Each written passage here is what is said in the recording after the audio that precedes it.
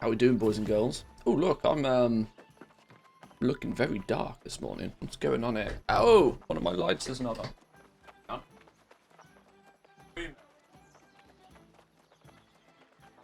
No. Proper illumination. Proper illumination.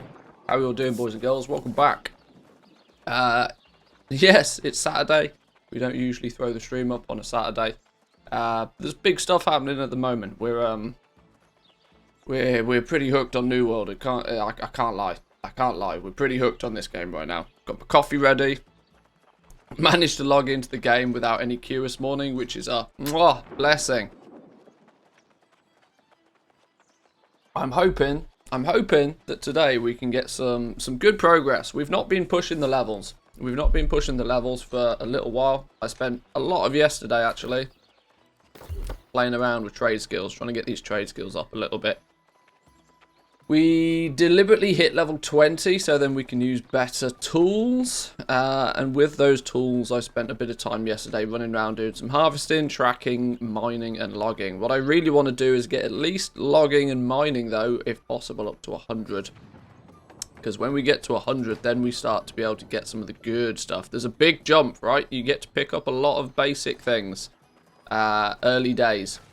A lot of basic stuff. Your iron, your silver, your oil, your gold, and any sort of alchemy stones out there. You can gather those at 50, but then there's a huge jump all the way to 100. Now, I was wondering about, do I try and make this profitable to do, or do I just try and do it quickly? Because I'm of the opinion that if we can get to the higher tier stuff, especially star metal, there seems to be a bit of a choke point at star metal. People can get to star metal, but they can't easily get too much past it. But star metal at 100, lodestone at 105, platinum at 110. And then obviously you've got the massive grind until you get orichalcum. But I mean, if we can get these three unlocked, this is going to put us in good situation. We're going to have to push to much, much higher levels than just, 20 to start getting orichalcum in any decent quantity in any specific rate. But if we can get past 100, we'll be doing pretty good. So that's my target for mining. I want to get that done first thing today. Secondly, logging. Logging, we want to be able to pick up this wood. This is gatherable at 100, much past 100 though. We've then just got the big old grind to ironwood. People were running some numbers yesterday, trying to work out just how much wood you need to level up some of the professions. And it's bonkers crazy numbers. If you want to get some of these weaponsmithing, armoring, engineering up to a reasonable level, and furnishing as well, the levels that you require to do some of this is actually bonkers. But some of these items are going to be really valuable because look, iron storage chest. Now I don't know exactly. I could probably look on a wiki and find out, but I've not checked. But an iron storage chest, a chest that grants access to your storage and increases your storage when placed in your home, built solid and sturdy. This is going to be super useful for any goblinry activity that, we're going to have storage problems. It's already true to say that we're kind of already having storage problems. We need to try and circumvent that a little bit. But there's lots of stuff that we want to get our hands on. I'm deliberately not pushing forward too heavily with the crafting professions yet. Although I am kind of aware that there are already some bottlenecks in the progress for people. One of those bottlenecks being the I want to call them optional reagents. They're not called optional reagents, but they're these things. Let me show you. The refining agents. These things are becoming a bit of a bottleneck. Although somebody has sold me some sand flux overnight, which is nice. I now have more of this than I did before. Getting a steady supply of these refining reagents is going to be key to making some good coin. Now, we've not got a lot of coin so far. So there are many people way richer than me at the moment. But like in most games, having lots of coin at the beginning is kind of stupid. Spend your coin. Spend it on doing things. Spend it on something that is going to return 3 or 4 times over. Spend it on something, buy materials quickly, push things quickly. That's our plan. But we're going to get gathering out of the way first. So then when we need to go get stuff, Look at woodworking, for example. One of the actual biggest problems we have with woodworking right now is the fact that we've run out of sandpaper. And sandpaper, at some point yesterday, was just not even available to buy anywhere. Somebody swooped in and somebody has bought all of the sandpaper from this server. You can place buy orders, obviously. I had a buy order out on it. I wonder if my buy orders are still a thing. Buy orders, my buy orders. I still have a buy order out on sandpaper. Nobody has been willing enough to donate me my sandpaper at my given price. I was obviously pricing this too cheap. Let's cancel this off. Let's place another buy order for sandpaper. Buy, I guess it's considered a... just search, can I? Sandpaper. Coarse sandpaper is what we need to start with. What's the going price? Wow, okay. The going price on coarse sandpaper currently is nearly 2 coin a piece. Now, 2 coin a piece is what we can just buy it for currently here. What I like to do is check all settlements and see what the actual going rate is. See, this is the thing, right? If we go somewhere else, if we go to Monarch Bluffs, we can all of a sudden get our coarse sandpaper for half that value. Half that value. Not huge amounts of it, but we can. It might be worth going and buying it from Monarch Bluffs for half its value. Or at least placing a buy order over there for about this price. Doing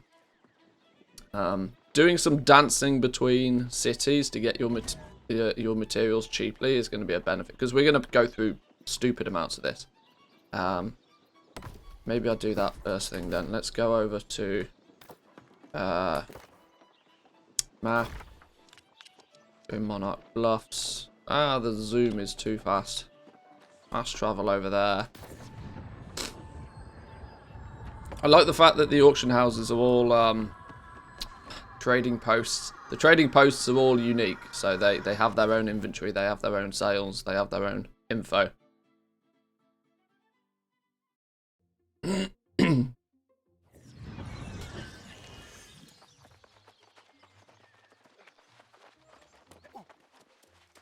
The trading post is here.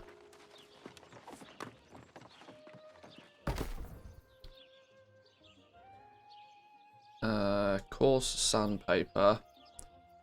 I'm going to place a buy order over here for coarse sandpaper. There's no current buy orders for it over here. I'm going to place a buy order for 1,000.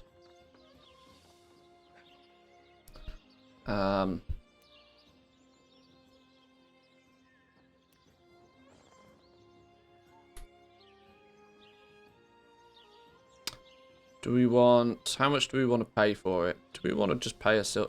we'll place a buy order for 0.5. 0.5. We'll buy up to 1,000 of them.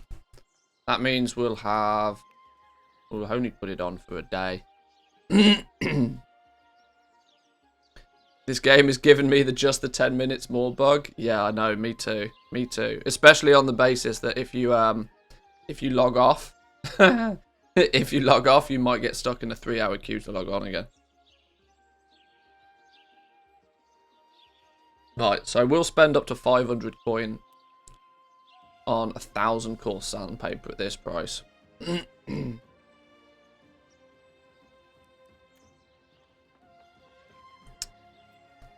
So that will hopefully we'll buy a little bit now. Apparently I've got 70 of it over here. It shows you how much you own. So I've got a little bit of it already. I'll use that for crafting now.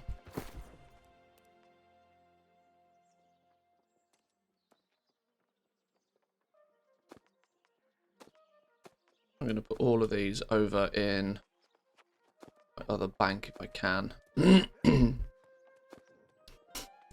Yesterday, whoever runs Monarch Bluffs made the taxes ridiculous over here. Yeah, the taxes are ridiculous. They're 50% more expensive over here than what they should be. Somebody's hiked. They've put the property tax low to persuade people to build their first settlement here. Their trading tax is low, but then they've put massive crafting and refining fees, which is why I was actually spending my time in Windswood doing my crafting, because their crafting fees are far more manageable.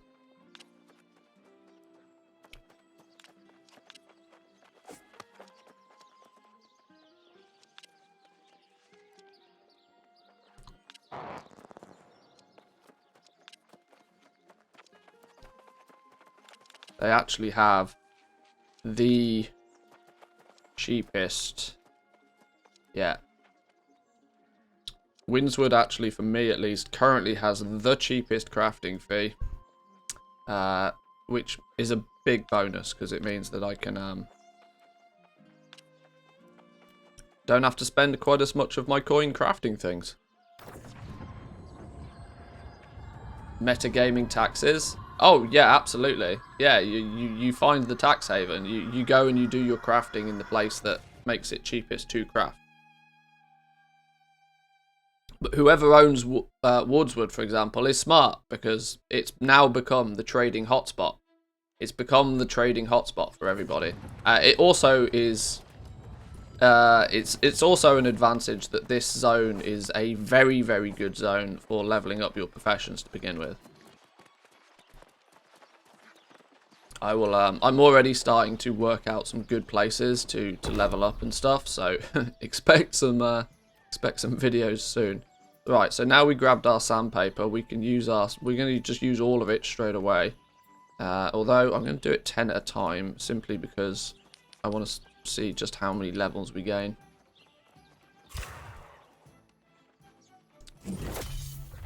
That literally only put us to 68. We need to get like all the way to 100 before we can process wood with planks.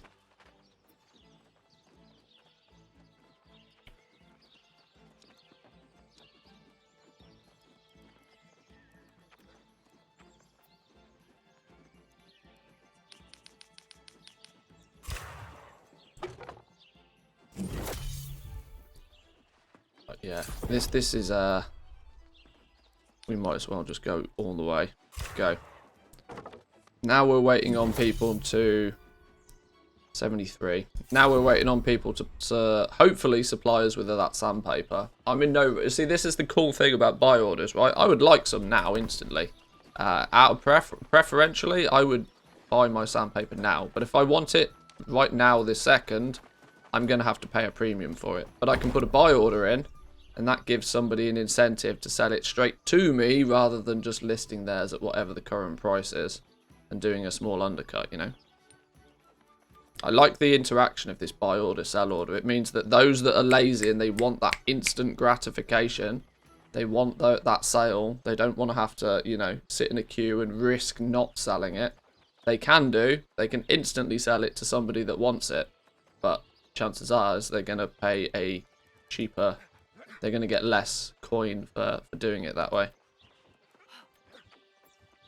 I probably should have saved some of the sandpaper for stone cutting as well. This is the problem, right? Sandpaper goes into both stone cutting and woodworking, which are two very... if you look at trade skills, your woodworking and your stone cutting are going to become very, very important.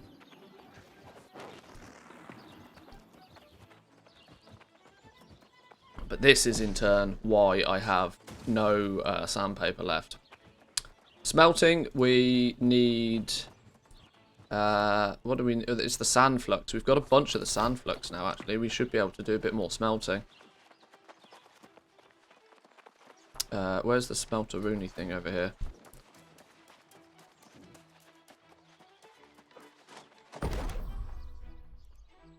Do we have any actual ores to be smelting, though? I think it's... oh, there doesn't appear that we have enough. We've run out of iron.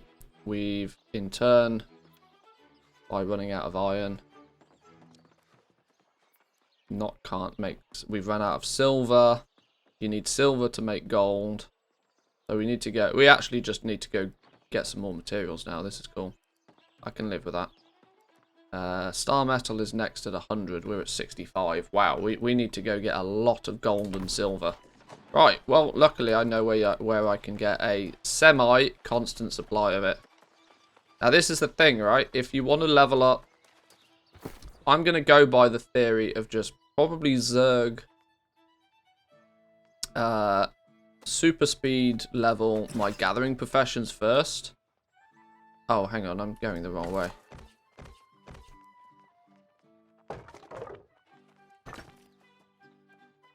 70 kilos worth of stuff on us still. That's too much. What's weighing us down? What's weighing us down? I wanted this to just be fashion stuff. Not really anything's weighing us down. What are these? We've got 25 nuts. Why are the nuts so why are nuts so heavy? Alright, cool.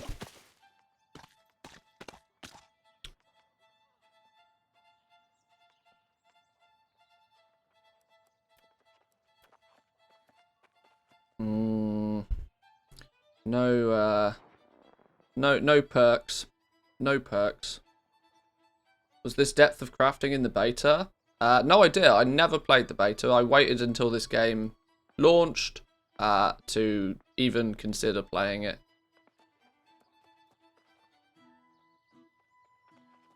Never really was paying too much attention in the alpha or the beta of this, but it's gripping me pretty well now. How are we doing, Haddock? Good morning to you. Welcome in. Manthy Chop Chop. Yep.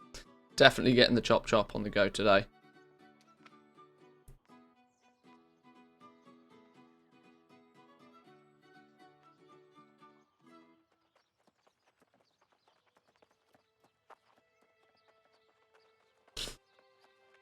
You surprised it gripped you so quickly?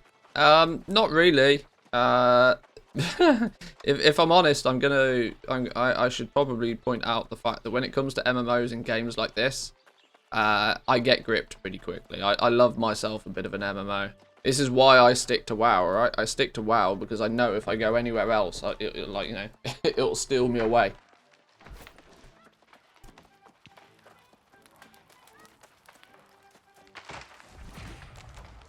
Let me just go and check my little route for actual metals.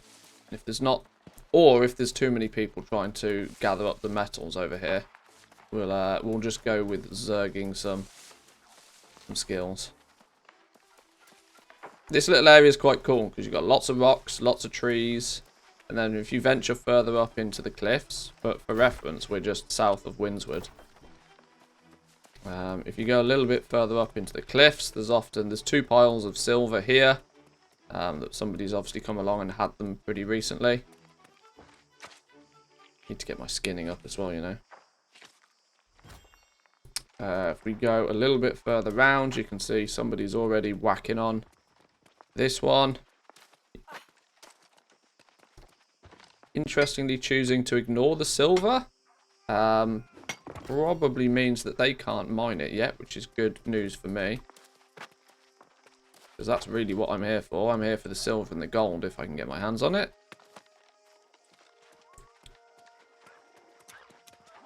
You're going to make the tragic mistake of... The character name is literally Farmer Alt. Wow. Do you think they've come from World of Warcraft much? Right.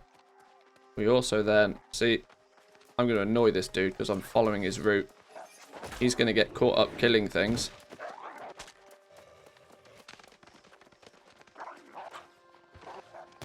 Yoink.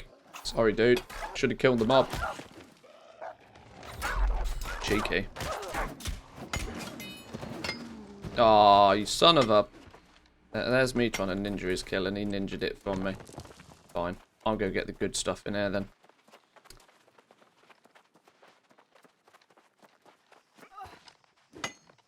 Hands off.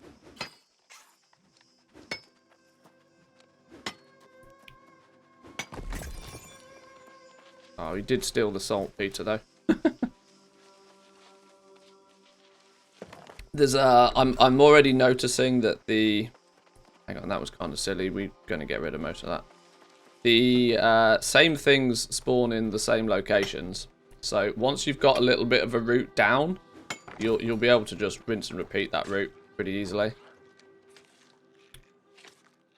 So this is a little route that I'm using for some precious metals. Why can I not skin this dude? He's floating. This is a little route for some precious metals. This is iron. This is iron, silver, and there's a little bit of gold at the top of this as well.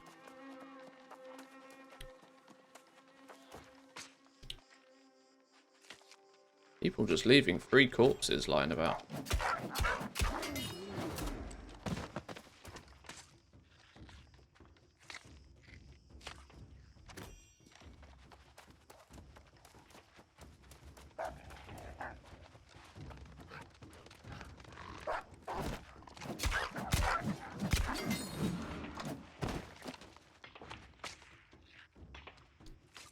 Does the game allow add-ons? No. There's no add-ons in this.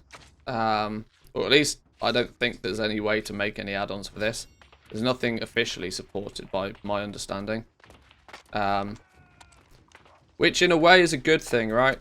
One of WoW's downfalls in recent times is its support of add-ons. That the game is now built in a way such as that. See, this is something that would be nice to pick up. We can't pick this up until we're 100 though. The game is now built, World of Warcraft at least, is built in a way where the game developers have to consistently make the game more complicated and more difficult to counteract the fact that everybody is using add-ons to circumvent everything. For example, there are entire boss mechanics that Blizzard obviously have to spend time not only developing those mechanics, but tuning those mechanics. But then deadly boss mods to come along and just shout at you to say, "Oi, get out of the way," and then that entire mechanic is null and void all of a sudden. There's usually, or there can be, 2 big piles of gold here. This is what we're really after. We want the gold and the silver right now. So, not having add-ons, at least in the early stages of the game, massive plus for me.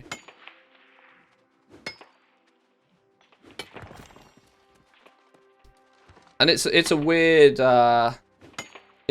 thing, right? Because the interface in WoW is trash by default. But why is the interface in WoW trash by default? Well, because Blizzard don't actually have to do anything about it. Why? Because add-ons do it for you. Everybody runs an add-on pack anyway. So it kind of yeah, Blizzard don't do it because add-ons exist, and add-ons do it because Blizzard don't do it. It's kind of, you know, it's a catch-22.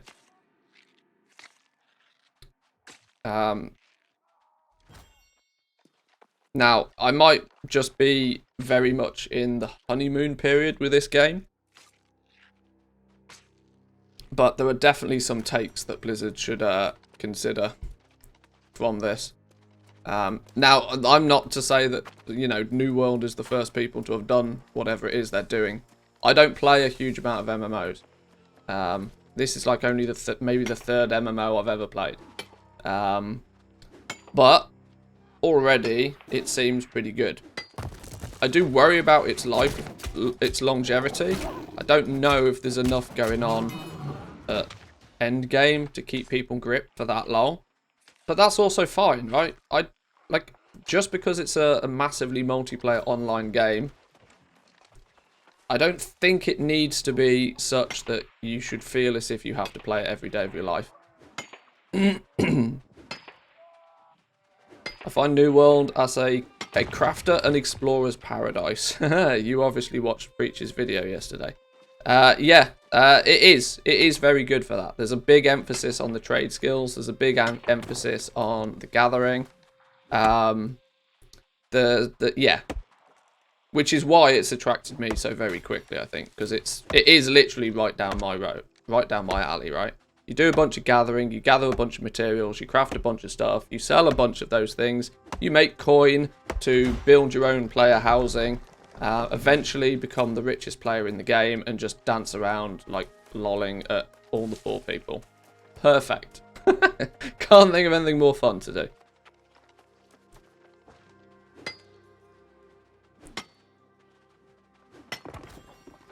And so far, I'm having a blast doing just that.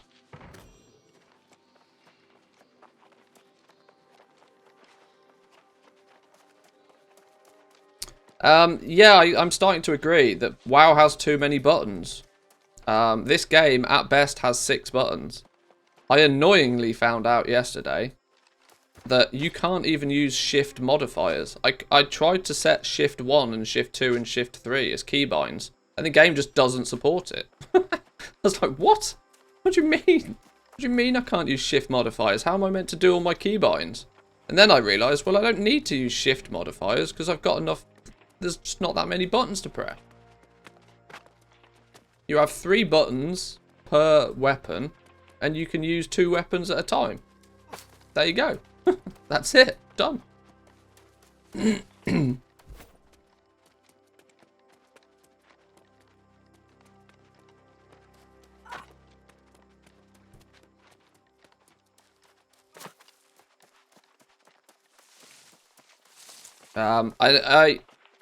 I think that this is why the emphasis on, for example, World of Warcraft, for a brand new player to a game. If you consider that this, if you consider what we have here with like 6 buttons to be the standard, then, you know, when World of Warcraft throws 15 buttons at you,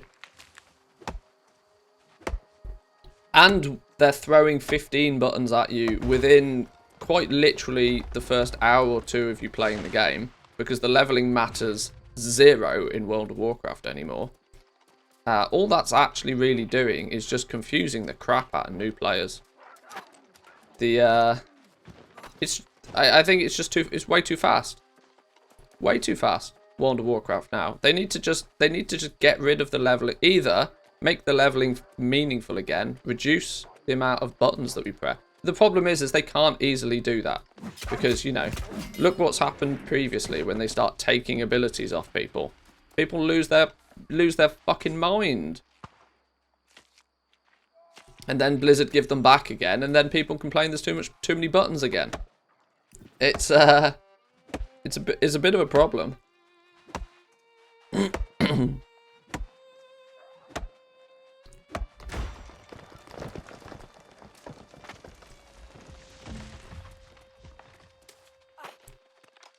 What's a bigger problem is there seems to be people doing a very similar route to me. Meaning that we're not getting many materials to gather. So there's a piece of silver here.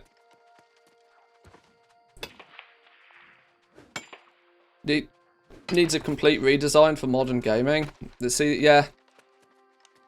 Yeah, is the easy answer. Like, people have been saying this for a long time though, that World of Warcraft needs like a WoW 2. We need another Cataclysm, but we need another Cataclysm not for the you know, if put it this way, Blizzard thought that they needed to do a cataclysmic size event back when Cataclysm launched, which was what, the 4th expansion?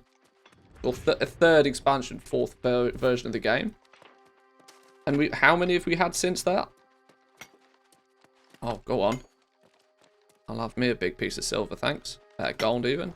Yoink. I'm glad they put 2 here, because this is the only gold vein I've found. But I know exactly where it is, and it's on my lap.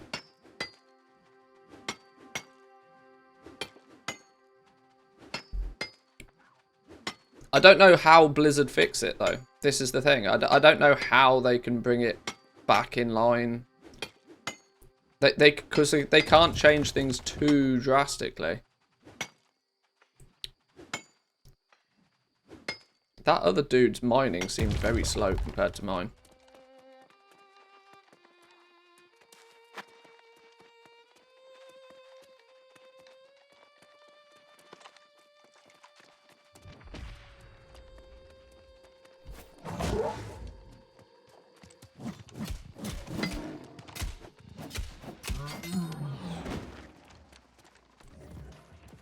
He's killing that Puma.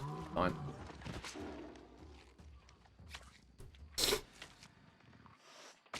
I still, to this day, have never found an elk up here that I can kill for the antlers. Even though I swear this entire quest is just broken. I swear it's not a thing. Oh, my bags are nearly full again.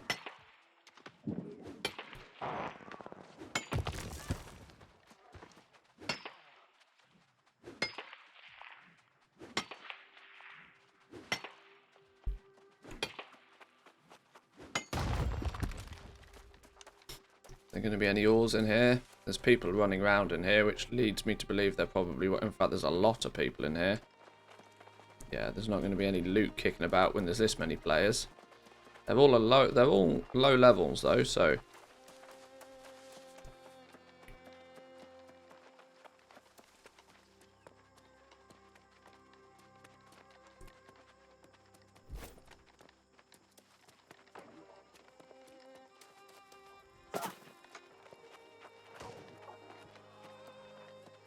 see if I can grab myself another couple of iron nodes or something before we move on. Here we go.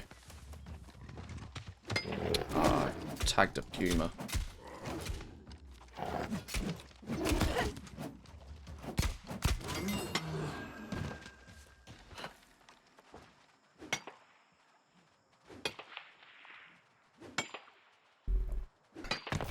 Bingo. Daywear gloves, sure.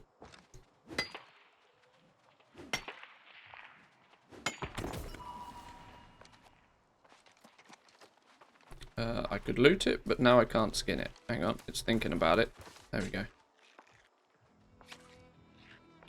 Oh, I've just realised my bags aren't actually as full as they appear. We picked up a bunch of stuff we can trash. Salvage that. Salvage that. Salvage these. What are these? Are these any good? Constitution, intelligence, bind on equip. Ours have got strength intelligence. Wow.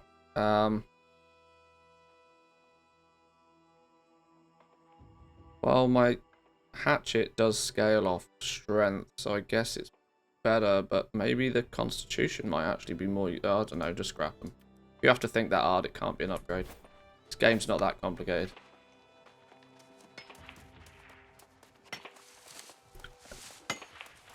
You have the big one then. I'll have the little one.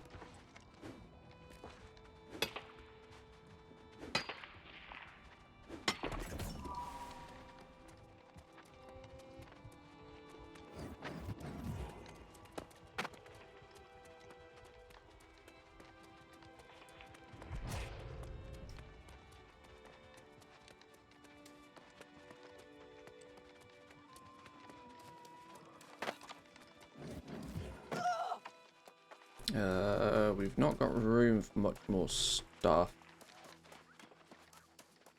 Try and start to head back now.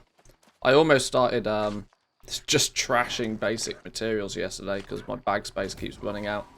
And the time it takes to run back to the storage all the time is more than I want it to be.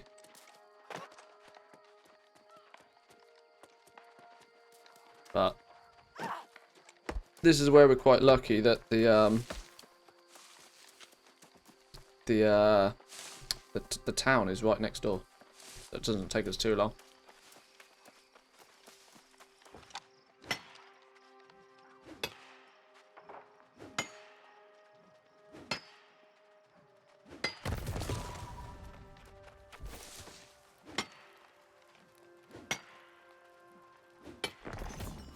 Claim reward?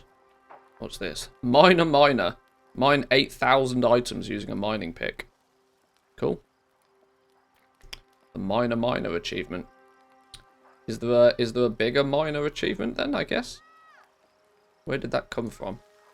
Progression, skill levels. Oh my god, there's a skill levels one.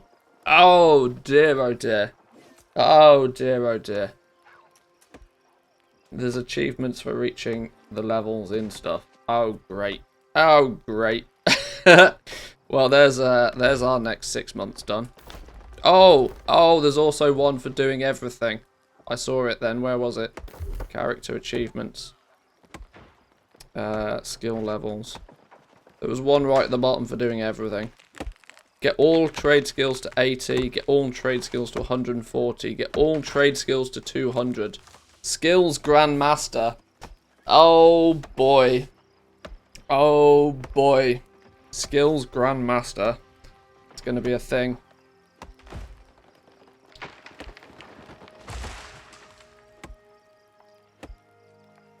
How much faction currency do you have? There's an item you can buy to craft a plus 100 bag. It'll give you an extra 50 encumbrance as well. I've only got equipped like the real Dumbo basic Worn Traveler's Satchel. I do need to upgrade this actually, you're right. That would probably fix a problem.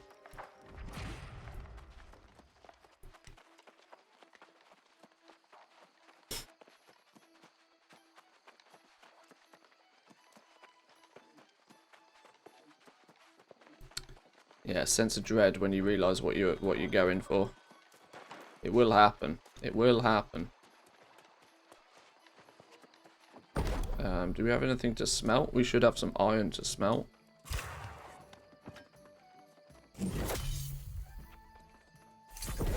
We should then, in turn, maybe have. We won't turn iron into steel yet.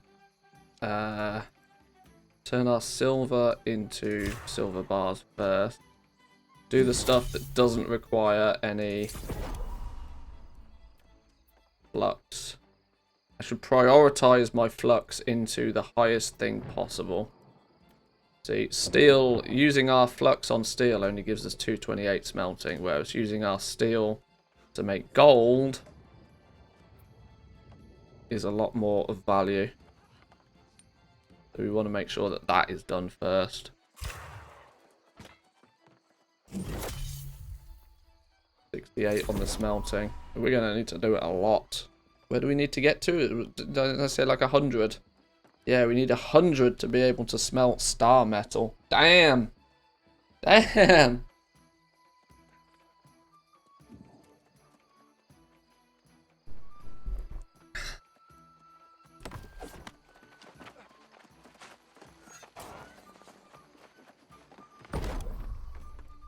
Let's make basic timber, because if we turn green wood into timber, it weighs less. Magic, I know. Same with this. If we have to use... Well, our only option really here is to use sandpaper. Hey, somebody sold us some sandpaper, look. Or maybe we picked some up, I don't know.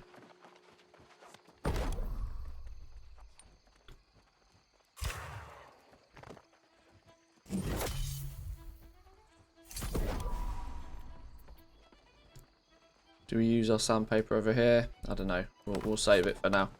Right, let's go put those materials in the thing. I might take a quick look at the bags, actually. See what the bags are looking like on the trading post just quickly. Where would it be? Is it considered apparel? Bags, yeah. So the Worn Traveler Satchels, are they...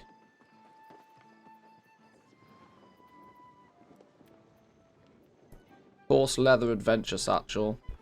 These are the ones that give plus 100 encumbrance by default. And they have, obviously, perks. One with a good perk on it. Reduce the weight of raw and cooked food. We would like... Oh, okay. Reduce the weight of stone blocks, gems, and pickaxes by 6.2%. These are getting really expensive though. Right, they're out of our league level expensive, I should state. What we can do though is select all settlements, because if we have to travel to get it, we will do.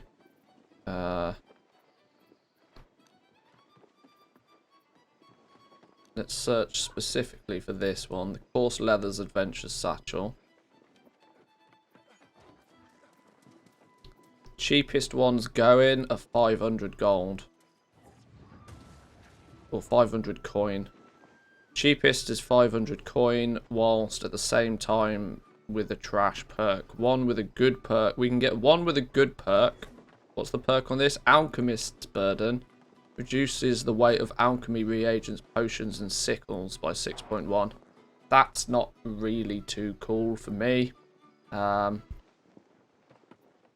$6.50 for one with raw food. 1% chance at rare items from chests and monsters. Potions end up being quite heavy. It's a good thing I don't carry any. But you're right, they probably do. Raw and cooked food. Stone blocks, gems, and pickaxes. 650 coin is the cheapest coarse leather adventure satchel.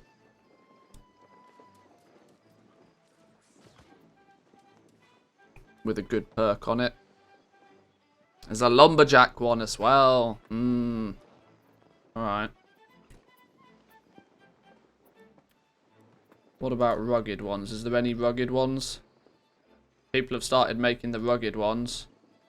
See, the fact that I can, in theory, use the rugged ones means that I should be buying the rugged one. Now, I know I can't afford it, but the point is I should, because it has double perks, right? So if you get this one, for example, Alchemist's Burden and Luck, cool. You can double perk them up, I bet, with Luck and Weaver's Burden.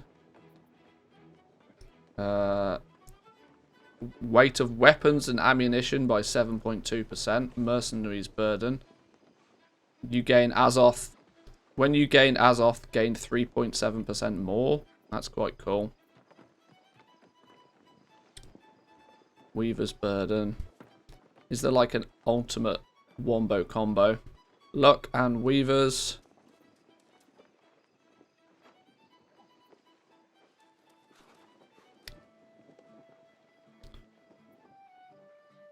Right, they're expensive though. Is there any layered leather ones? Have people made layered leather ones yet? What's holding people back from doing these then? Tier 3 leather, cloth, metal, and then rune of major hold. Is it maybe this? Maybe the rune of major... No, because you can buy these.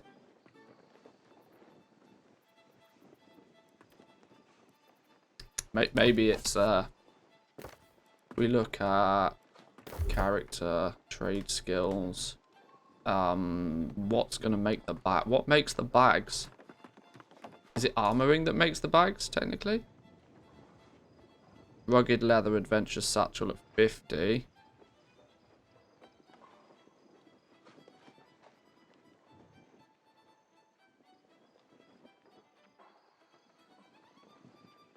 Layered leather adventure satchel at 100. It requires you to get to 100 before you can even craft this. I imagine getting to level 100 armoring at this point is quite difficult. But I'm surprised people haven't done it. Alright, well, it doesn't look like we're going to be upgrading our bag. Let's put it that way. It's too expensive for now. We'll just have to fight through it.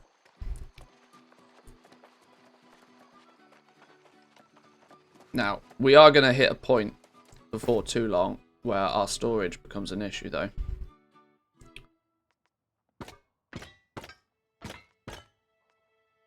We should go turn our rawhide into something more constructive. I forgot.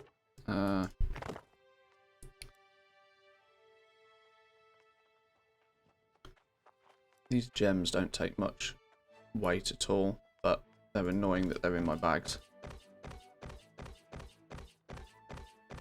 They'll come in handy later though when we do jewel crafting. I'm gonna be see, this is the thing, right? You're gonna end up like an absolute ridiculous hoarder.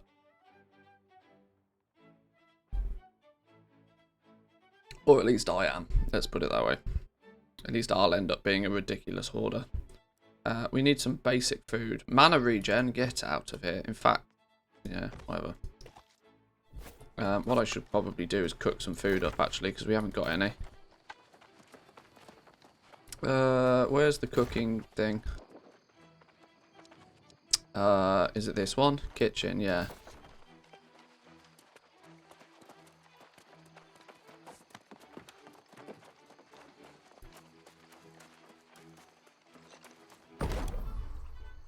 Our cooking skill's not great. Travel rations we could do with making though. We need a bunch of these. 27% chance to craft additional items. Oh. You can make 31 of them by the looks of things.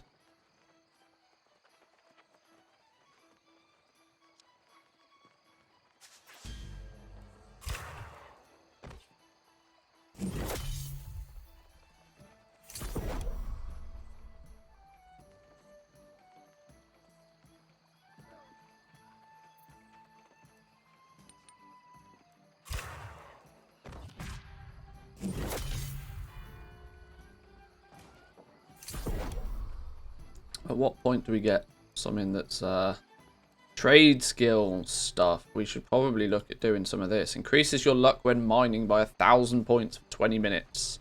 We need some potatoes, some butter, and some peppercorns.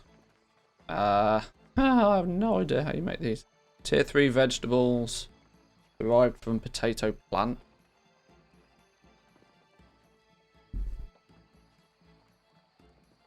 Potato plants. You make butter in the kitchen already. Butter's an intermediate one then. How do you make butter? You take 2 pieces of milk derived from provisioned containers. Alright.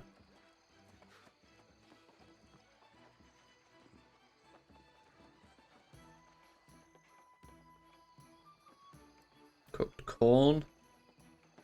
Corn, butter and salt. This gives luck when harvesting, luck when skinning, luck when logging. Your health slowly recovers while under these effects. These are things that you want to have on. This is more like using consumables is more for when you're not trying to just gather things. You're not trying to level up your professions. You're just trying to get as much stuff as possible. Your luck is going to give you rare stuff when you mine. Kind of the point. Boiled cabbage. You need saffron, cooking oil, nuts, and cabbages. I've just used all my nuts doing something else.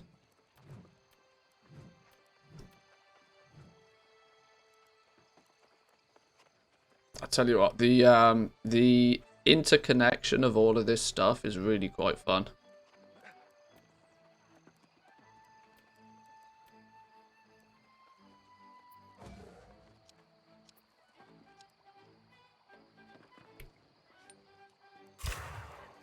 Right, let's finish those off then. That's about as good as we can do for now. We should have ourselves 29 food buffs. Now, our bags are virtually empty. Let's go do another lap.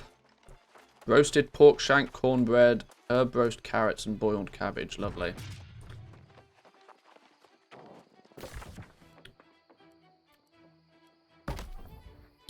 Please give me gathering speed. Go on then. Go on then if you insist.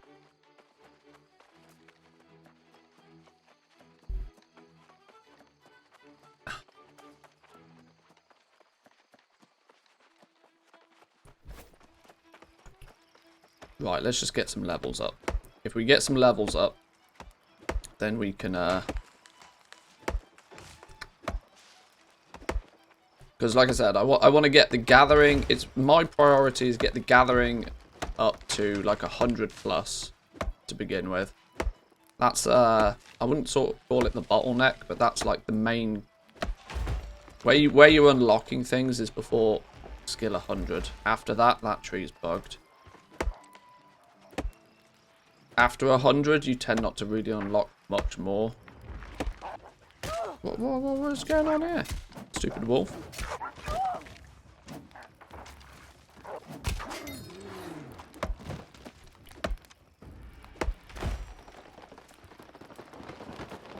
Come on, at least let me skin you. There we go.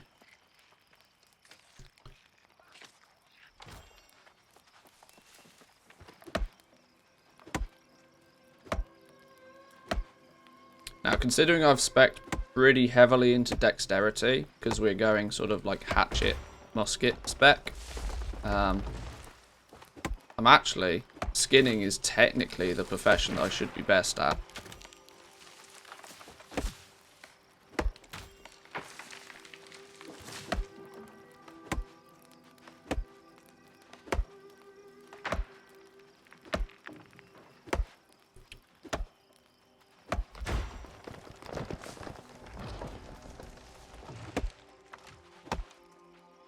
Oh. Come on, get the tree out of the way. Yoink. Take the hemp. One day we'll need a lot of this. This is why I'm trying to get my I learned from World of Warcraft that if you're going to go out and do gathering, you want to be able to pick up everything. You never want to be in a situation where you have to walk past something. So this is why I'm trying to level up my gathering things pretty evenly. Because I got to a point with leveling where I was out doing quests and I was running past things I couldn't pick up. Now, running past something that you can't pick up not only is bad because you're not getting the material, but you're also not getting the skill by picking it up either. So you know, in World of Warcraft terms, if you're going to go out and do mining, you probably should be firstly on a druid, and secondly, you should also probably have herbalism at the same time. Now, it's a little bit more complicated in New World because you can not only have herbalism and mining, but you can also have skinning and logging, and you can have everything. So leveling everything up sort of equally is, in my opinion, quite smart. It's a slower process because obviously you're leveling everything at the same time, but there's probably close to, I don't know, 60 plus hours of gameplay to level up. And I worry that once you're leveled up, you're going to run out of stuff to do anyway. So I'm happy taking it slow and steady.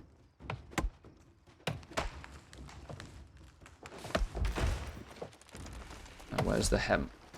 See, people are running straight past the hemp because it tracks it for me, but it probably doesn't track it for other people. This is also a bonus of running around what is a low-level zone. The fact that the higher stuff that spawns in the zone, you often have the luxury of just running up and picking it because other people can't. Or other people don't have it tracked on the map, so they've actually got to physically find it.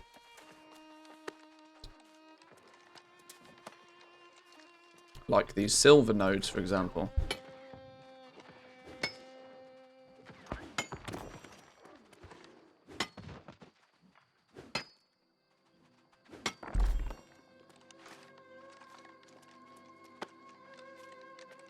And this big silver node.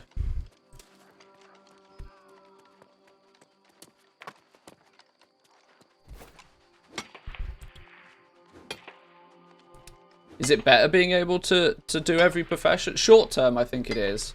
It becomes a problem later in the game when everybody is self-sufficient. When, you know, everybody's leveled things up sort of accidentally over time anyway. And that everybody can do everything. We see this problem in World of Warcraft in terms of that because everything is available to everybody in World of Warcraft nowadays, markets die quicker, right? Because there's usually the big reason why somebody would look to buy something is because they can't do it themselves. So that might become a bit of a problem eventually.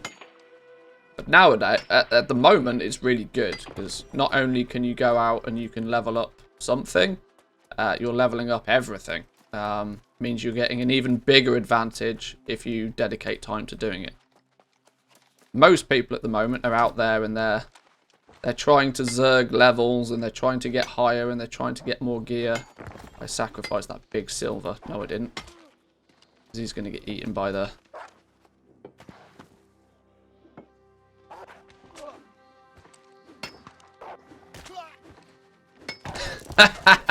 Get fucked. That's really mean, but it's funny. I was deliberately waiting for that to happen. This is a problem with gathering, right? Big problem with gathering is that there's no multi-tap. So you can creatively ninja stuff. And I'm sorry, it's a mechanic in the game. It's all fair in love and war. This is a lodestone. This is why we need to get to 105 because I can't pick that up yet. Oh, he got himself a big silver one. He's all right then. That's maybe we'll call it fair. And he can skin his wolf. All right. Maybe I won't steal all of his fun.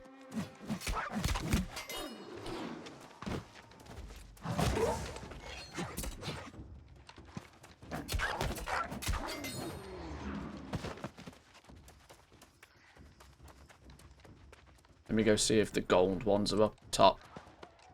I can't track gold yet, I don't think. But I can track iron and silver.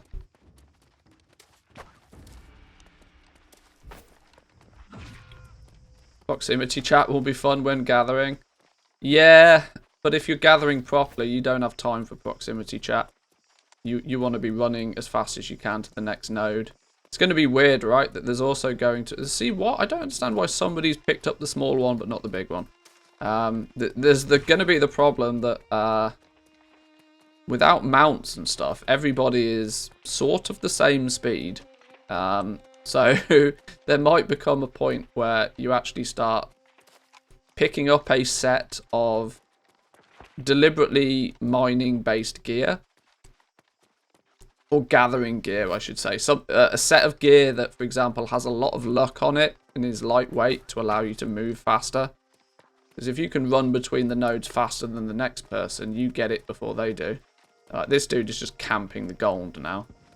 This is what's going to happen at the end game. The very high-end end game, the rare materials, people are just going to camp them because it's probably more efficient to camp a material and only get that material and sacrifice everything else than it is to try and run around and just hope that you get something. Is there any materials down there apart from the fancy trees that we can't hack down yet? Not yet. This lap is going to get even better for us when we can actually take these trees down. The blue shiny trees. I can never remember the names of all the materials yet. You'll have to forgive me.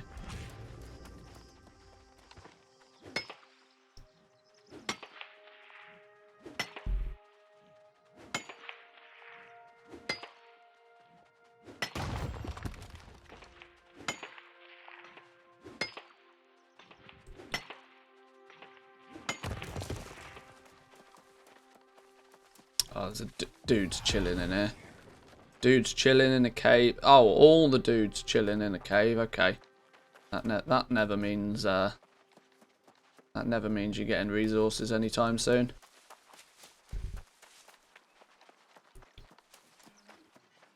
Ooh, we'll have this though. We'll have some life bloom. Yes, please. Yoink.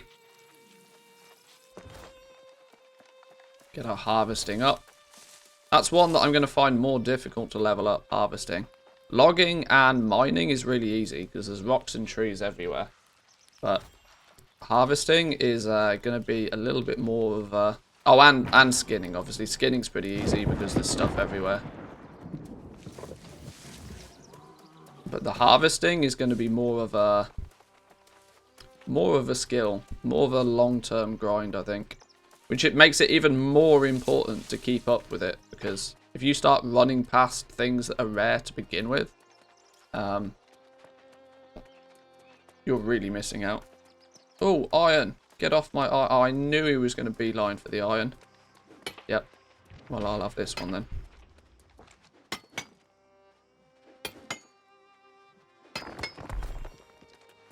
Luckily, that tends to happen, that resources spawn like 2 or 3 at a time in a place. So if somebody is closely following you, you should at least still get your hands on something occasionally. Check this cave. They spawned back in. These are 3 silver nodes. I'm very tempted just to count these.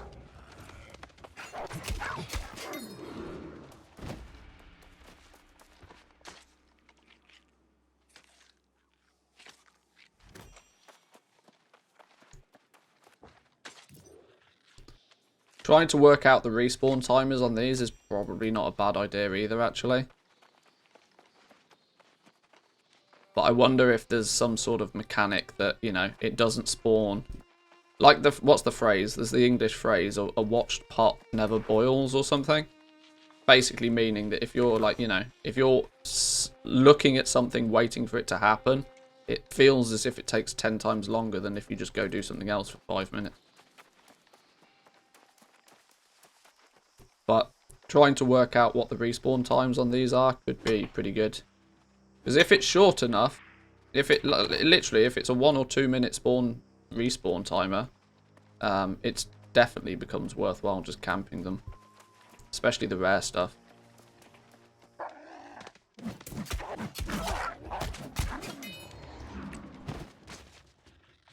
Oh, hang on. We're out of space again. We need to take a run back to town.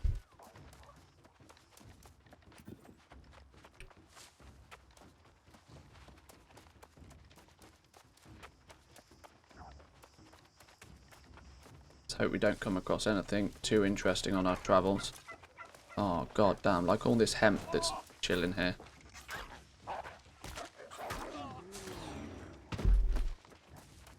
Fibers can't weigh that much, surely.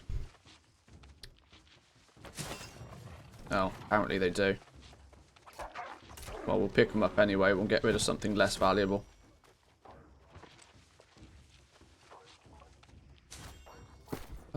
Let's just get rid of some of this. No, that's the iron ore. Oh, and that's silver ore. We've literally not... Okay, where's the stone? Just get rid of the stone. Job done.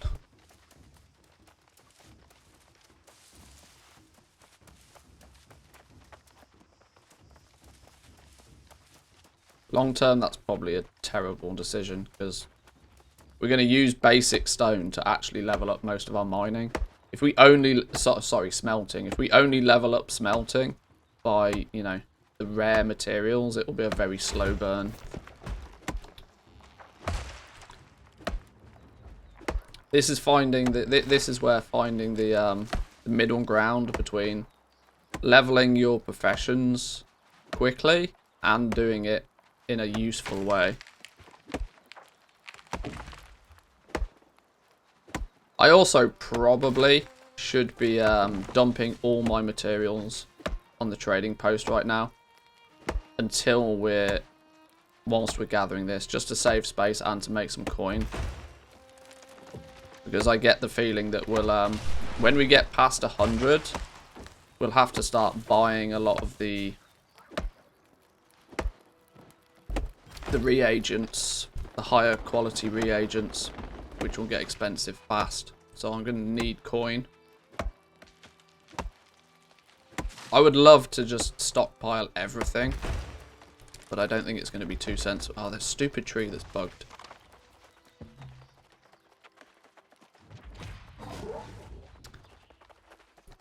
Because I would imagine if I was to clean out my inventory, I've probably got thousands and thousands of coins worth of stuff gathered already.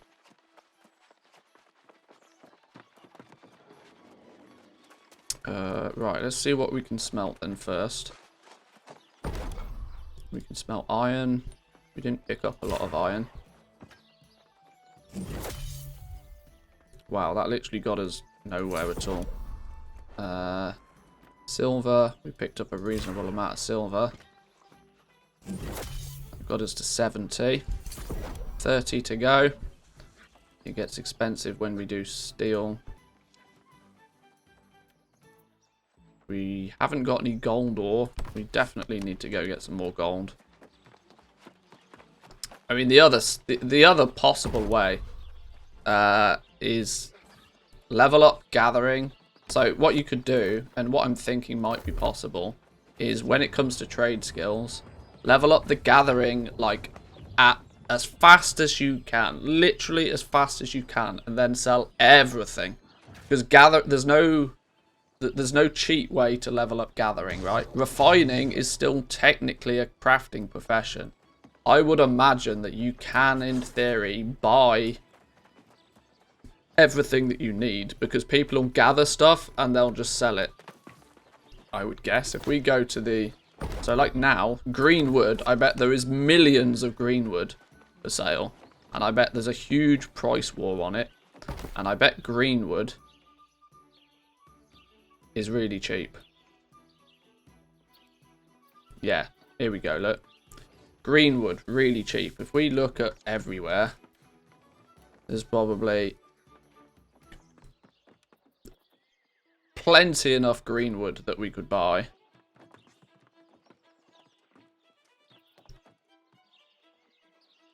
And the greenwood then turns in, if we go back to... Oh, hang on. Green wood. We then look at, so like these are the rare materials, right?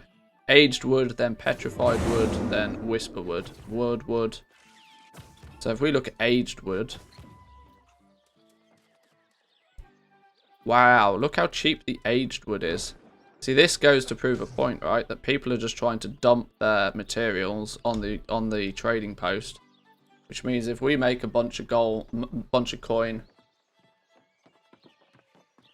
from gathering and selling the higher end materials, that'll pay for us to smelt everything.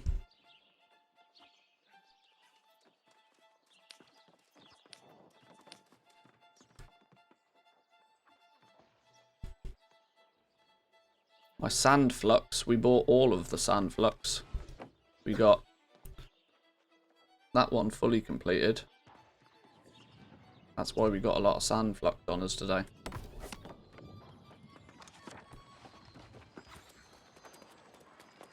And let me take a look at these bars.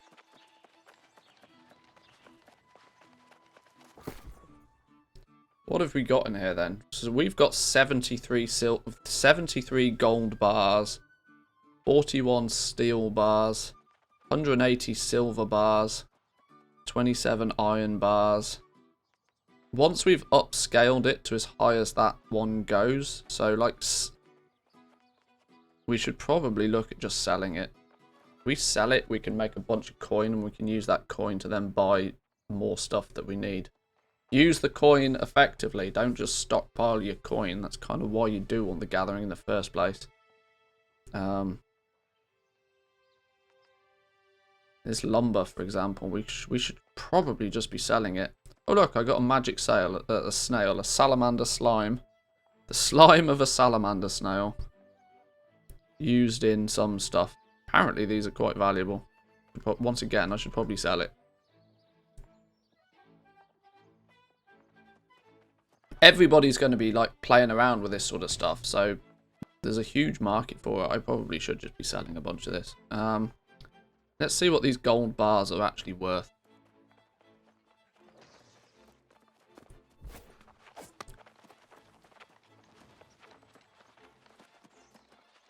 Are we literally sat on a jackpot mine?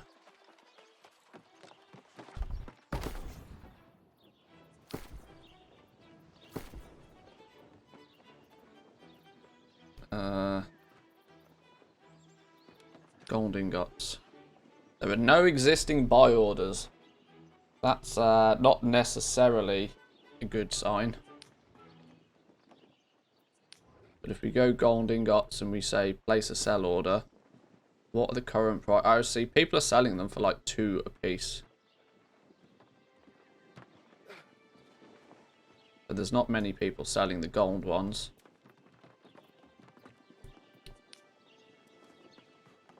Yeah, see, people have these buy orders in place.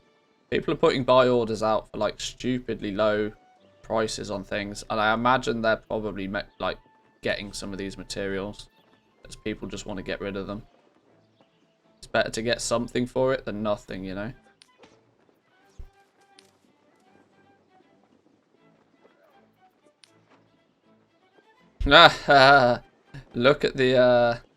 Look at the buy orders for coarse sandpaper now. Somebody really wants their coarse sandpaper bad. It's interesting to see as well. People are not changing the default duration. Somebody said that they want 5,000 coarse sandpaper. They'll pay 11.11 a piece. That's interesting. Right. Before we go too far, though, I'm going to take a quick bathroom break, boys and girls. I'll be back with you in 2 minutes.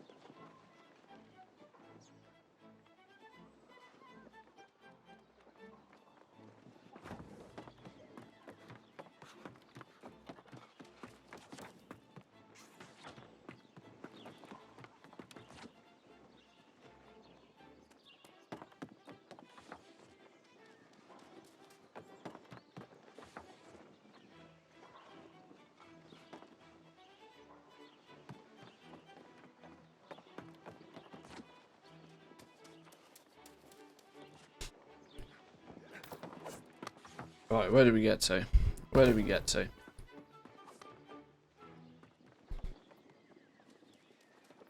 Right, should we just sell a bunch of these materials? I think it might be smart. It might be smart to sell a bunch of this. Let's put some... See if any of this is worth anything.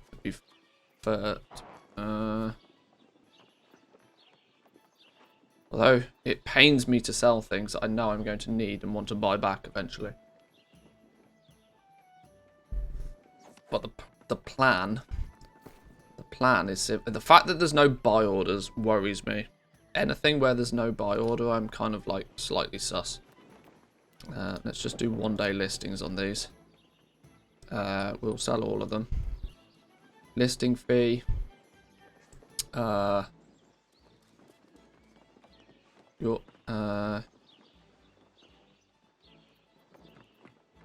Sure.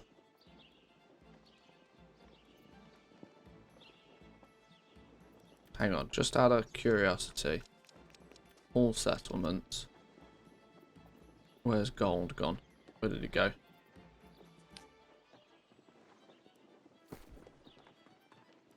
Actually, oh, this is. I've just thought this is interesting. If you might need to, the selling of things might get a little bit more complicated because you probably want to.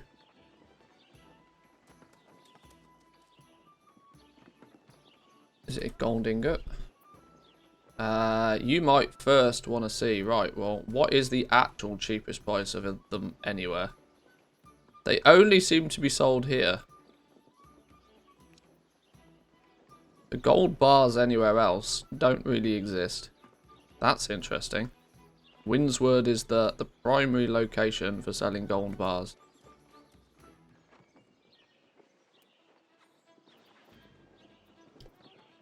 That means I could take my gold bars, list them somewhere else for an outrageously high price, and actually have a good chance of selling them. Because everybody's trying to sell them. Everybody's competing in Windsward to sell their gold ingots. But what if somebody wants gold ingots and they're in another city?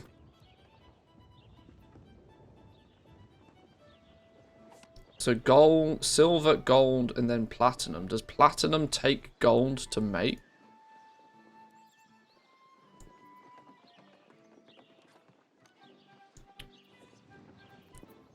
What's the... How do you make platinum? Where is it? Smelting. Platinum. Platinum's considered... okay, let's look in the smelter. Platinum comes from... Okay, so you need actually gold ingots to make platinum ones. That in itself tells me that I really do not want to be selling my gold ones, actually. Because I'm definitely going to need them again. That's also probably why not many others are thinking about selling them.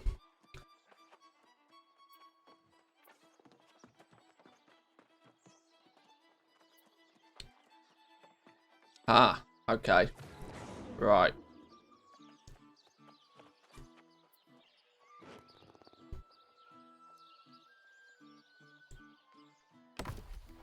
What are the other fluxes?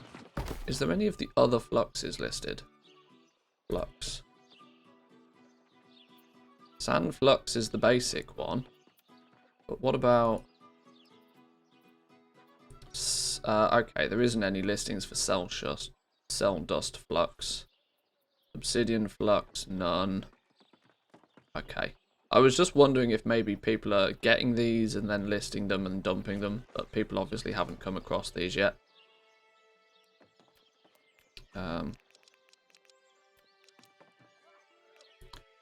Somebody is selling some... In Everfall, somebody is selling shell dust flux for 80... I'm going to call it silver a piece.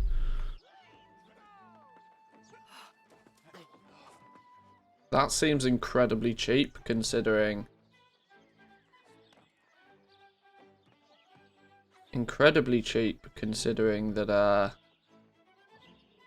the basic flux is selling for more than that. Sandflux, for example, you know, look at your average buy price on Sandflux, because this is the one that people are trying to buy in bulk.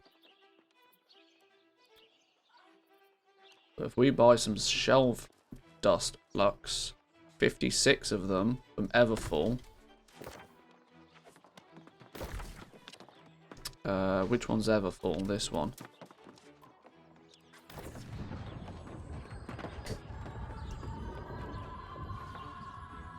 Gotta be a flip there, right? Gotta be a flip there.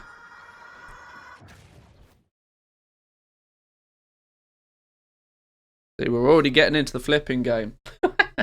I can't help myself. Genuinely can't help myself. I have no idea where the auction house is here. We're here. The trading post is in the middle. Okay.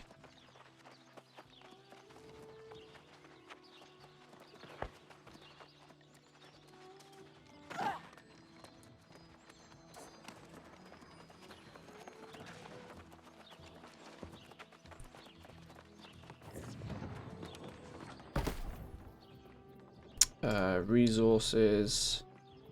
Oh, not craft refining components. Shell dust flux. Buy.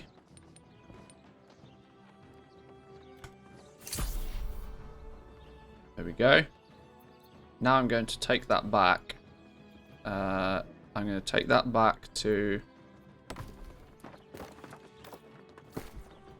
where we were before and list it for like 5 times the price. Because why not? Alright, let's go back to Windswood.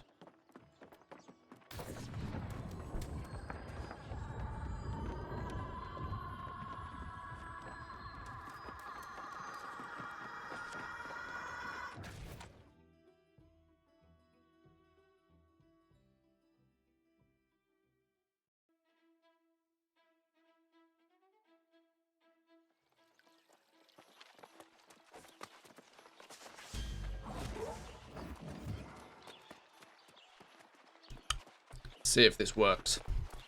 Let's see if this works.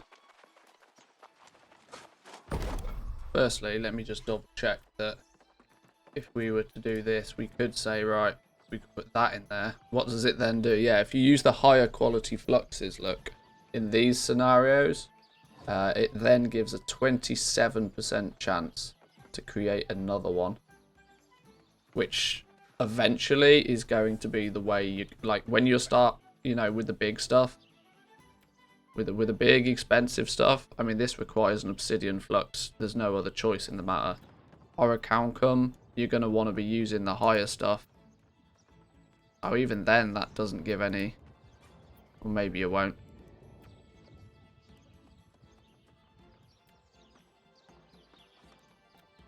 Platinum ingots. Oh, even... Okay, you don't... Okay, so this only really works... Maybe it's because we've not unlocked these yet. It doesn't show us the actual true potential of them, but...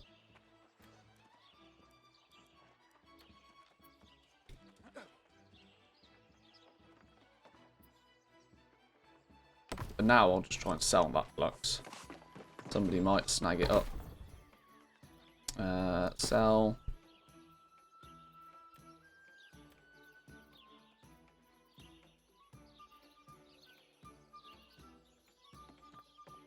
Gel dust flux.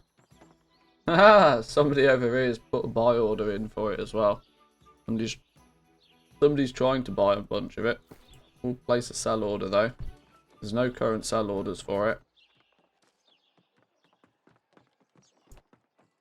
Listing unit price.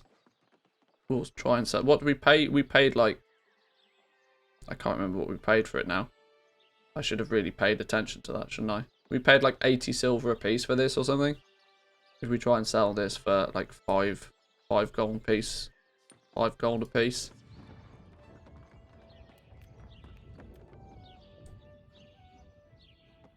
Somebody wants it, they can have it. We then have a listing fee of 6 gold, 6 coins. Sure. We only need to sell a couple of them to pay for it back. Nice. Let's see if the flip worked. Let's empty our bags though. Let's go do some more gathering. We're meant to be focusing on gathering. Does this work? Do people know if this works? Do people know if you actually just, you know, zerg yourself into a wall, whether that actually works or not? I don't think it does. I think that's a myth. That seems too easy to abuse. Surely Amazon will have learnt their lesson on that one. We still have fit. Oh, we are seriously running low on storage space in here now. Oh, fine.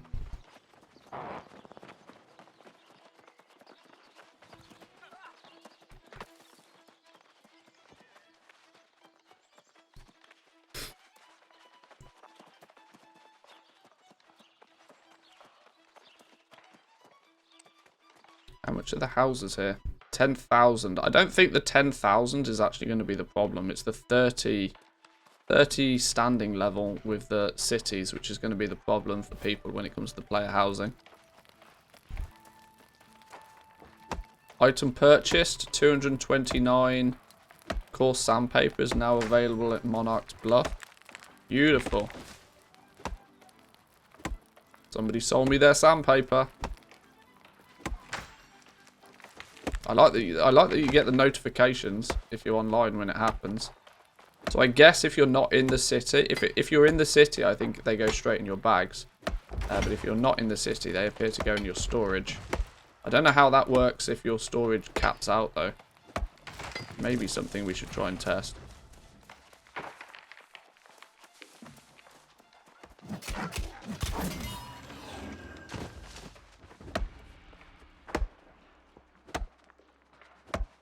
Hang on, that hemp is respawned again. We want that.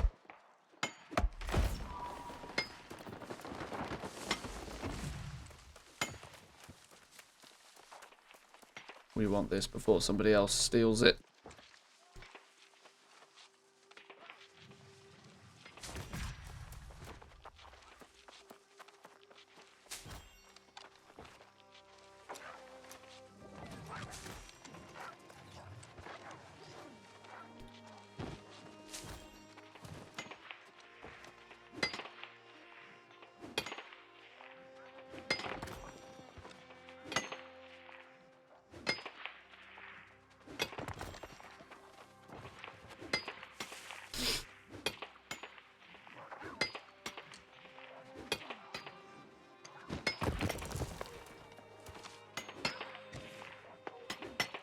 This is what I might do. I might just like hammer away at boulders for a little while to push up, because this is the quickest way to level up your mining. If you just run around looking for precious metals, while obviously cool, you get lots of precious metals, you're not really leveling up too quickly.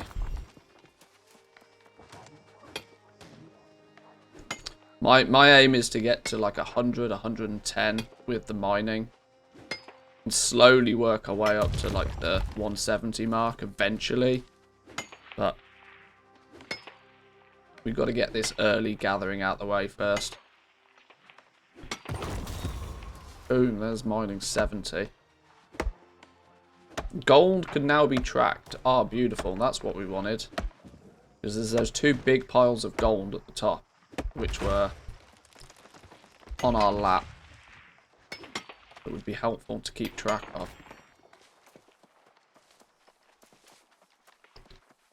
Some silver up here.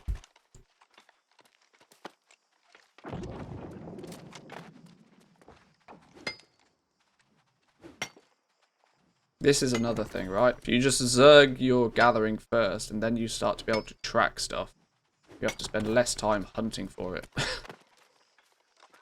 That big silver there. Can we get to that one? That would be very nice. Because we don't need any fancy materials to smelt either. Beautiful.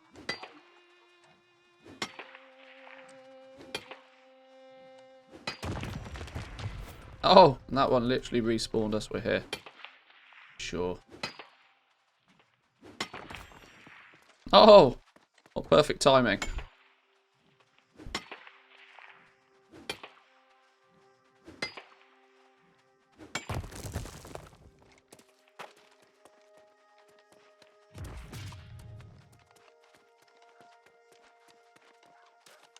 If we're up this way, let's run up this direction to see. There's some silver about. The silver's going to be in that cave, isn't it? When we get in this cave, is there anybody else kicking about? There's that dead animal there. We got this silver to ourselves? No.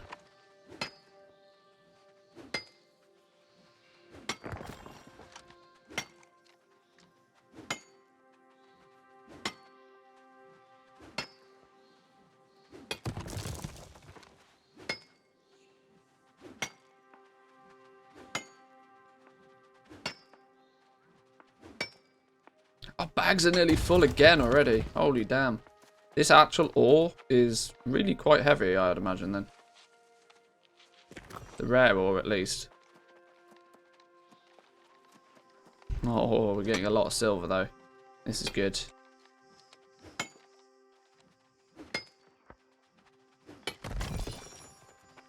And a supply stockpile.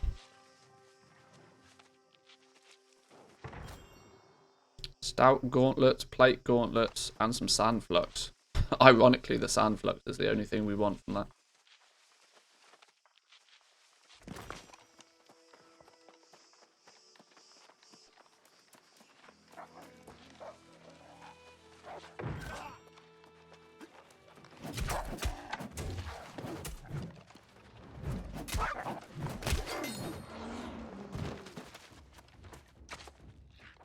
Oh god, we're out of bag space again. We ran out of storage space real quick.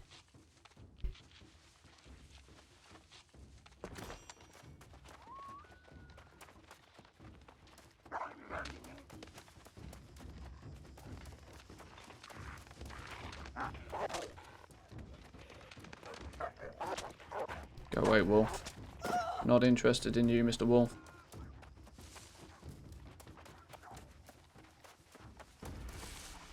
Hemp shouldn't weigh too much, really.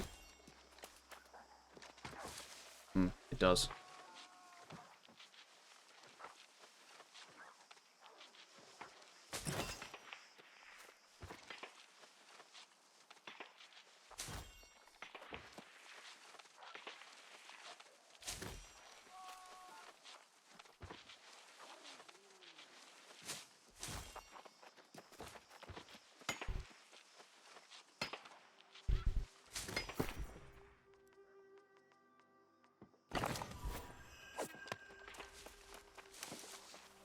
Bit of the regular stone.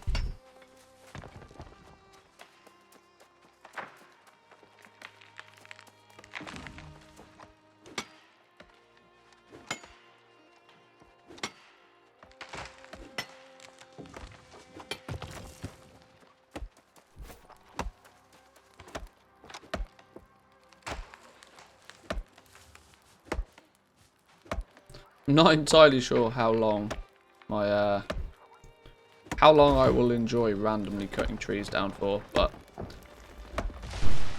it's kind of soothing, you know.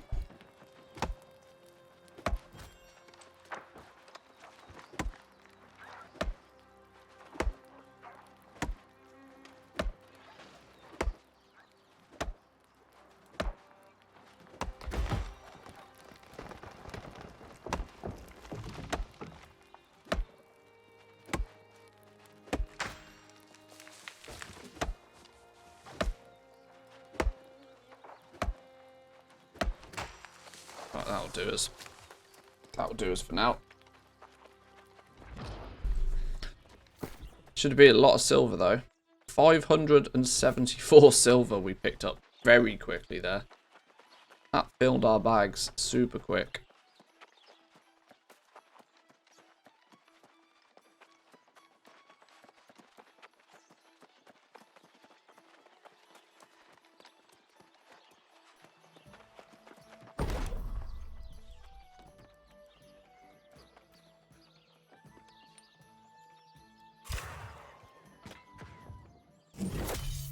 Still only took us... It still only got us, like, less than 2 levels. Oh, dear.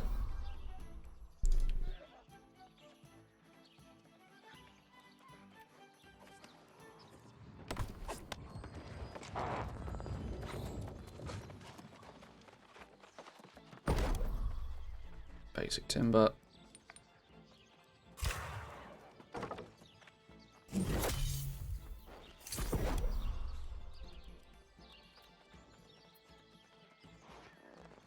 A little bit of sandpaper. We're going to need to prioritize either woodworking or stone cutting before too long. Both require sandpaper in large quantities.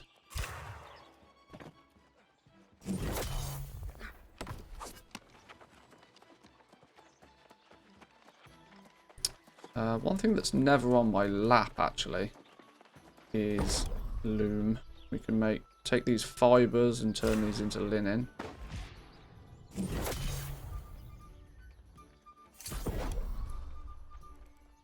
$50 we need to get to for the next one.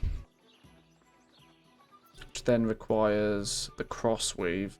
Another bottleneck resource. Okay.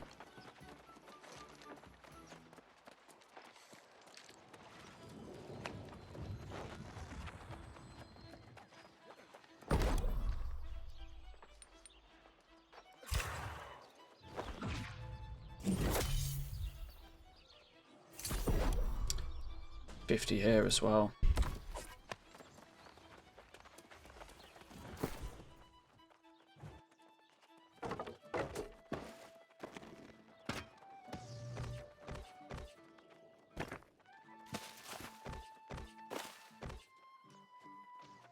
Right, 865. We could probably do with getting rid of some of or just storing some of our spare stuff here for now, just to give us more room in our bags.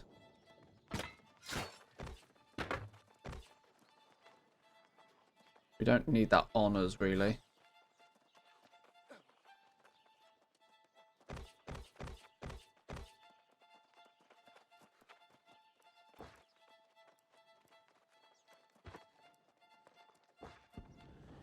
Let's just do that. Let's just max out our inventory ability. Gives us an extra 50 kg we can carry, basically, by not having anything on us. We can pick it back up again if we need.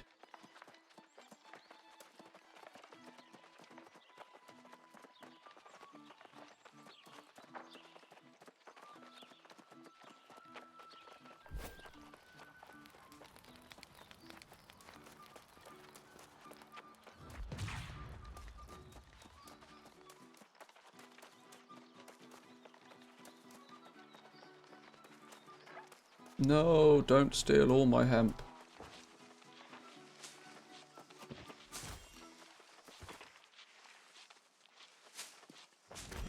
Silver's respawned.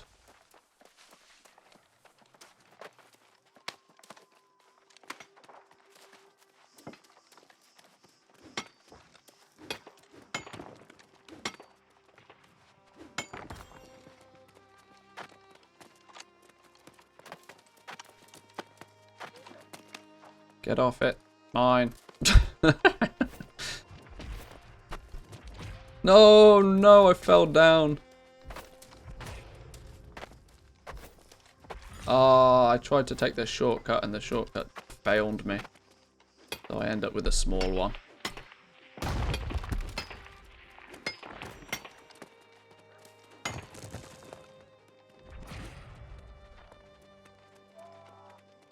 It's interesting, you see. Oh, is this dude? Oh, that dude over there has the ability. He's over level 100 mining. He also appeared to be mining with a slow pickaxe, though. Joke's on him.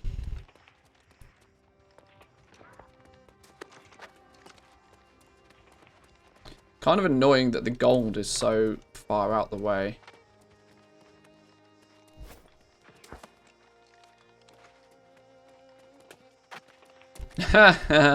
This dude is still here.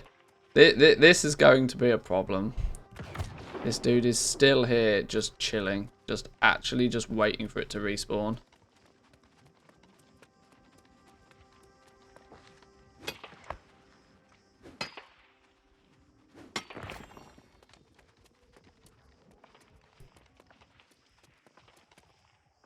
He's been there a while now.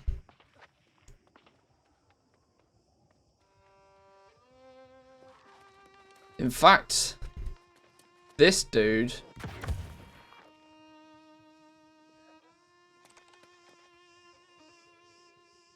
he looks very sus. Why is he standing there in every so long? Almost as if he's keybuying something and he's AFK, you know? People botting mining already, look. 1, 2, 3, 4, 5, 6, 7, 8, 9, 10. 1, 2, 3, 4, 5, 6, 7, 8, 9, 10. This dude is botting. There is no way.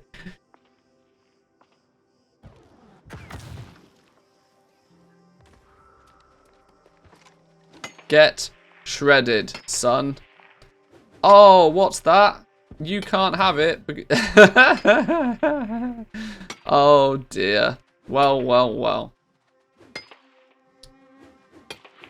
Yeah, now he was pissed. Now, if he was there, he would turn around and he'd attack the other one. Oh, but guess what? He's AFK. He's not actually there. If he was there, he would turn around and he would pick up this one. But no, he's not actually there. What a scumbag. We got bots in the game already. Bots in the game already.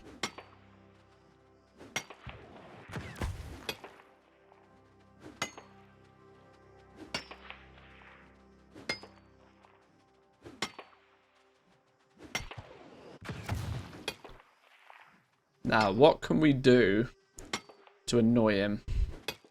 How can we annoy him? It's annoying because he's part of my same faction, but... I mean, the first thing we can do is report him. Select a reason, cheating, bot mining.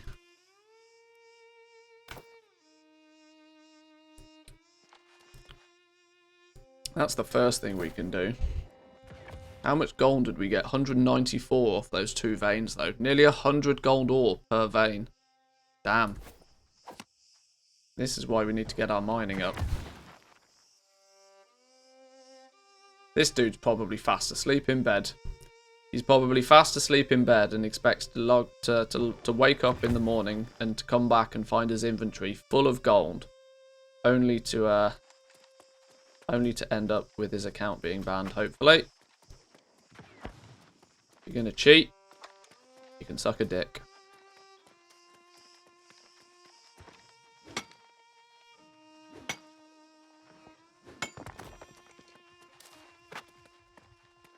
Grab this ore in between.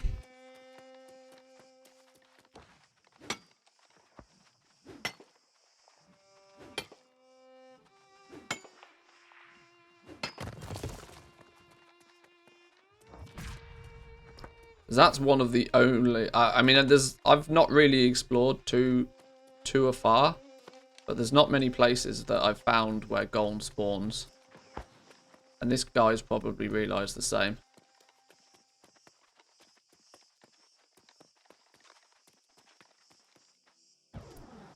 I might wait here to try and just see how long the respawn is on these.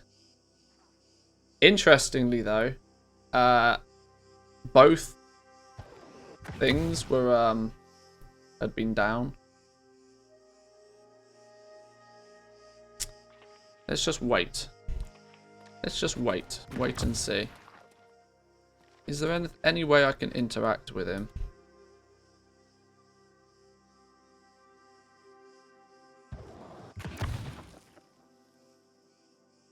I don't know. I was wondering if there was anything I could do or any item I could use that would annoy him.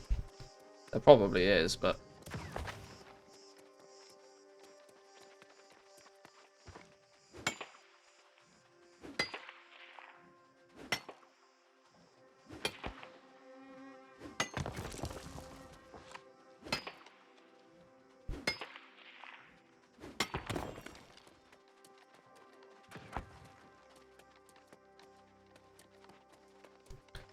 Because he's managed to set up his automatic keybinds in a such that if he gets, you know, he'll do an attack. So if, you know, a wolf happens to aggro him or something, he will attack it. God, I hate cheats. I hate people who cheat in video games like this.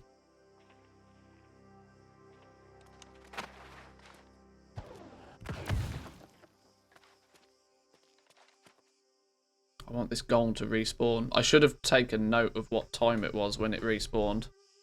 I might do this. I might try and work out just what the respawn is on gold.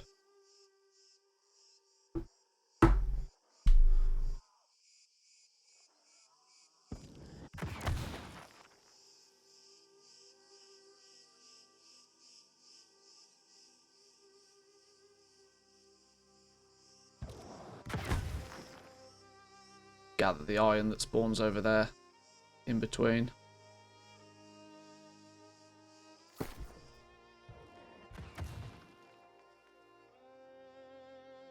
$38 kilos for every 200 gold ore. It's quite heavy, you know.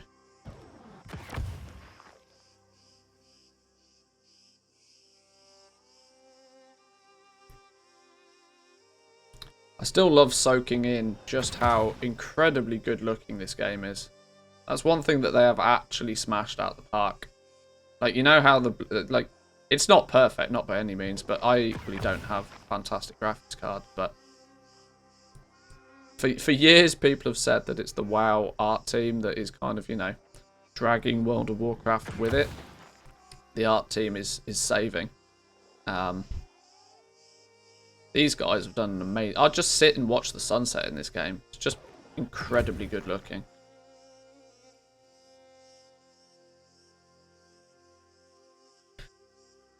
Right, the respawn on this golem does appear to be pretty gross. I bet if I started reading wikis and stuff, I could just find this information out, but...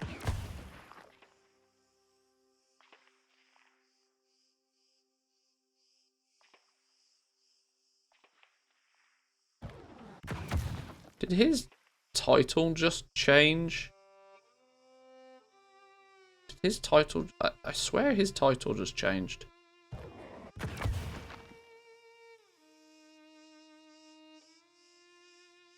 Maybe it didn't. Now it's archaeology. Oh, it changes when you hover over. It shows you their name, their title normally. If you hover over it, then it says where they're from.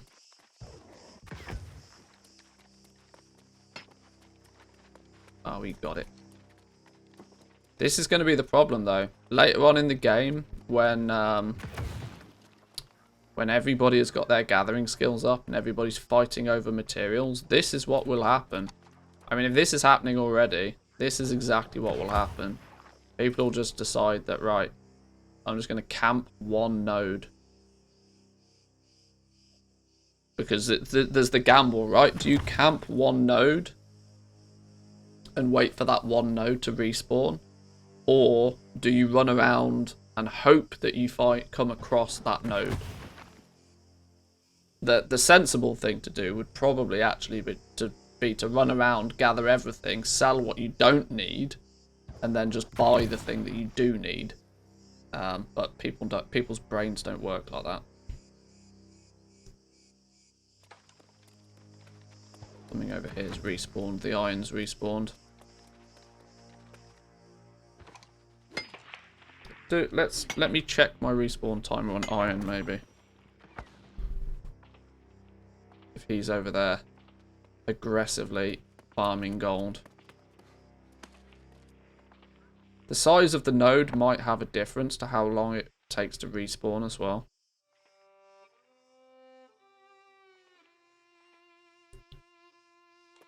I'm gonna wait over here though. I'll wait over here. I'm actually timing the iron node over there. But I'm gonna wait here so in case the gold does spawn I can steal it off this blatant cheater.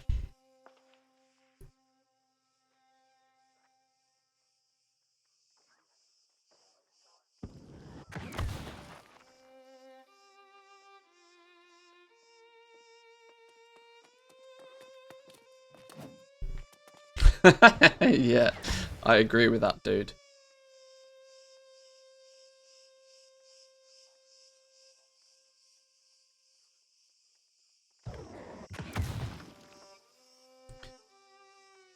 I'm not entirely sure how long we've been up here, but it certainly feels like the gold especially has a... I mean, it makes sense, right? Obviously, the rarer the material. Because gold is the stage 2 precious metal. You've got silver, then gold, and then platinum, which are all considered part of the same. One goes into making the other. It's a bit weird that silver goes into making gold, and gold goes into making platinum, but I guess it's just how they've decided to build the economy.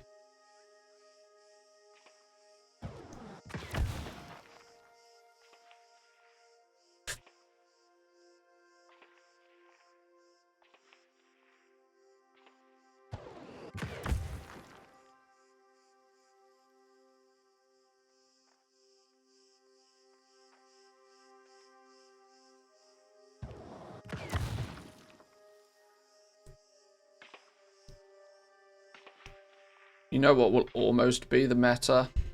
Will be is if people work out what the respawn time is on the end game stuff. Well, I mean, it's not going to take a genius to work it out. Just somebody's just got to stand there waiting. But if people work out what the respawn time is, they'll, you know, set timers, make sure that they go off, do something else, and they'll probably know within a minute or two of how long. If Amazon have been smart with this, there'll be dynamic respawn timers.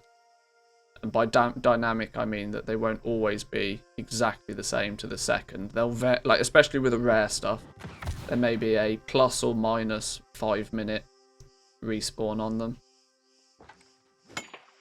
Aha, get wrecked. I stole your gold again, good sir. That also means the other one is going to respawn momentarily.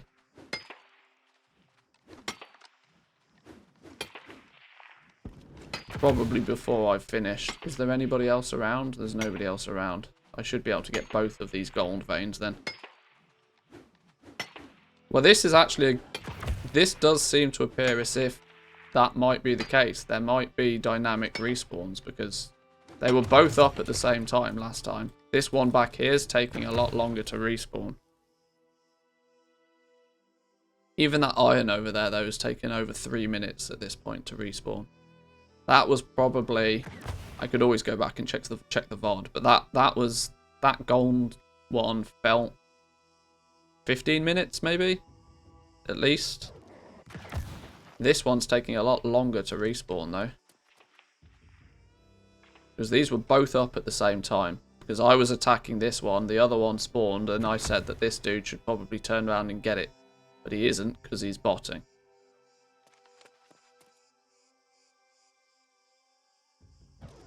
This node is now taking a lot longer than this one to respawn.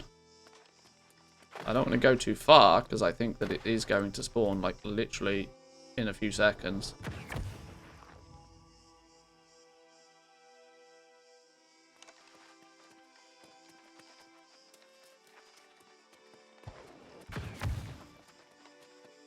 You watch, I'll run over here and then it'll... Is there anything up over here? There's something along there somewhere. It's probably what's in the cave.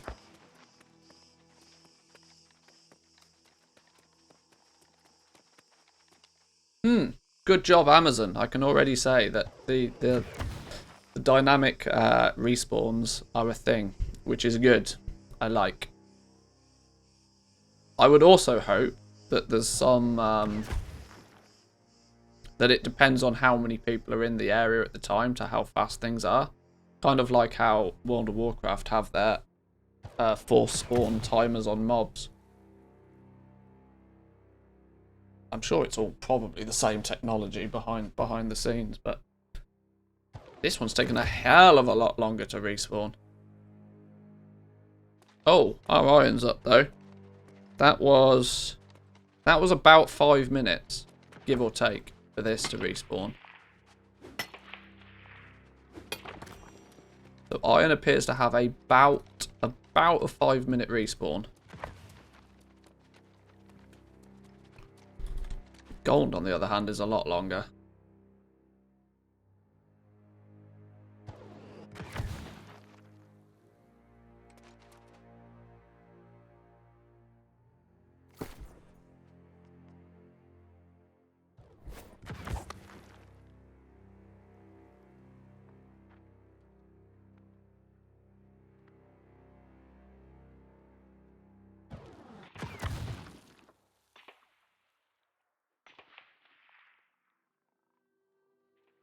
was really hoping that this would be quicker. I'll grab this one, however long it takes for this to pick up again, and then we'll move on. There's not much point trying to camp just these.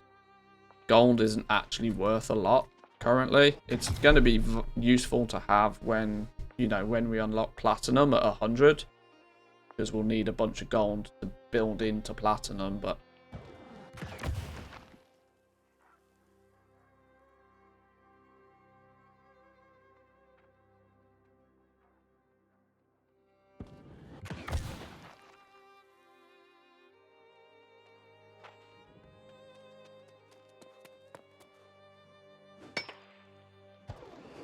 What is this? What? How is he mining something that's not there? Is it because he's in war mode? Does he see a different variant? Oh. Nodes are per player.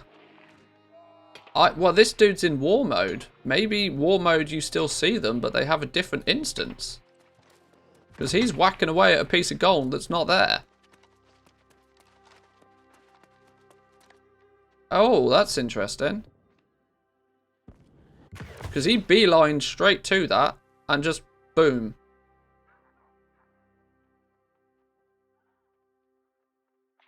That's really interesting.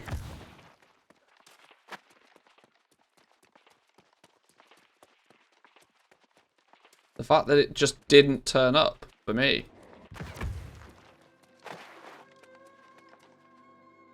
They will show up for others, but will be invisible to you.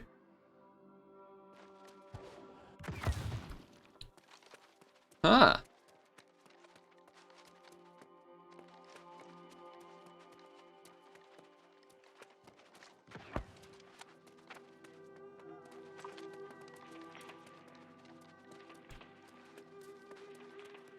That's pretty odd. Although this one is respawned multiple times, literally right in front of my eyes. Which, seems to prove that you can camp them like this. But the fact that this one hadn't respawned...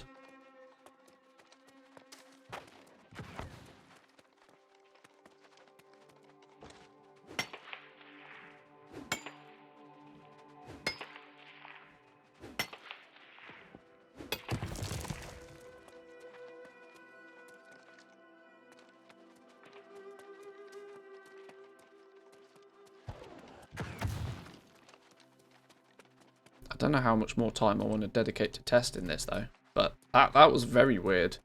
I'm not that I disagree, but I have a strong feeling that it was because that dude was in war mode. That war mode is a separate instance. Gold is a rare resource. Yeah, gold is like layer 2 of. Okay, this iron then respawned a lot quicker than 5 minutes like it did last time. There's definitely some dynamic respawning on these materials. It's not a straightforward, simple, it respawns after X amount of time.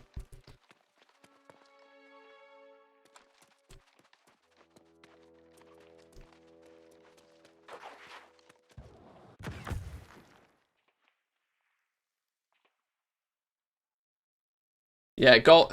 You take silver and you turn silver into gold, and you take gold and you turn that into platinum. The kind of like true silver. Only one per active at any time. Well, both of these have been active at the same time on many occasions. This is part of my little gathering route that I have at the moment. These are both able to be up at the same time. These are both two big gold patches. This one popped up a few minutes ago. I'm camping this one a little bit just to piss off this blatant bot, who I have reported, by the way. But they can both be up at the same time. This one respawned, and then the one behind it respawned like seconds later. This dude didn't turn around and attack it. I got both of them. But this one at the back seems to respawn way slower. But then that random dude came along and just was able to, pew pew it. Even though I was technically standing right next to it.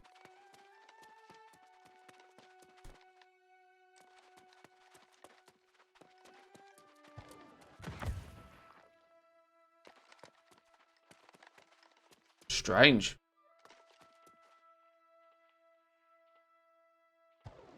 Turn my timer off. I'm not going to do too much more now. If I'm going to properly science this out, I need to do it at a really weird time of the day when there's nobody else doing stupid things like this. But I'll wait for one more respawn on these gold. On this gold. Either one. And then we'll move on. Our bags are already... We've got ourselves a reasonable amount of gold. This dude here, though, for example, is also basically camping a node that spawns down here. I want to get my logging up as well, because these trees, there's not many of these trees about either.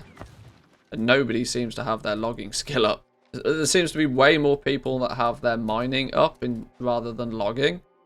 I would imagine it's because people understand just that... People who played the beta probably understand that the mining is a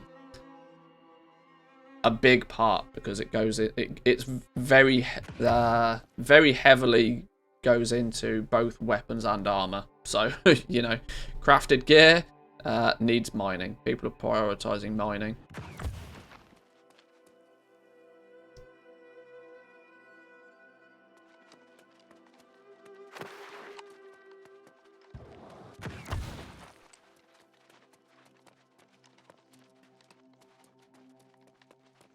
I'm going to be annoyed though if I chill around here and this bot manages to tap the node.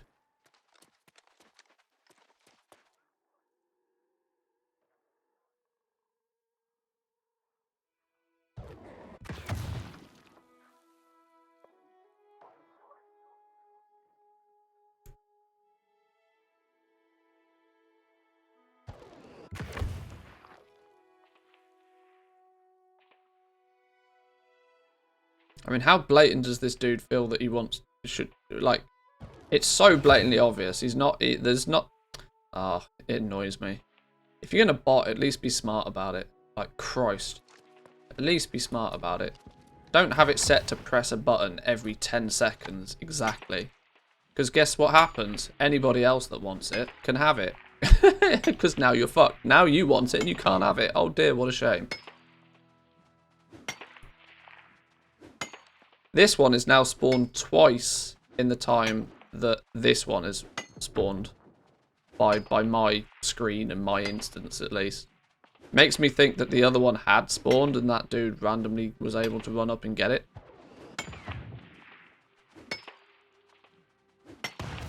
Now I should probably move out the way.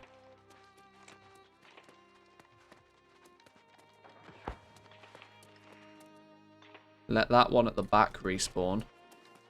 Because Mr. Bot there's not going to steal it. We can take this.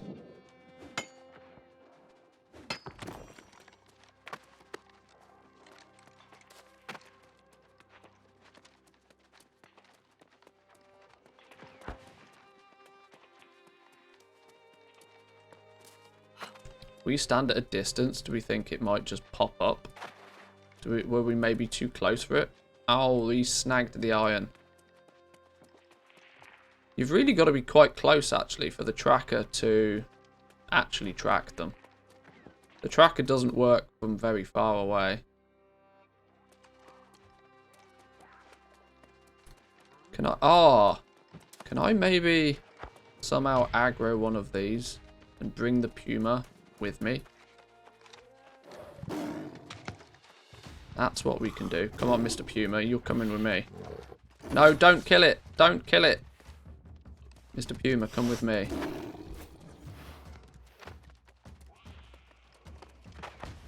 Ah. I need to drag the Puma over to this dude. If I can drag the Puma over to this dude, then it's, I can get the Puma to kill him. That'll teach him. Aggro range is a bit crap. Well, I mean, I can poke the Puma a little bit. I think if I poke him a few times, I might be able to keep his attention on me.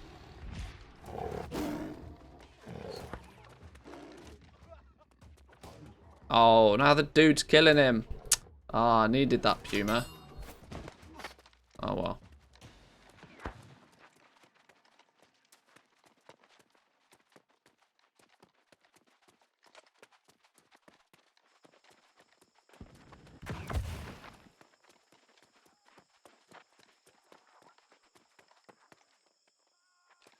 Right, well, now I'll wait for Puma to respawn. I think one of the beta testers said they fixed them to have a fixed place if they move too far from that spot. Far enough of it, it would aggro its reset. Yeah, it's what's known as leashing. It's used in many MMOs so that, you know, if you do actually just truly run away, then you should be alright. But the leashing range can often be, you know, if you keep enough aggro on the target, the leashing range can be extended. What I need to do is aggro it, get it to come with me, poke it a few times to keep aggro on it, and then hopefully stand it in front of this dude that pokes it enough for it to pull aggro off me, and then the Puma can just kill this dude. That'd be funny. Oh, look. Hang on, it was like I collided with it then. It was literally like I collided with it. No. I don't know. There's something weird going on with these spawns.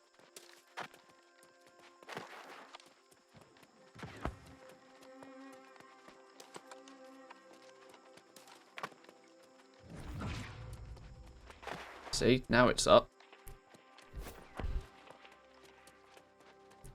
Maybe it's because I went from what it considers one zone to another. Almost like, yeah, zoning in and out. Ooh. If you find the invisible zone barrier, you can take advantage of that. Take on New World, worth a go. Yeah, I definitely don't think it's going to be a game that's going to, you know, take over your life. There's a lot to do at the beginning. But I think once you've done most of it, there's probably not too much of an end game. At least, obviously, until they maybe put out some updates or whatever. But, oh, wow. We got 4 gems out of that as well. Yeah, I have the feeling that there's probably not months and months of content, which is both the good thing and a bad thing. It means that, I mean, you'll definitely get a couple of 100 hours of gameplay out of it, for sure. If you're inclined to engage in the crafting side of things. If you don't care for crafting, you probably won't get half as much enjoyment out of it. But, yeah. Considering it's like 40 bucks and there's no subscription, yeah, I'd say it's pretty solid. Give it a go. Right, I'm going to leave Mr. Bot to have his gold again. I'm going to continue my lap, fill my bags, and then go smelt up some stuff.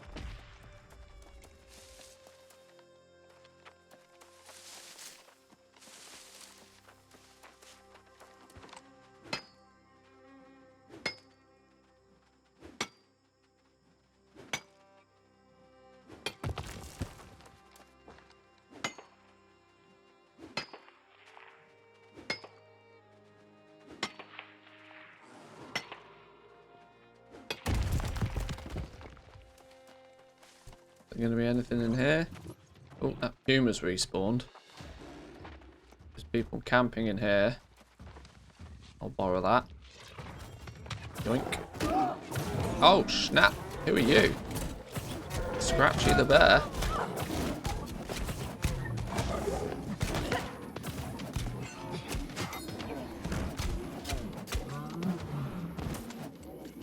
Yeah. That's a big ass bear. I didn't get nothing for that. No loot. Maybe maybe that's part of a quest or something. Maybe that's why they were chilling there waiting. Makes sense.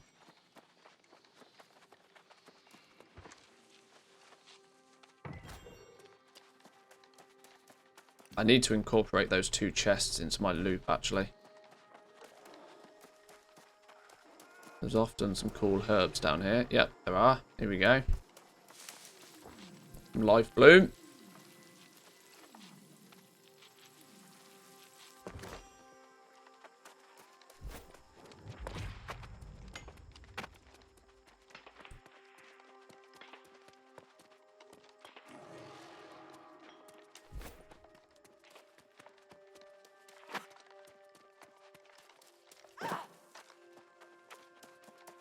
Oh, look. Somebody's got their logging up high enough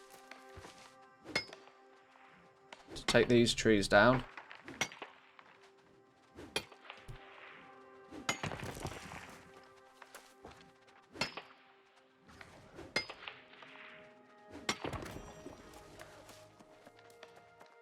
Can I get to that iron ore, do we think? Oh, 2 pieces of iron ore. I almost want to take the small one first, but...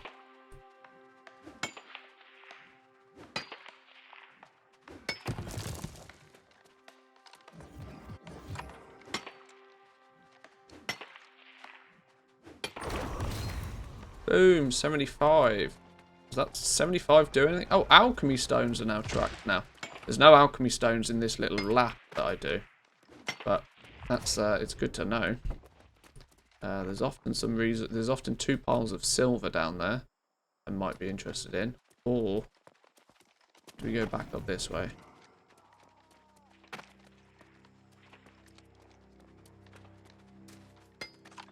Oh, boo. That was not good. Hey, up, there's a gold around here somewhere. Where's the gold? Is that going to be in the cave? Gold is down that way. Is it? Is the one on the top of the thing? Oh, it's this one. Oh, it's not the gold. It's this. Oh, wow. This dude is doing well with his mining.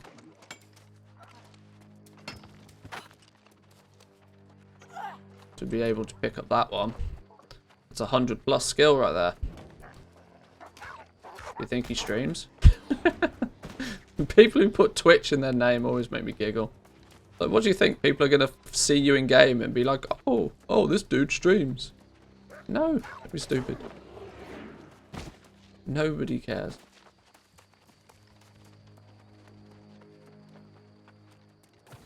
Haha! He turned around too soon.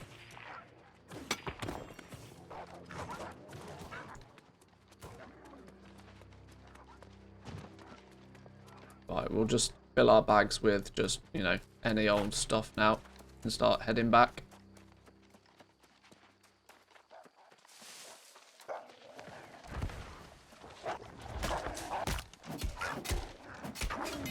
Great, I killed the wolf, you get the hemp. Great. That's not the trade that was meant to be.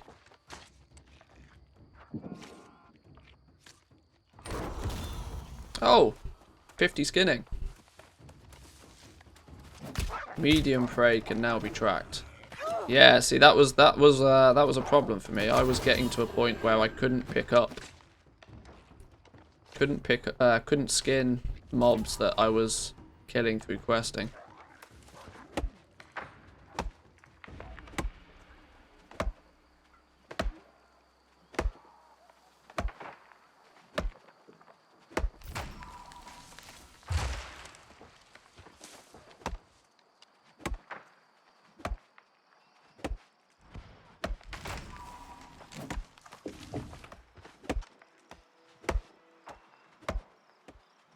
Tell you what, I'm so glad I changed my key bindings though. It makes things so much easier now. I don't know if it's just... I don't know. But yeah, having your 3 abilities in a row, Q, E, and R makes so much more sense for the abilities. And then your consumables above it, 1, 2, 3, 4. Having to, like, for some reason F, I guess it's maybe because of how I have my keybind set in WoW. F for me is like my, in WoW is my, like, major defensive. So if like an ice block or something like that is always on F, which is maybe why I'm not like quite as comfortable as it being a rotational ability. I don't know. And then having my interact on the mouse is just so much easier.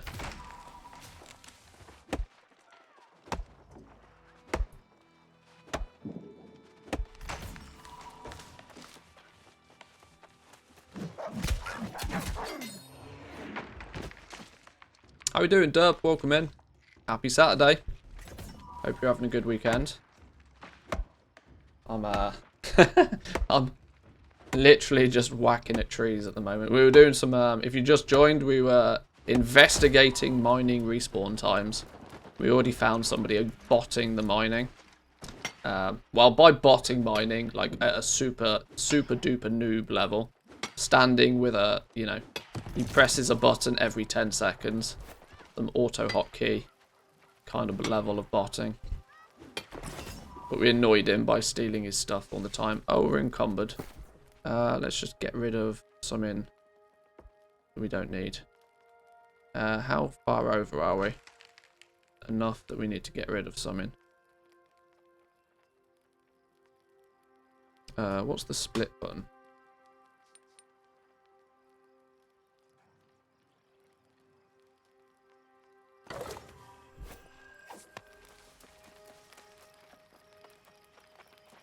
I'm sure there's money to be made off this as well. Probably.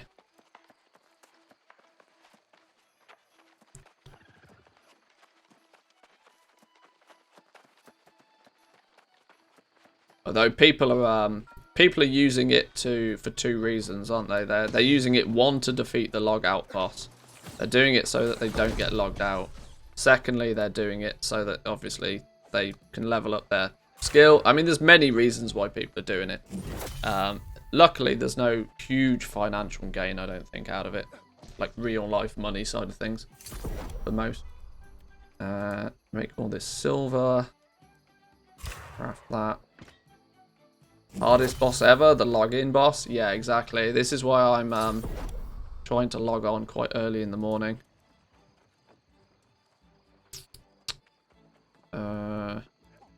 What do we unlock next? We unlock star metal and platinum. Not super. It's not super crucial that we zerg all the way to high level of smelting yet. We need smelting 100 eventually, but we need our gathering to get there first. The 2-hour queue time needs sorting out. Well, they're gonna offer a free transfer once everything calms down. So what people have started doing is they've started leveling on a really dead zone and just playing the game on a dead zone so they can log in and stuff, and then eventually they'll transfer that character to the realm that they actually want to play on. Is at least the way that some people are doing it, but it's kind of risky because if, you know, you're trusting Amazon to do something that they say they'll do, which I'm sure you can do, but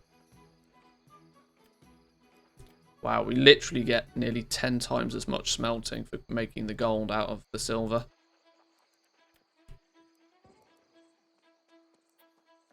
Gonna need to do this eventually anyway. How much do we get for like 20? 73 up to 75. Oh, okay, we're gonna need to do a lot of this. We just do all of it. Go. To 82. We need to get to 100, so we've got work to do. We're gonna need more of that gold.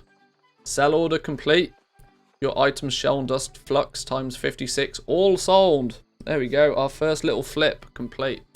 That flux, that mid-tier flux that we bought for cheap. We took it from one city, bought it cheap in one city, sold it for, I think, 5 times as much, 10 times as much in the next city.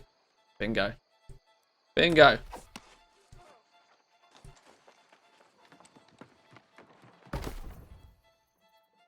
So, resources. What were they called? No. Crafting mods. No. Oh, Christ, what are the things called?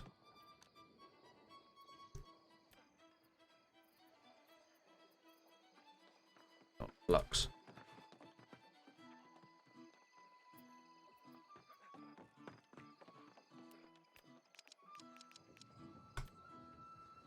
So the cheapest sand flux you can buy currently is 2 gold a piece, and you have to go to Brightwood to get it. Whereas, if you were to place a sell order, what's the...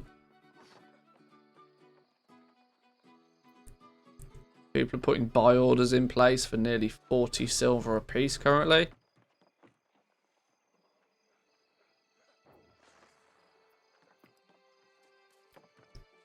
Yeah, if we look at the shell and dust flux, is there any more of this? Probably not any more of this. No buy orders in place anywhere. Nobody's selling any of it anywhere. We sold the only stuff in existence, apparently. Shell and dust flux. What's the big one? The obsidian flux. Is there any of this anywhere? No. What about the sandpaper? Coarse sandpaper. Cheapest coarse sandpaper we can get our hands on is now 1 gold a piece. We can buy a bunch of it in Monarch's Bluff. We can then bring it somewhere else and sell it for 2 gold a piece. We can double our money on it really easily just by going from A to B. What about the next fine sandpaper though? Ah, there's none of this. Okay, sure.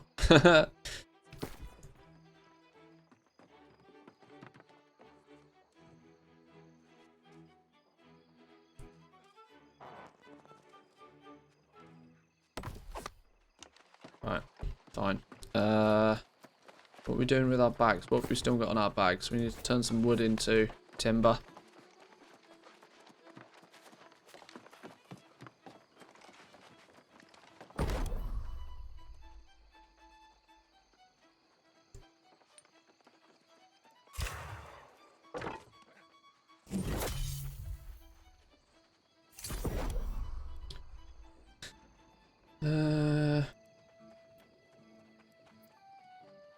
We really don't have much sandpaper.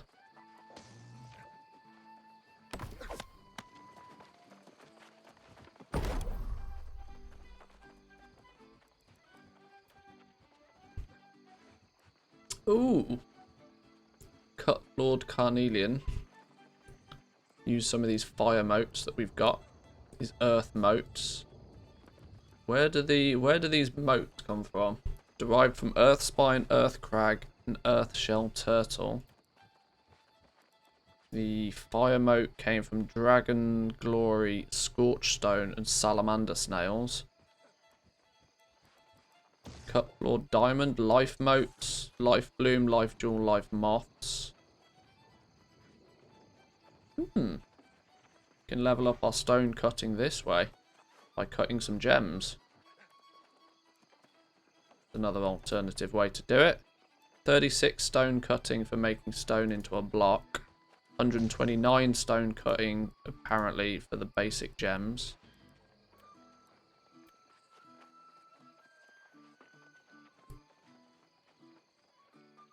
Interesting, I started New World and I have a better connection to US West rather than EU Central. Oh god. Wait, hey, if it works, do it. I think Lazy Goalmaker's playing over on the NA Realms. I think he chose to play on the NA Realms so that he was logging in and out at off-peak times, and so he was avoiding the queues. Arguably quite smart.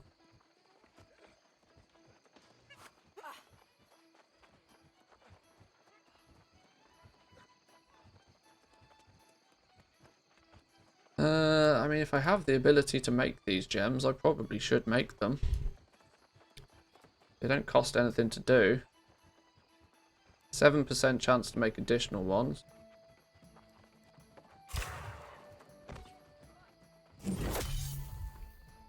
Wow. 387 stone cutting really didn't get us very far though.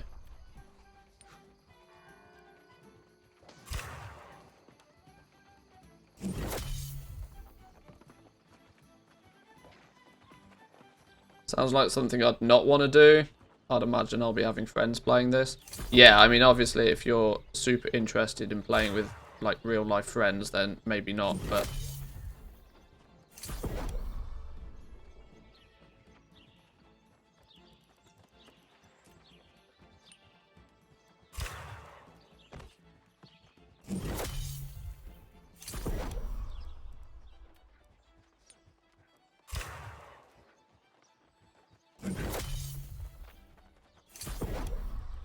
Okay, that's all the gems we can make. We don't have any of these. We have some of these, but we don't have the uncommon motes. And probably if we do have any uncommon motes, they'll be the ones we don't have gems for.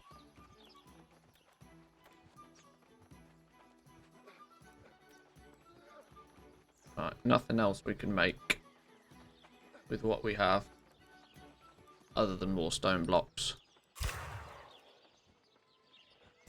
Still making the big goals on WoW though. Looted mailbox on 2 realms for 2.1 mil. Hey, if you can do it, do it. That's a big plus. Big plus.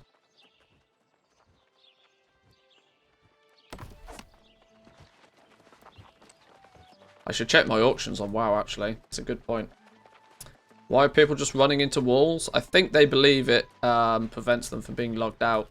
I'm not sure if it works or not though. I would imagine it's something that is very easy for Amazon to circumvent. Let's put all of this in here. Apply this gem to any item with a gem socket to get one of the following effects. Either 15% damage against targets at full health or physical damage absorption. You get to choose.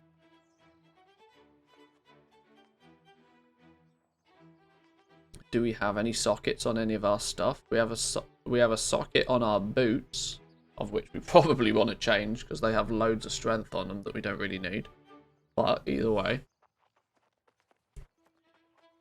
20% of damage is converted to nature. Damage scales off base weapon stats or FOC, whichever is higher. Is FOC meant to be focus?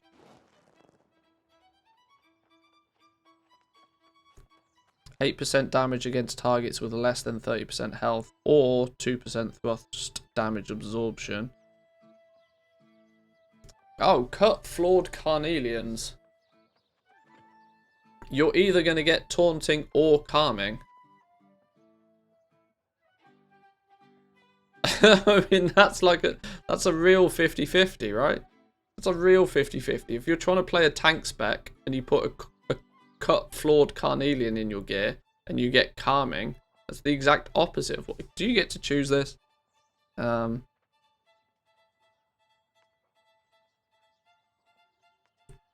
me just try.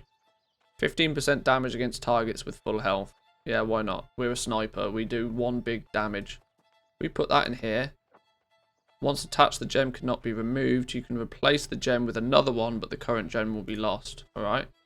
Physical ward 1 was added to officer's boots. Wow, you genuinely don't get to choose. Pretty sure you choose one of them. Nope. Nope, it just picked one. If I do it again. Gem is not compatible with that item. Eh? It's literally what I just put in.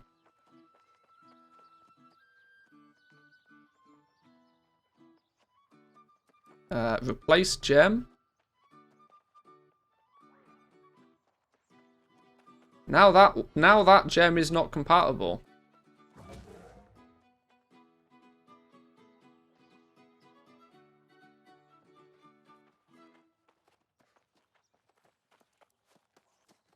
Oh. You don't get to choose, but it does tell you what you'll get here. Does it maybe go based on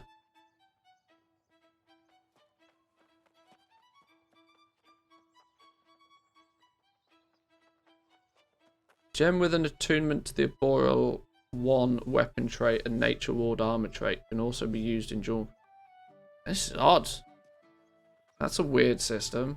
That it gives you one or the other, but you don't get to choose. Hello, what? Oh, you've had a shower. Oh, you're going to Nan's. Yeah, okay.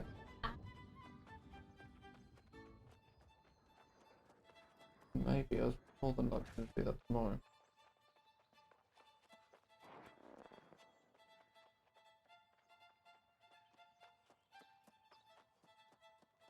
Yeah, sure.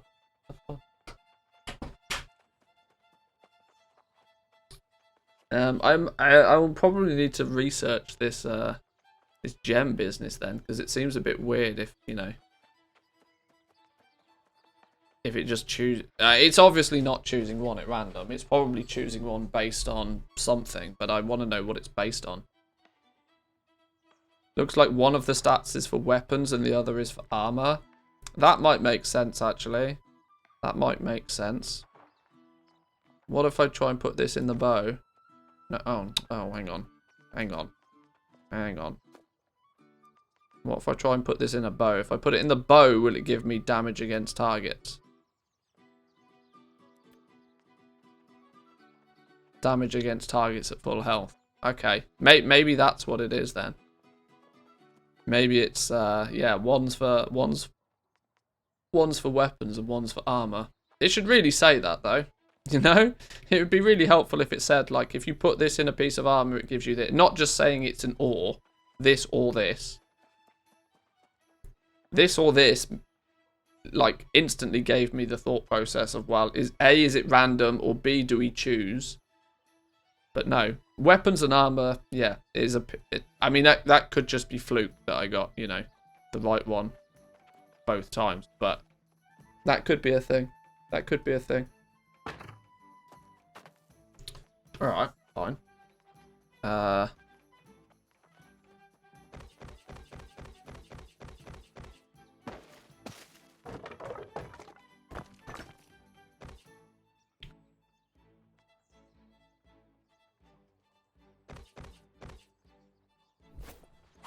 Let's go again.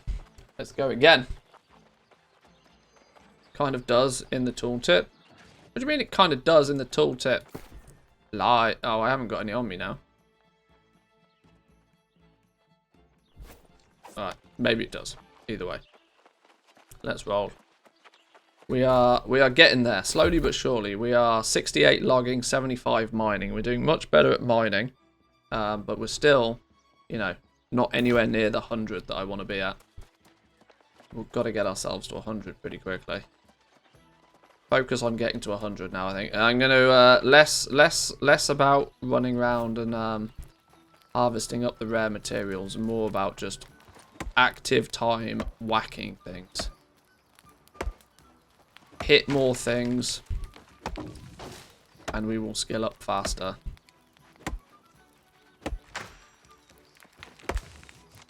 $69. Giggity.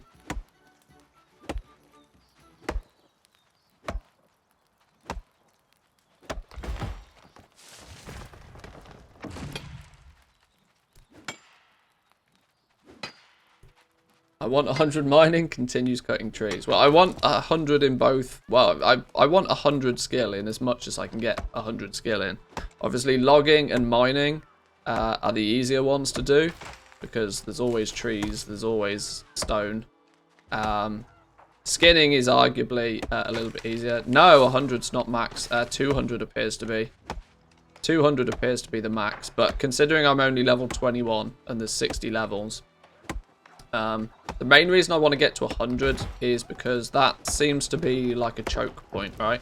By the time you get to 100, you can pick up and gather most things. The only things that you can't pick up and gather tend to be the really rare stuff, which you'll eventually get to anyway. But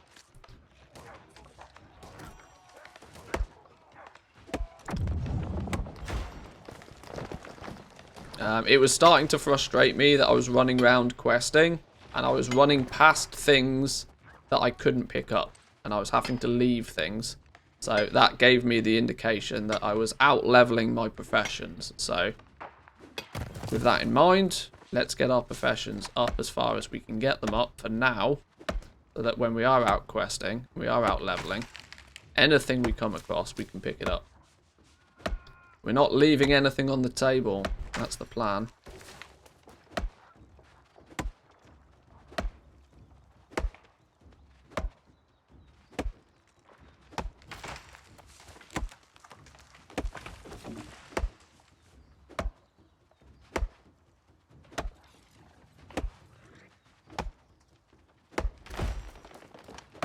If we have the ability to be sort of self-sufficient, it'll be nice.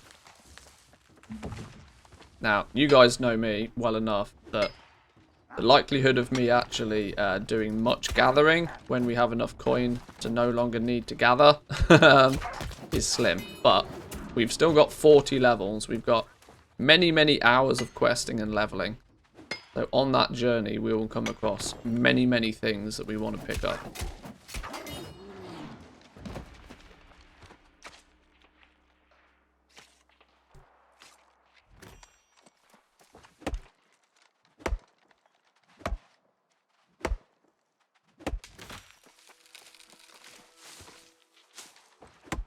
Found any coca leaves yet? I've not found coca leaves yet, no. At least I don't think I have.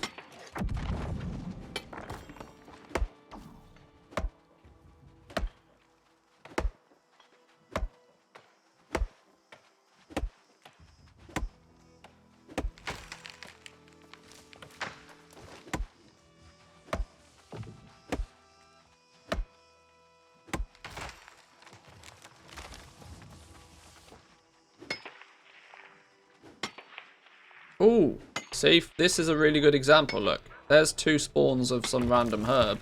Most people are running around just ignoring these. But I've now got my gathering just high enough that I can pick these up.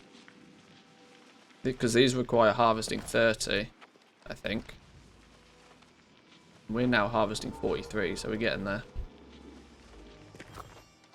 These give us the moats as well, and the moats become very helpful, I think, for both alchemy and jewel crafting, is what I understand it to be.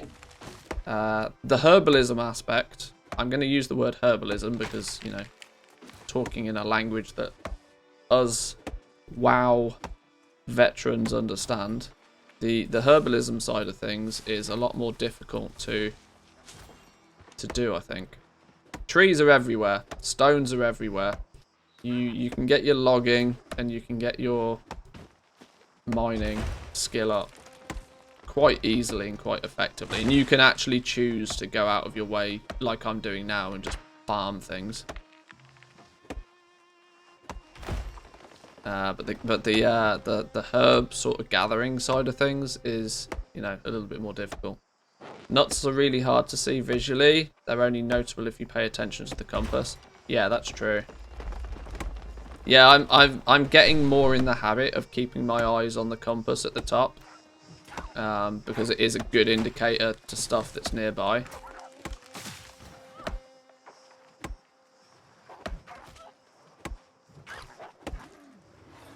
Don't know about you, but I find these nuts super easy. I knew that was coming. Nobody can use the word nuts in casual conversation online anymore without a D's nuts joke kicking in. It is to be expected. Oh, like now, for example, the hemp over here is respawned and it's gone because somebody's picked it up.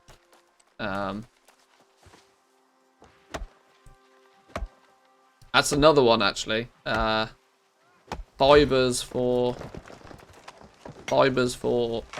It's not called tailoring. I'm desperately trying to use the right terminology, but I can't. Weaving? Fibers that you need for weaving to make things like different types of linen. Are a little bit more difficult to come by. Maybe they're not later in the game. I don't know, but... No mini-map? No, no mini-map. I mean, you can press M and you can see the map, but there's no mini-map. What you have is the compass at the top.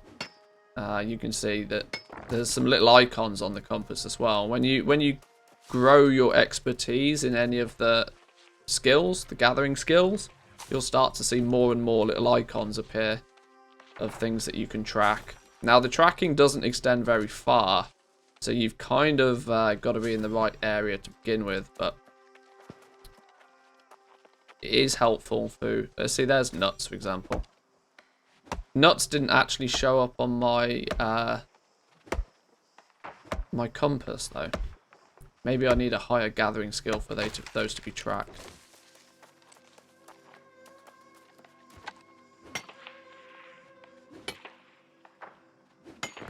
It'd probably be easier for me if I was to unpin all of my quests and that sort of stuff. I wonder if there's a way to turn off some of the gathering.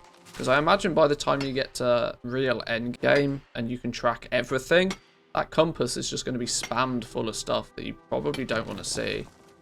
There might be a way to turn off lower level tracking. I will tell you when I get to higher level tracking. Yeah, unpinning the quests is probably not the worst idea.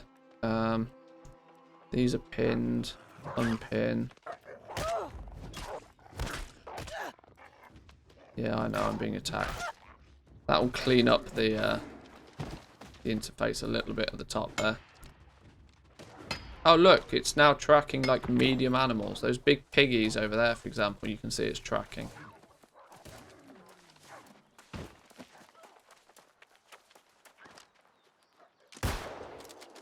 Or the medium animals, I guess they are.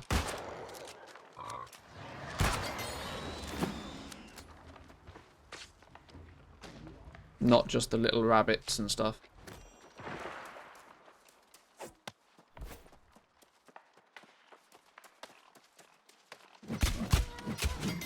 Get wrecked, piggies.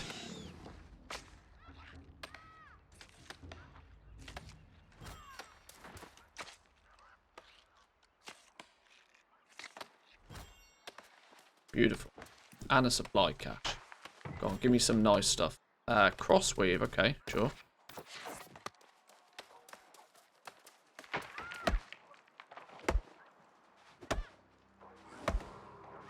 Oh, more hemp. I'm gonna go grab that.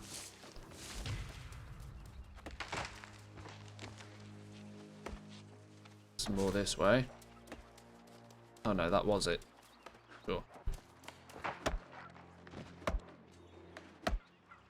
You're probably going to spend a good amount of time in these initial starting zones, but once you get through this and you've leveled up most of your gathering to my estimation is at 100 plus, you don't have to really worry too much about it. You'll passively pick it up over time. What are we able to attack here? There's a random iron vein in the middle of about 7 bushes that I would have missed otherwise if it wasn't tracked.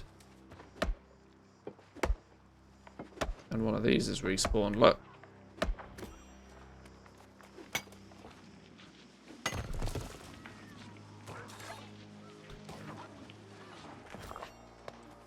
Plenty enough stuff if you need it. Hang on. That. Why couldn't I run round that? In fact, I couldn't run round that. Seems to. See, this is a weird thing, right? That node is not there. But it's obviously there for somebody. Because I was colliding with it. It's weird.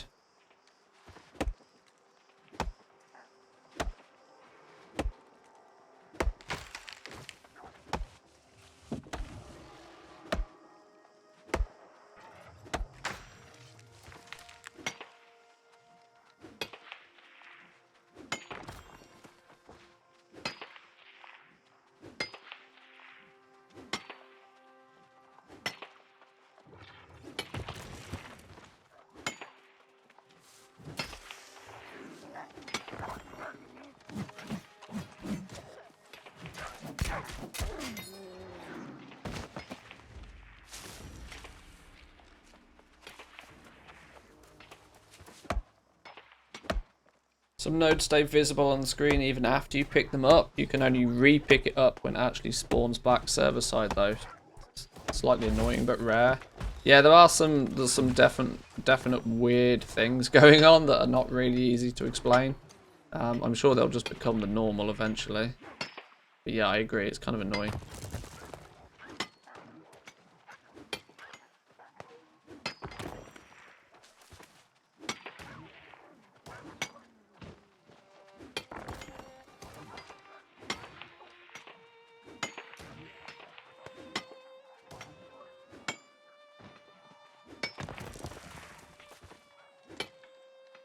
Oh, hang on. This is gonna put us over the weight limit. It's gonna put us over the weight limit. Let's just leave it for now. Oh, all the hemp's respawned back in. Now I want this. And the silver's respawned up there. Ah, never enough bag space. Never enough bag space.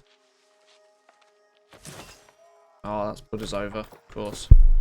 What can we get rid of that's we don't really want? I'm just going to get rid of the stone, you know. If I just get rid of the stone, there's half our problem gone.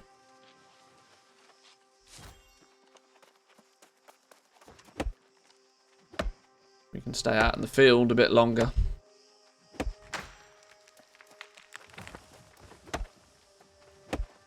We gain virtually nothing by smelting the basic materials now and turning basic stone in, basic wood into timber.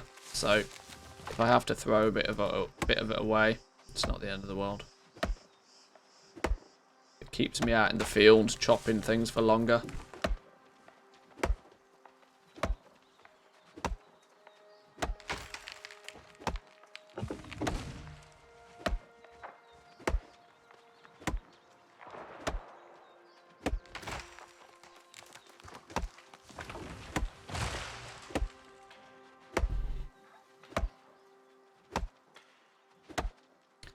It's funny to me seeing just how many people in like general chat complaining about the FPS and then like comparing their graphics cards and stuff. Now I know my FPS is terrible, but I also know I have a terrible graphics card. But it seems really weird that people are claiming to have, you know, this is the thing. They're claiming to have like 3080s and 3090s and still getting less than 60 FPS. I'm like, well, what's going on there? Do we know if Nvidia have like done updated graphics drivers for this game yet? It could just be that they're super unoptimized.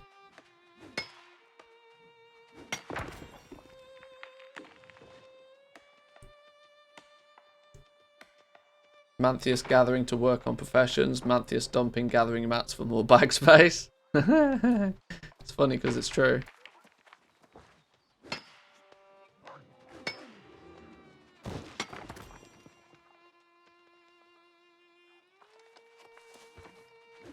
Game runs fine. Runs on potatoes fine. I was playing on a 750, getting 30 FPS, 20 FPS in cities. Yeah. Yeah, it's one of the PC master race issues. But this is a big thing for me to why I play on a PC for my gaming rather than on consoles, because I am a bit of a FPS snob. I just don't have the hardware to back that snobbery up at the moment. As long as I can keep above 30 though, like by normal standards, if it drops below 60, I start to notice it. If it's yeah, if it drops below 60, I start to really notice it. But as long as it stays above 30, it's manageable. If it goes below 30 though, we are dealing with way too much of a sideshow.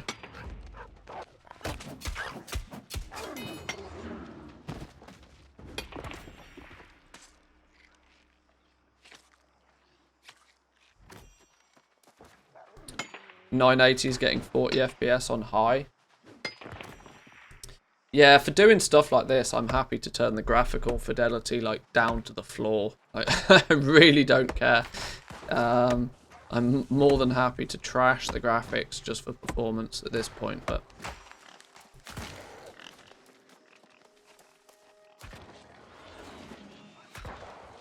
poor balls.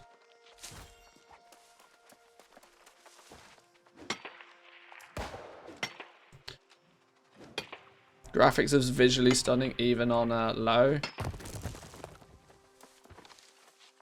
Yeah, the graphics engine in this is pretty cool.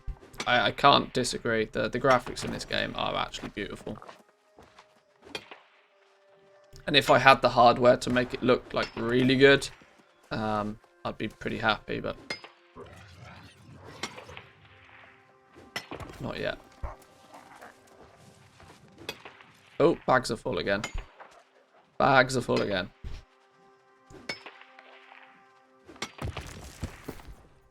Let's get rid of the stone. Get rid of the stone, get rid of the basic wood.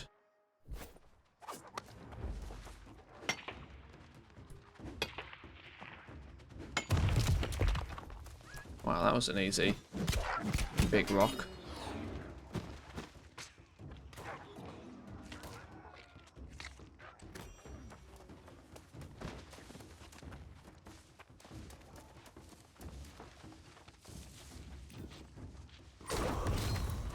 Boom, harvesting 45. That usually means something interesting happened. Magical plants can now be tracked. Cool. We're going up. See, there we go. There's a new icon. That's telling me that life root is a thing now. If somebody hadn't just yoinked it. That's cool. Tracking more stuff is good.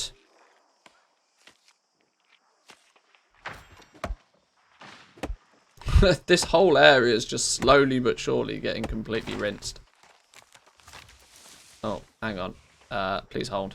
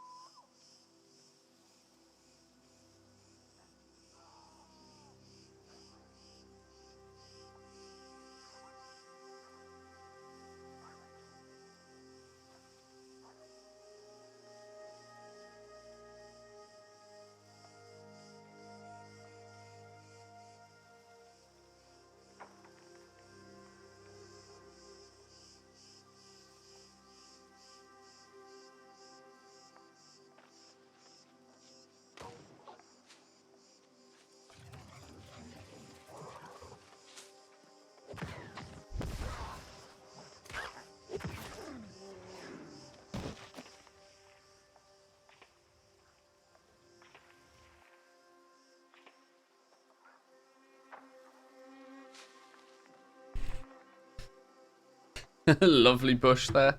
Hey. Hey. Easy now. Oh, I knew he was going to yoink that. Oh, is this the bugged one? I'll have the little one that's not bugged then.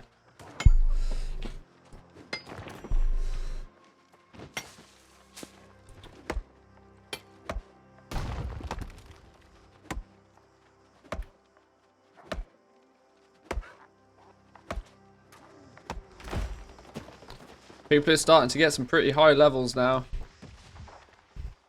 I can see quite frequently people high 30s, early 40s. I'm kind of quite glad that the game can't be super zerged to 60 like in a day.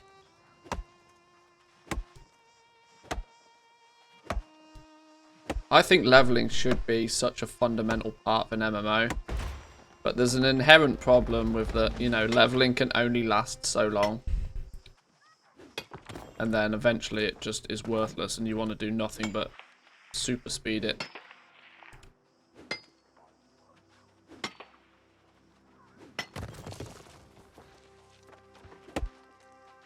This is a young tree? Dead?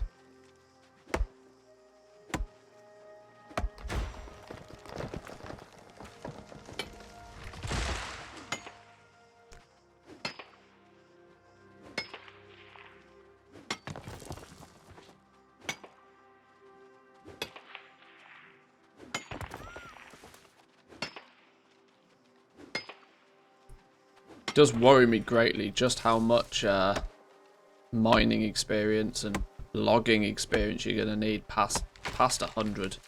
I think if we think this is a grind now, I think we're going to be quite surprised just how much of a grind it really is going to be. Which is a good and a bad thing. It's good for those people that want to do it, because they'll have access to materials that not many other people will. But I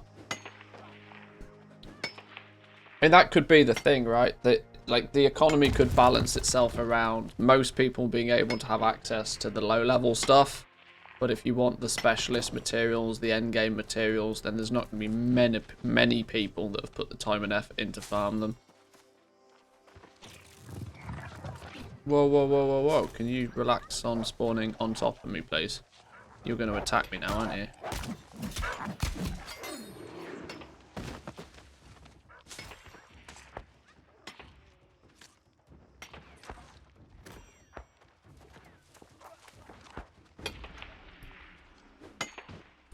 But I guess past by the looks of things, past skill, or trade skill 100, you'll probably start then looking at using proper gear and proper stuff to boost the... Because, for example, my mining pick right now has perks on it that give me a benefit to... It gives me more luck, or it gives me more experience when mining. You'll start looking at putting together like full gear sets, I would imagine. Would probably be smart.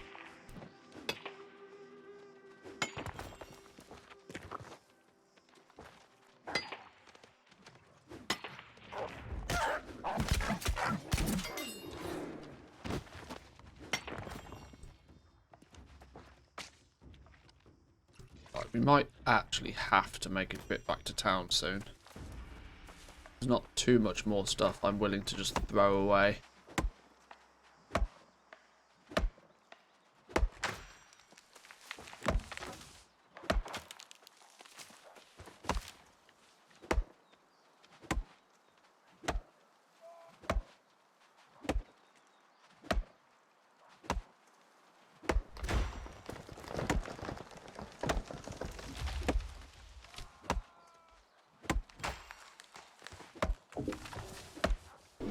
I did find myself dreaming about chopping trees yesterday, though. It's usually a good indication that you've caught the bug of a new game when it blends its way into your dreams. I did also find myself sort of daydreaming slightly, thinking about, like, you know, optimizational routes and which professions, which trade skills I want to level first, and oh dear, oh dear.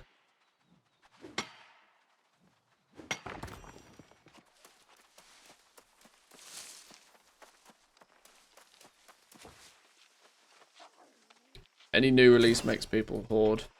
I'm pretty bad at that in the first place. Oh, we dinged. We dinged from gathering. What do you know?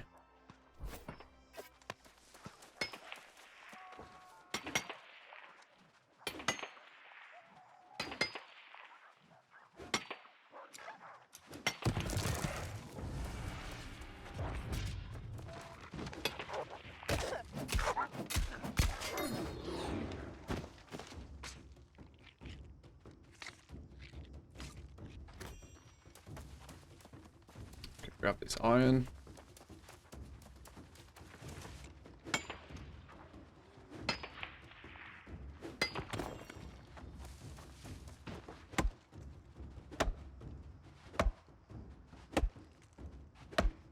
Scares me to think just how many hours some people have been able to put into this game already, though. And it also, you know, brings it to light. Even though I'm in a luxury position to basically play video games as a job, that some people take it to a whole new level.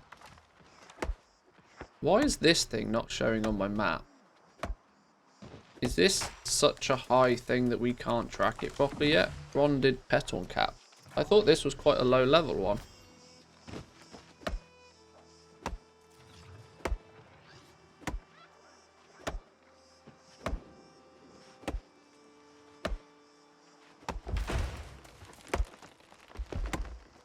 And it blows my mind that some people have probably put 60 plus hours into this game already.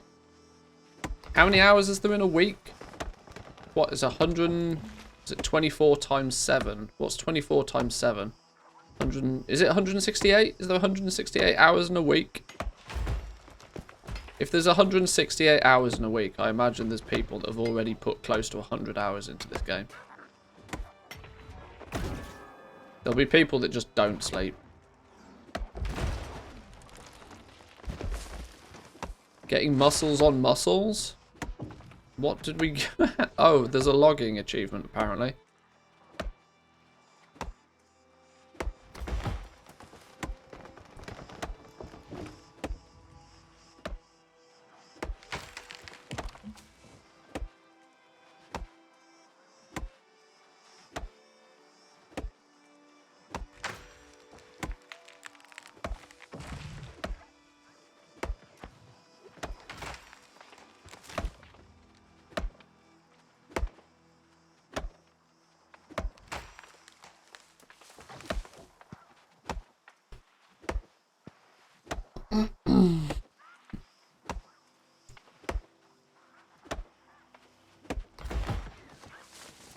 Hemp is back up.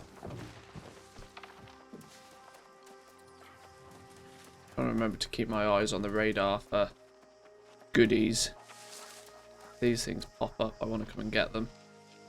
Ah, the silver's spawned up there as well. The silver's spawned. We'll go grab that.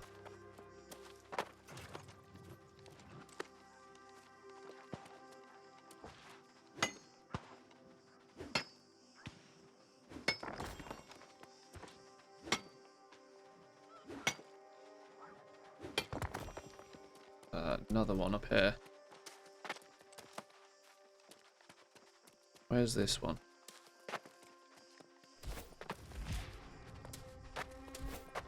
Oh, I know we... There we go. Oh, there was one up here.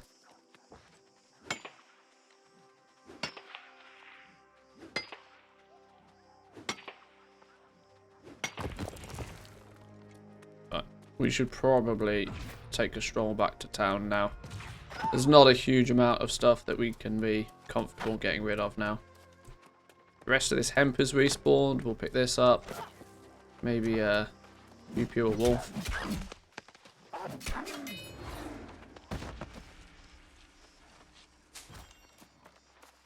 Skin the wolf, I suppose.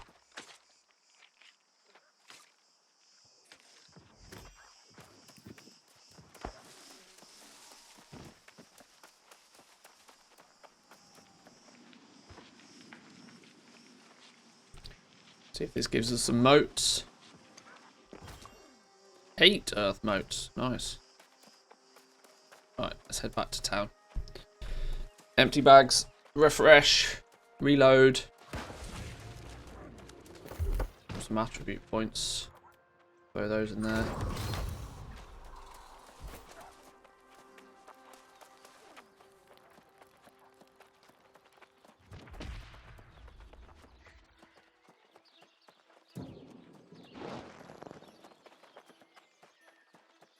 Whoever owns this place still keeping the taxes in check, which is good to see. Good for business.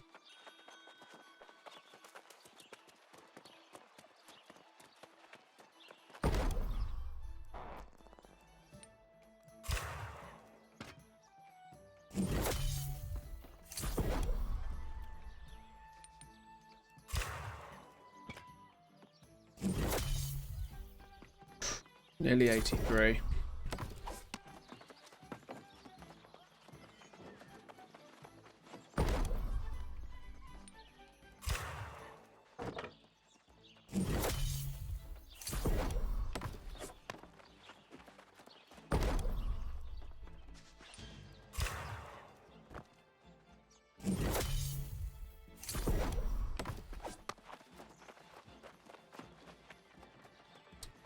all that hemp into linen. Whoa, look at the amount of linen we can make. Beautiful. Hey, that got us to 50. That means we unlock the next one. Now we can turn linen into something bigger and better. With the addition of this crossweave. We're going to use crossweave in anything else. Does it just go here? I think this is only used here.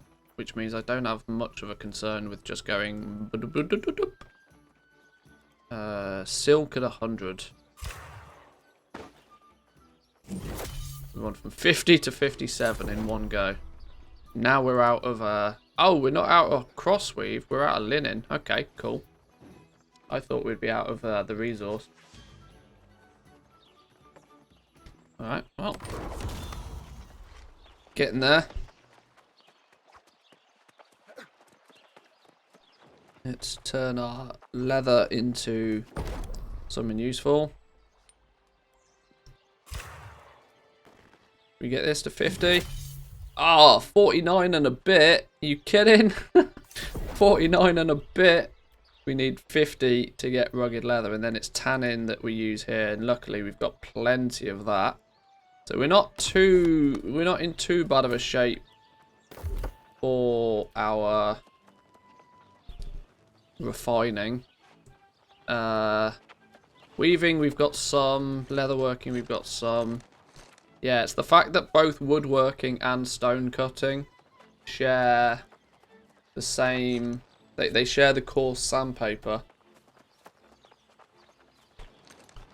Which eventually might mean... It might mean eventually that people convert the tannin, the flux, and the... What was it called? The crossweave. They might convert that into the sandpaper, because the sandpaper will end up being more valuable. Because you can convert from one have I got any in my bags here? No. You can convert from one to the other, but there's a cost in doing it. You turn 20 into 15. Oh, we got an infused claw. Tier 2 infused claw. These are things I should probably be doing something with, but I have no idea what they're for yet. I don't like selling stuff until I know what it's for, which is a bad habit to have, because... oh, hang on, we're seriously short on storage space over here. In fact, this is going to push us over.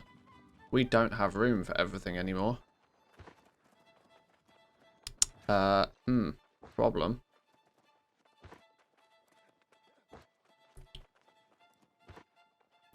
We are basically capped here. Now, the question is do we want to take some of this stuff? What's our biggest culprit? Wood. 300 kg of wood. 200 kg of smelted stuff. Whoa, this charcoal weighs a metric ton. Hot damn. 50 kg in just charcoal.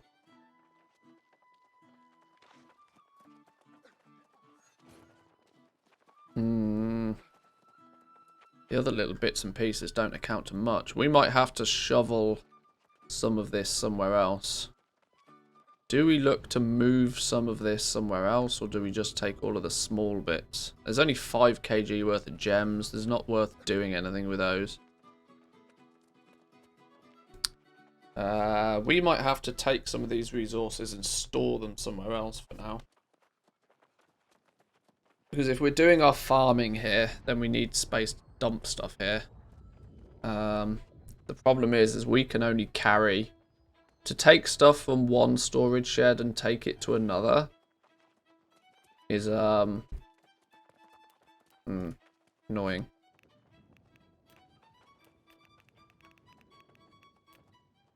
Oh, we own another zone now.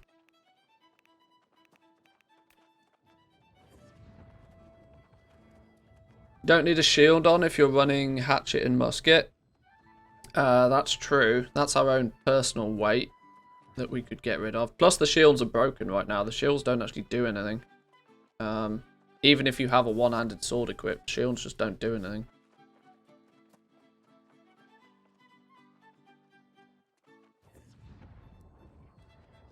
Our personal dude's weight limit here, though, is... I mean, we could save a little bit. We could save 2 kg of weight, but not a lot. How am I going to fix this, then? This bank is just full. There's no other way around it. This bank is just full. This presents a problem.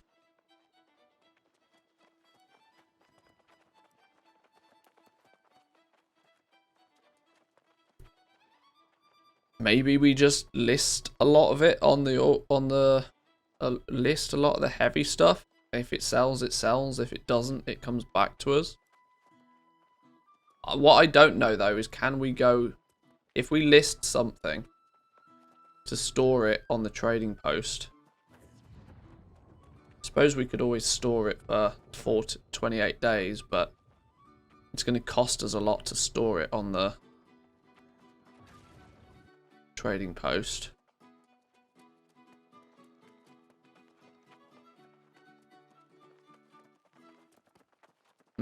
Damn.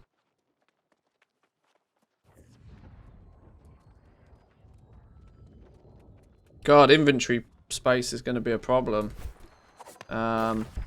Maybe then we just move locations for now. Where's somewhere that's got a somewhat favourable tax rate still for crafting? It's not Monarch Bluffs, because they're taking the piss. They're milking everybody that doesn't realise what the taxes do yet. Probably something they can do for now, but not something they can do for forever. Yeah, sure. We'll go to Everform. We'll find a new place to do some farming, and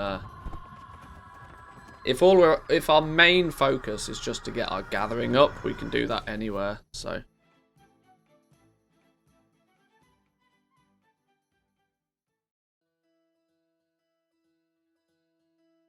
I'm really hoping our player housing can store a lot of stuff. I've got no idea how the player housing works, and I'm kind of quite happy not knowing at the moment, but because I like to keep some things, you know, a bit of a mystery. Storage crate is there.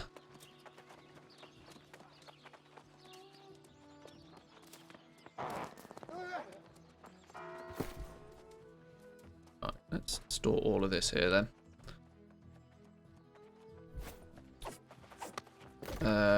Where are we going to go then to do some stuff? We probably want to go this direction. We want to go out north, I think, because we've got lots of rocky areas and lots of trees here. Go out north.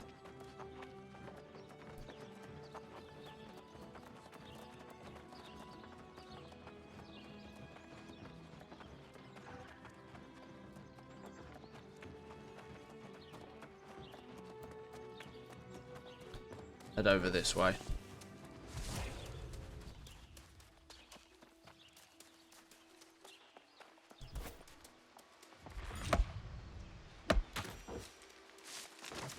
Lots of piddly little trees.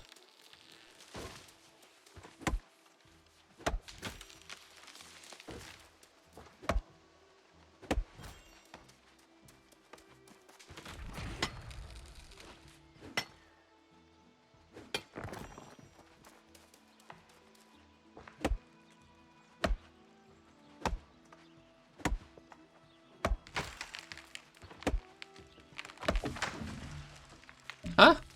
One tree knocked down the other tree. Didn't think that was meant to happen.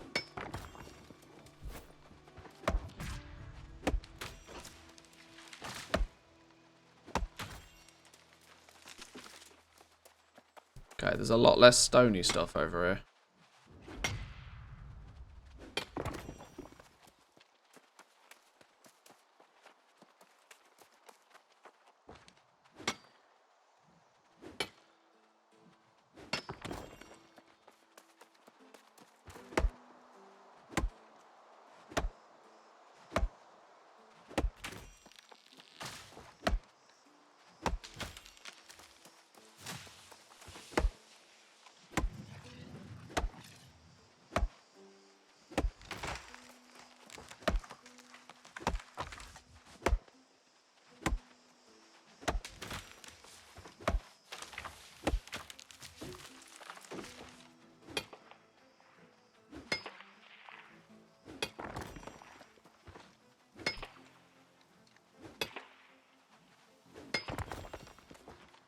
79. Slow and steady.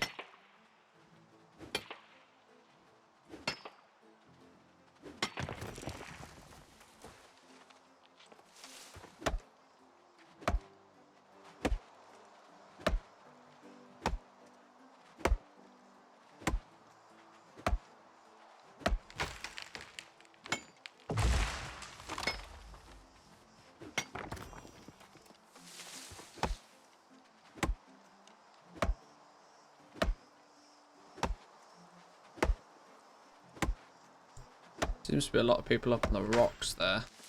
Maybe they know something I don't.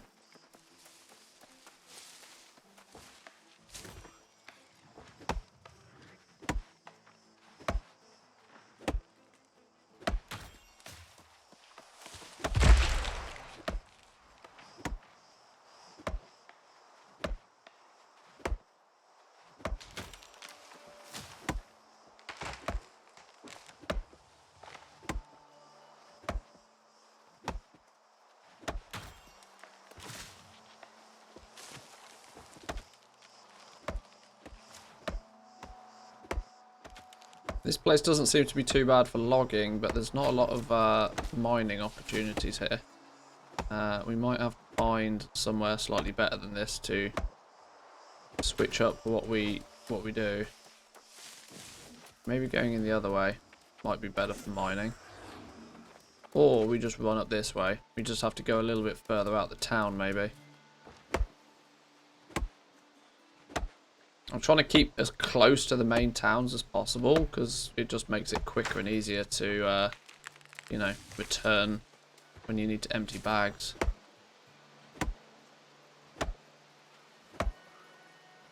I tell you what, the company spam is getting pretty strong. I need to fix these chat channels. Can you choose to like exit out or just focus on? I only want my company stuff to show.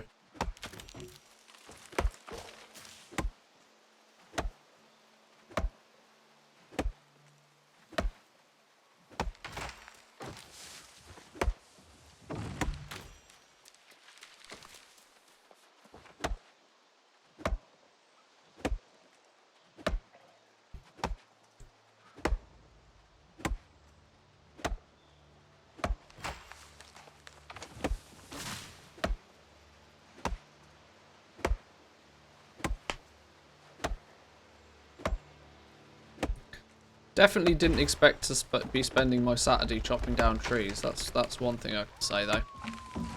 This game kind of blindsided me. Like this game released, the very first day this game released. Even at that point, I was like, nah, I probably won't play it. And then out of nowhere, I've spent the last 50 hours in the last few days playing this game. Literally out of nowhere.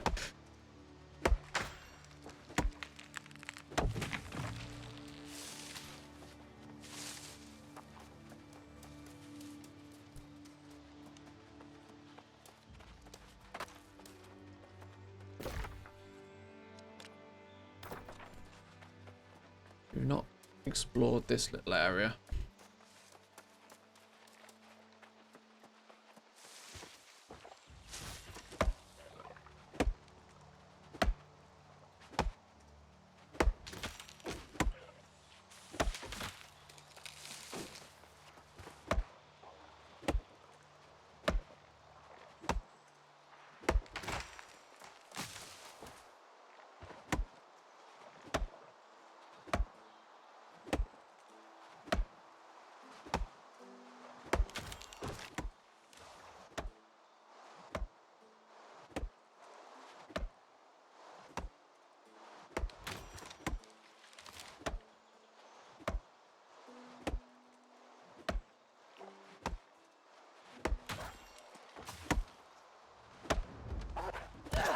That's the point. I should actually make sure I kill the wildlife here. Good opportunity to get our skinning skill up as well. I did say I wanted to try and keep it all somewhat the same.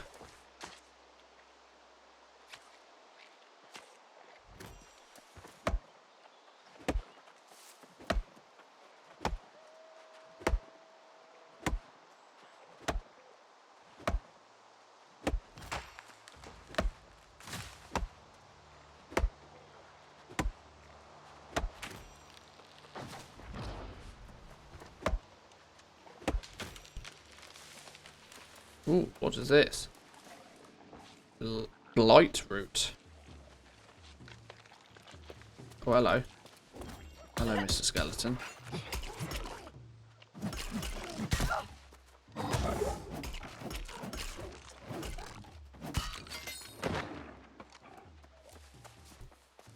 Any more of that kicking about?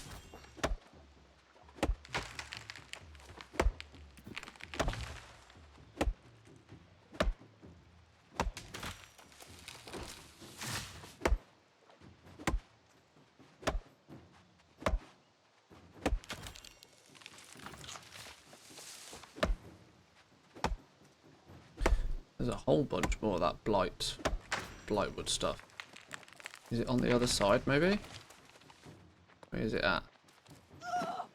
Probably not in the temple, is it? It's probably around here somewhere. There it is, look. Yoink.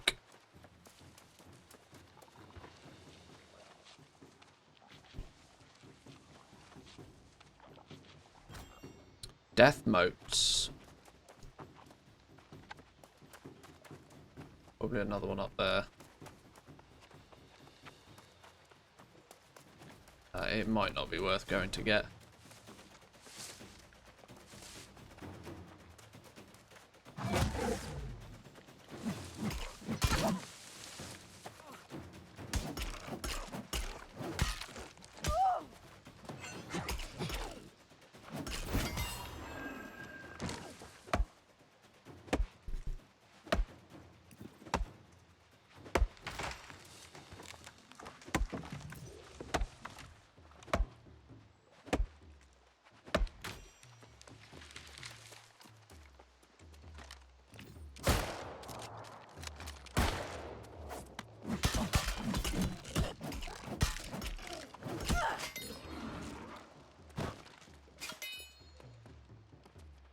Maybe it is up here.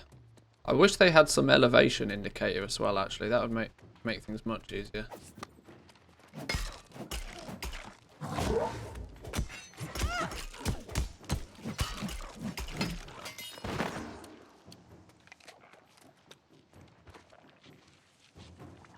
No, go away, Mr. Skeleton.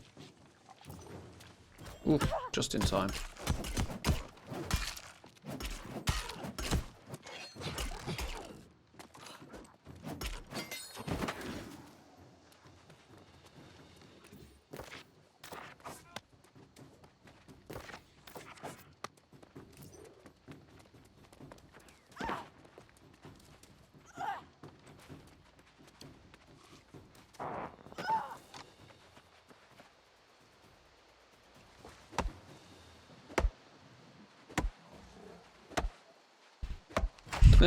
Damn it. Some people's character names make me giggle.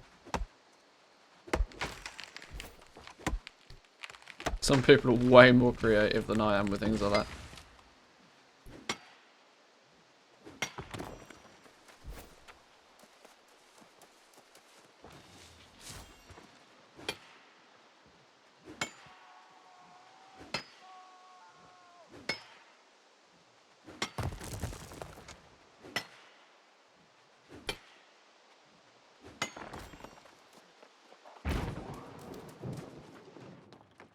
I was expecting there to be something in there. Maybe not.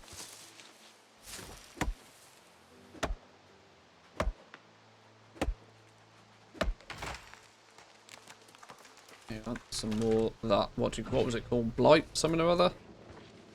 Blight root.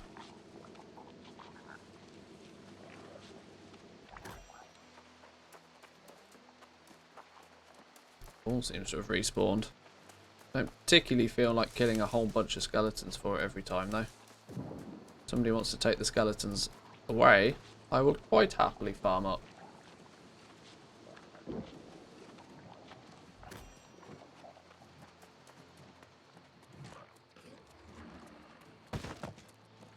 Oh, now it's gone.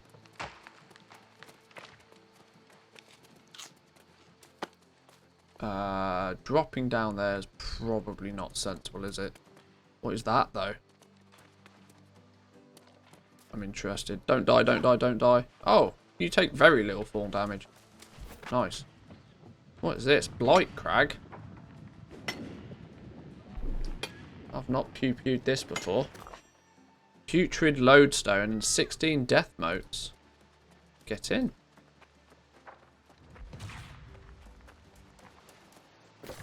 Where are we? We want to keep somewhat close to town.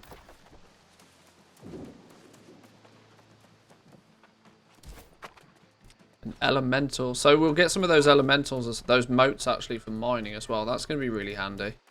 We're going to need a lot of those. Or if nothing else, if we need a lot of them, everybody else is going to need a lot of them. So there's a good chance that they'll be valuable.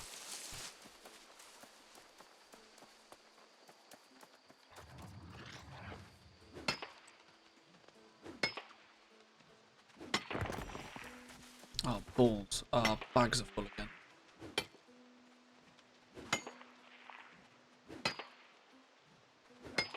1700s, people died from far sillier things than jumping off a cliff. That is true. That was probably considered a noble way to go.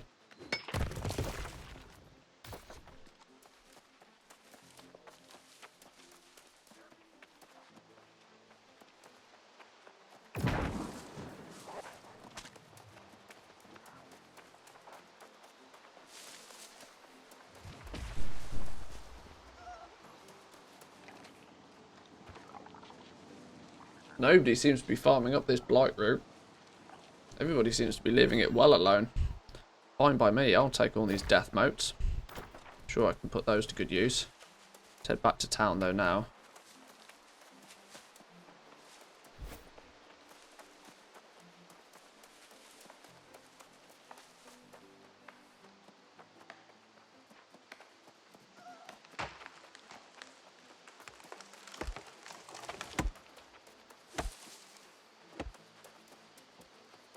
Are we going in the right direction? Yeah, kind of.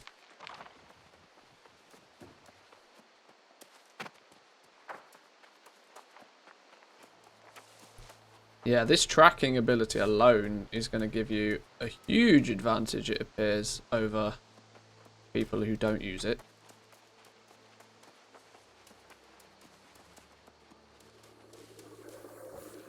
Soul Sprout.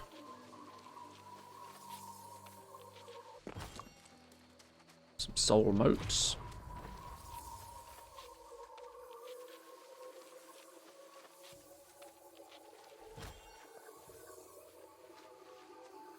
What? That one's bugged. Wonderful.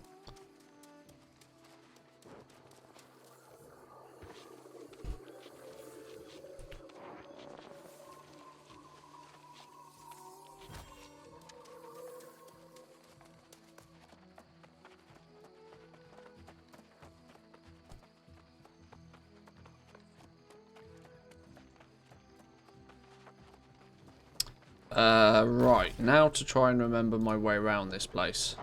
So if we come in from the north, we go straight into the centre and we've got the storage shed. But what we actually need is we need to process some of these materials first. Trading post is there.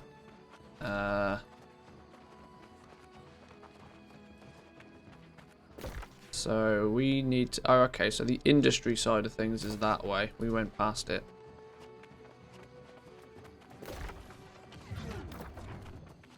No, this way.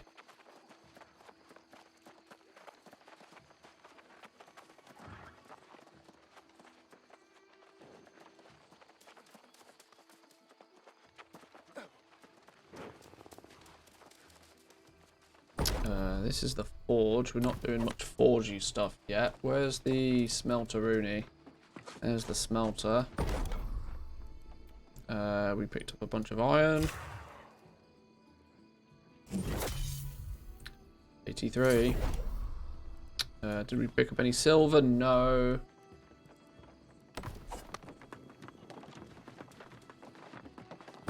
Picked up a lot of wood. A lot of wood. Up to 78.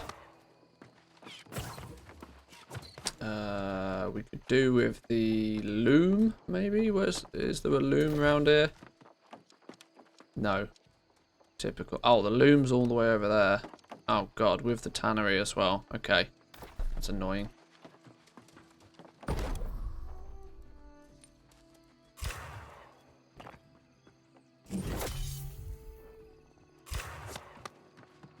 Well, I guess we'll just store it for now.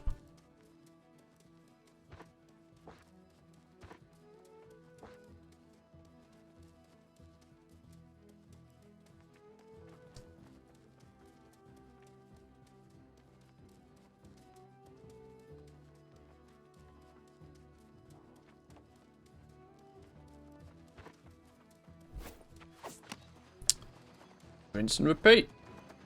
Right, before we go do another little lap, I think I'm going to go and grab myself a drink. What are these big lupus things? I don't even know what they are. But these three seem to be a good source for these blight roots. Which it seems to be marking them on the map now. That's not something that I'm used to seeing. But once again, good to know. But come out this way and we can run away through these three. Gather up the herbs that are kicking about through those. Get some harvesting on the go as well. All good. All gravy. So we'll maybe head out this way. But, gotta go grab myself a drink. Getting real thirsty. Back with you guys in 2 minutes.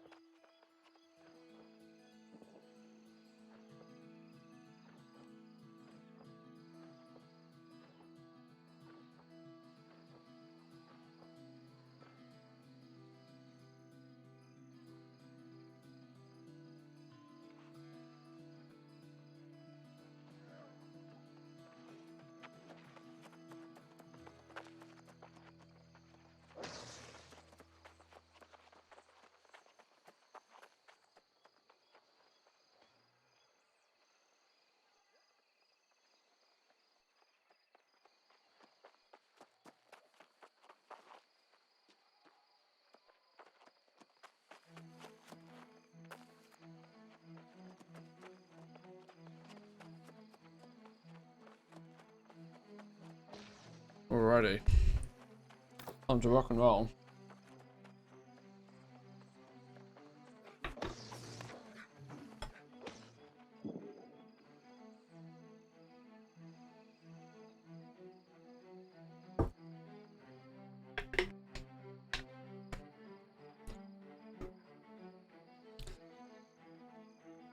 How you doing, Gumdrops? Welcome in.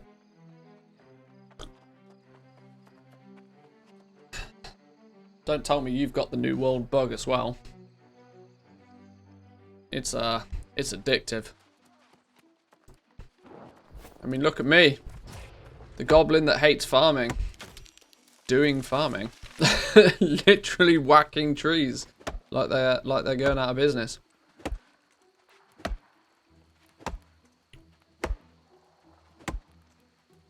Haven't yet, just been watching. It hasn't grabbed me. I mean, yeah, if you're not into mining or tree chopping, not to say that there's not a lot to do, but I must admit I'm not doing a great job of advertising what the game has to offer.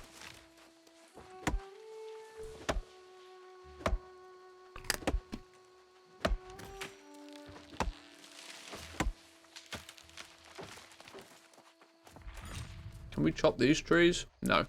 Those are part of the scenery. I tend to be going about this game in a very goblin-esque way. I think though, if you do like farming and you do like trade skills and stuff, this is why I think gold makers from WoW will get a lot of enjoyment out of this. There's not so much the sophistication that you can get in WoW, or you can create in WoW, due to, you know, add-ons like Trade Skill Master. But there's a totally different level of complexity. You know, different places charging you different tax rates when crafting. All the auction houses being different. City-specific auction, or trading posts, I should say. Adds a level of complexity that WoW doesn't have anymore. Now, whether that's a good thing or a bad thing, I don't know. Because let's not forget that WoW had a lot of these things previously. We had the neutral auction house. We had faction-specific auction houses. They all went away over time. Did they go away due to popular demand, or did they go away because Blizzard just didn't want to deal with them? I don't know.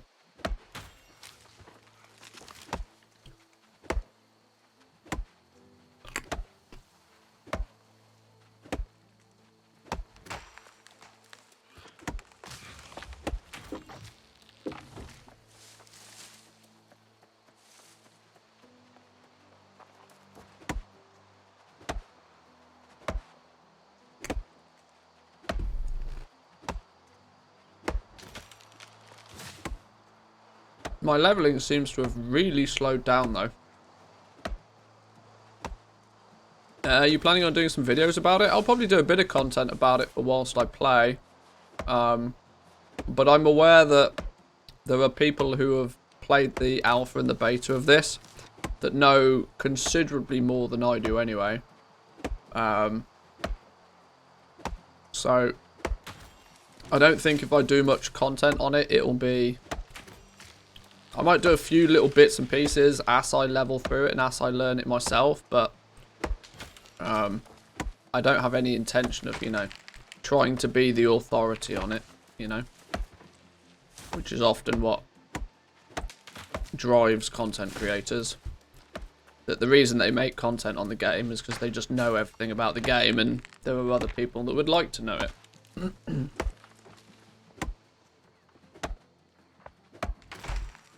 What's this thing? Big shiny thing. Life Bloom. Yes, please. What is that pink/rose drink you have every stream? It's really nothing special. It's SodaStream water with just some like blackcurrant juice in it. Blackcurrant squash, as I would call it, but some people call it cordial, or I don't know. Is there another word for it? Squash is the word I use. Yeah, non-alcoholic, yeah. Just because it looks like rosé wine doesn't mean I'm actually drinking rosé wine every stream.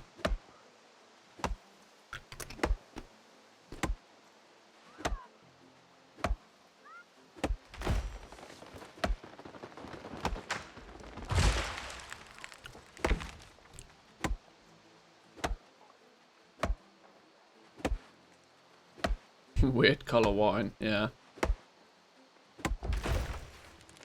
We want to go over this way.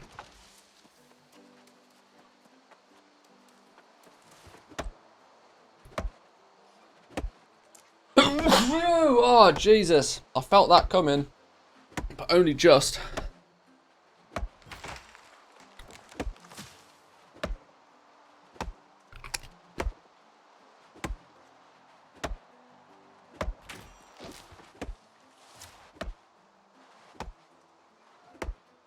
Yeah, the reason I'm drinking the blackcurrant squash on stream a lot is I used to drink an awful lot of Coca-Cola.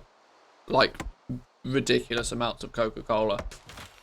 And so it's my way of distracting my body from the fact that it wants Coca-Cola is to drink something else that's fizzy and doesn't taste like water. Where my eventual goal is to just drink water because, you know, health and that.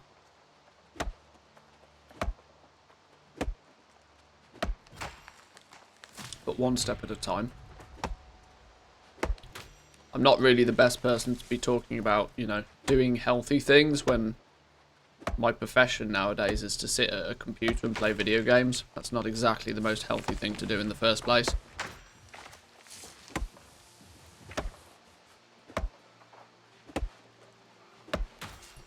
There's definitely not enough stones around here. That's becoming my problem.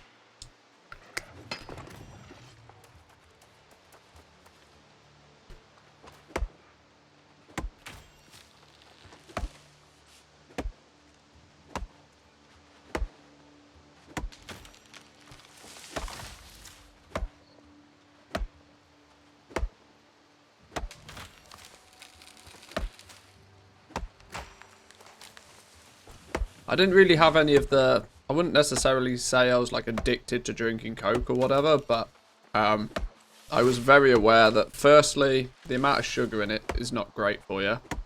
I get my caffeine by drinking coffee anyway, so there's no difference there.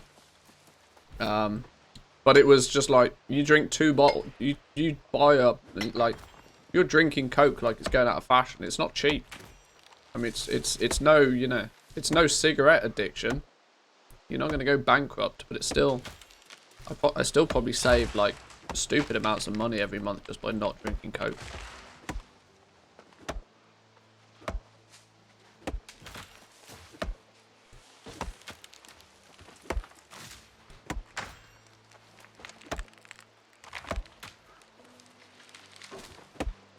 Quit smoking.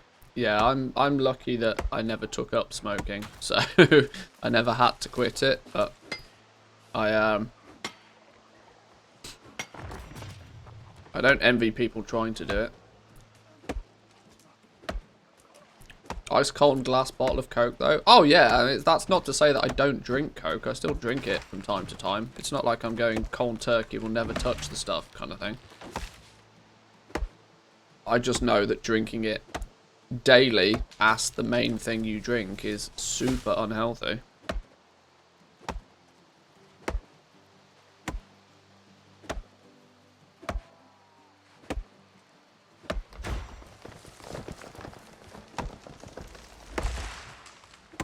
Coke is 1/3 of the price of natural juice. Well, yeah, true. But the goal is to drink water, right? The goal is to train your body into just drinking water. Because you technically don't need anything more than water. Like, that's what people have survived on for billions of years. You don't need to drink anything but water. People choose to drink other stuff but water because it tastes good, right?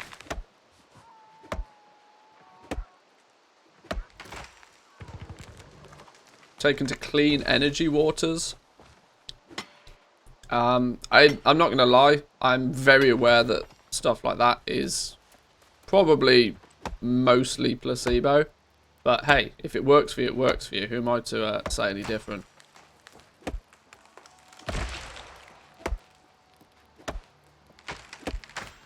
I'm sure scientists know their shit, and if they put some vitamins or something in water, it's probably better for you. Without doubt, though, yes, definitely better than Red Bull. No question about it, definitely better than Red Bull. Although I do love a good Red Bull from time to time. Zanzafong drinks too much Red Bull. We need to tell him. We need to have an intervention.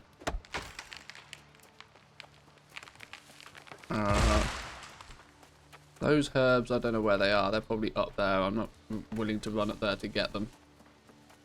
Are they round here? No, they're not. They're up in the thing somewhere. Oh! What's this thing again? This thing's respawned. Our Blight Crag. Death Moat mining thing. Putrid Lodestone and 17 Death Moats.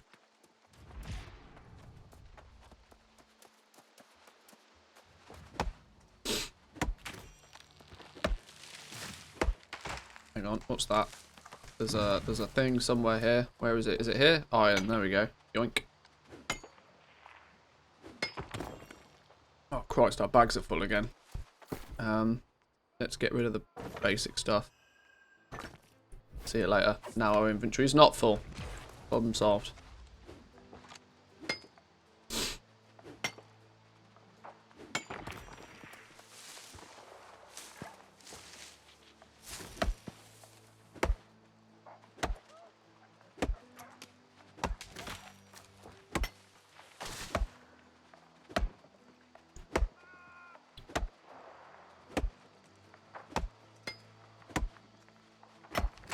Zan needs to see the video of the bodybuilder who used to drink energy drinks every day and developed leukemia.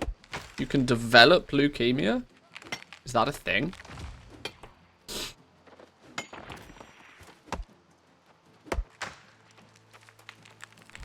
I mean, I guess anybody can develop anything, but basically, you know, well, yeah, I suppose. Yeah, energy drinks are literally cancer in a can. If you choose to indulge and, you know, drink them occasionally, sure. But the stupid thing is they're titled energy drinks, and I don't know whether they just don't give me any energy. It's like they just don't give me any energy. Weirdly, if I have a hangover, I'll drink a Red Bull, but I know that's more placebo. And it's because I kind of always have. It's almost like my body, like, it's a psychological thing. Like, if I drink a Red Bull when I've got a hangover, I just basically tell myself that it's fixing the problem, even though it's doing absolutely nothing. I'm aware of it doing nothing.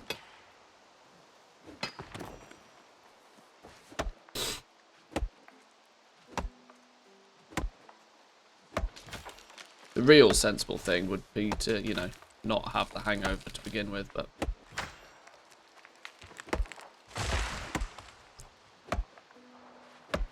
I tell you what, I'm starting to think we're doing something wrong. I can't work out what this doing something wrong is, or what we could be doing better, but our logging has really slowed down recently. We're not getting levels anywhere near as fast as what we used to. It's taking a sizable amount of time to level each level at the moment. Cane oven chips and a Red Bull sorted me right out. It does. It's weird, it does. For me, it's Sainsbury's microwave lasagna. Of all things. Sainsbury's, I mean, obviously I don't have that luxury anymore because we don't have Sainsbury's over here. But Sainsbury's microwave lasagna and a Red Bull. And if it was a really bad hangover, then an innocent, the passion fruit flavoured innocent smoothie. That concoction, hangover gone. Every time.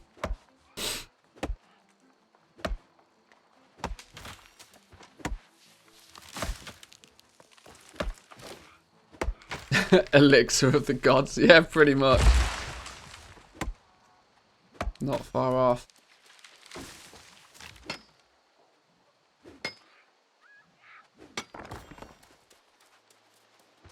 Mining's at 80. Logging's at 79. Our logging's catching up because we've done nothing but logging for a little while now. But I think Zanzibar was saying that his logging skill went from like 73 to 100 at an average of about 3 minutes a level. Now I'm pretty much whacking trees at a serious pace right now, and my logging skill isn't going up anywhere near as fast as that. So I'm wondering if I'm missing a trick. We are obviously getting logging skill, but not a huge amount.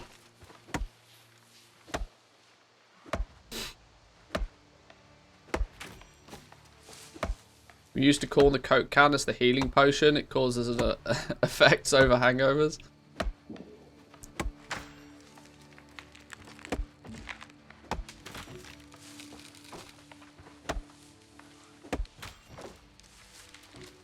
Need to find a place with the mature trees. They give more. It's not so much about the amount of experience you get. It's more about how many swings you have to take, I think. Because here, for example, we've got a young tree. 1, 2. We got it down in 2 swings, which is 37 logging. 2 swings is basically 37 logging. 37 logging. 37 logging. But if we do a mature tree... Oh, shit. This is a young tree as well. 1, 2, 3, 4, 5 is then 73.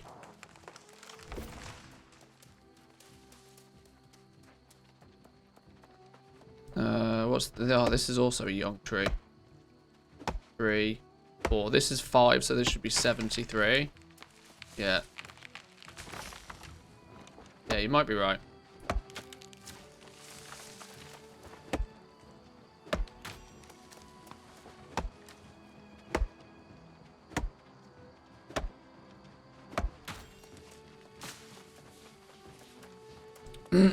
Let's find some mature trees to do a comparison with.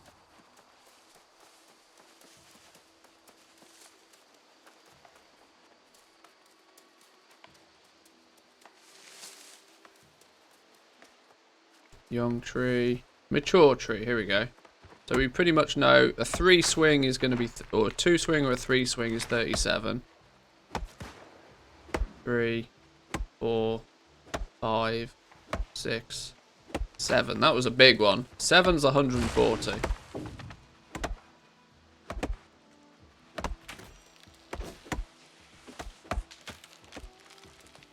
So if we attack this one, mature 1, 2, 3, 4, 5, 6, 7, 8, 9, 166. So yeah, it's just more, it feels more about the amount of swings. 1, 2, 3, 4, 5, 6, 7, 8. This is 9, 163. Or 166, yeah. 1, 2, 3, or 2, 37. Actually, like, if there's enough of these young ones, it doesn't really seem to make much difference whether it's a young tree or a mature tree. 140 logging. I think what is probably going to have the bigger effect is going to be if we have our axe. See, our axe has got yields more resources, but there are some ones that have, like here, Prospector's Discipline, for example, gains 6% or 5.7% more mining experience, and it yields more. We've got a nice little double wombo combo on that one. Skinning gives more resources, 14%. Harvesting gains more experience and yields more. Nice combo on that one. Our logging axe hasn't got the best combo, but it's at least giving us more wood.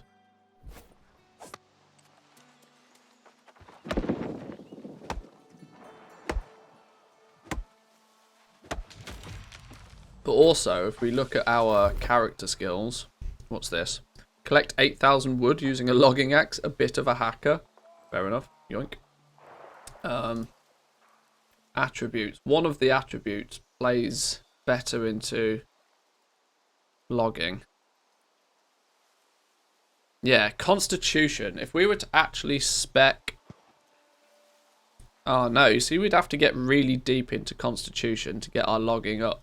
10% logging speed, 10% minus 10% reduction on durability for tools, 10% weight reduction, 10% logging speed again. But you need 200 points in Constitution just to get 20% logging speed, which is, even if we respec, wouldn't happen. Just need more trees, I guess. Just need more trees. Seems like a great game if you enjoy filling bars. The crafting system is what we're really trying to aim for. But gathering for us is the first stage of that. We've got to get our gathering out of the way. The reason I'm focusing so heavily on gathering is that I was running around doing quests. And I was having to run past things that I couldn't pick up. And in a game where you have access to all the trade skills, you can do everything if you want. Running past stuff was infuriating me. Because it felt like I was just, you know, well, I was technically leaving something behind. So hence why logging, mining, harvesting, skinning, fishing, you can do it all. I don't care about fishing because fishing is, you know, we'll worry about fishing eventually. It's not critical, but and then obviously everything that you gather, you can then refine it and get refining as well. So mining is not just one thing. Mining is separate from smelting. So I'm working on, I want to get these two to 100 as quickly as I can, really, because it's at skill 100 we unlock the Wardwood ability for logging. Now 175 is then needed for the actual end game material, but we'll work towards that slowly but surely over time. 100 is kind of the point where I want to get at for logging. Mining is sort of similar. We get star metal unlock at 100. We unlock lodestone at 105 and platinum at 110. But then there's a long grind to the real end game, which is orichalcum, which is 175. So I want to unlock these. 110 is where I'd like to get to for mining. Because once we've unlocked these, we're never going to be leaving stuff behind. If we come across it and it's rare, we can pick it up and we can take advantage of it. Harvesting is similar.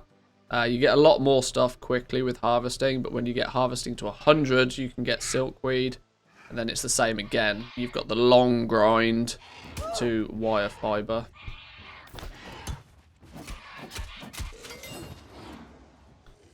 And there's not really any level requirements so much on doing any of this gathering stuff.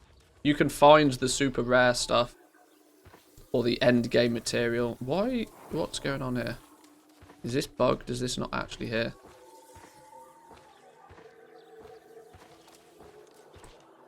Ah, whatever. It's annoying. What about this one? Oh, that's bugged as well. Great. Yeah, this game is not without its flaws right now.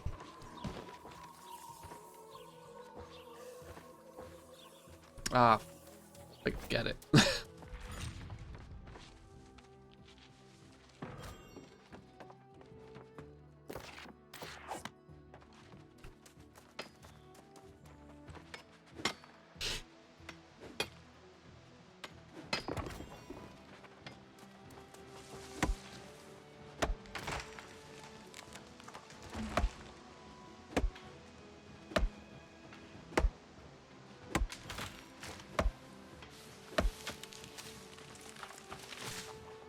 These all bugged?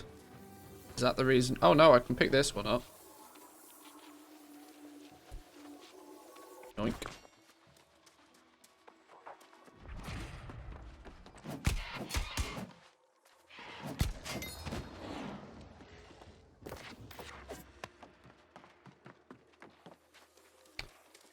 As we're right next to the town, let's go hand stuff in.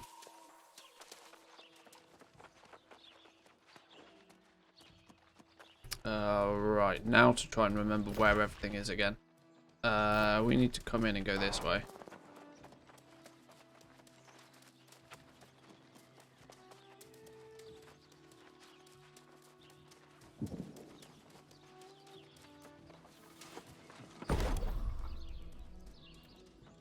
Iron craft.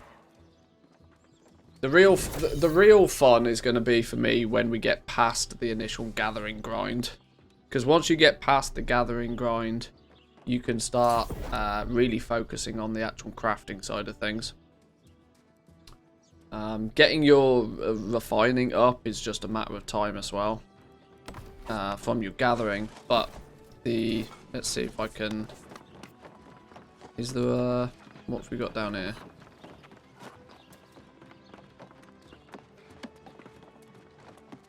Workshop. Yeah. The crafting side of things, I think, is going to get really fun. Because you've got, it's pretty RNG. RNG on top of RNG a little bit. You have, when you craft something, you have chances for it to give you extra abilities or perks. But you can up your chances. So you can, you know, you can use a resource to improve your RNG luck. You can add Azoth to something in certain quantities, and it will then, you know, the more Azoth you add onto the craft, the greater the chance there'll be for attributes and perks to appear on it. So you can't then pick the attributes and perks on everything. Later on, you do get to actually specify what you want it to have.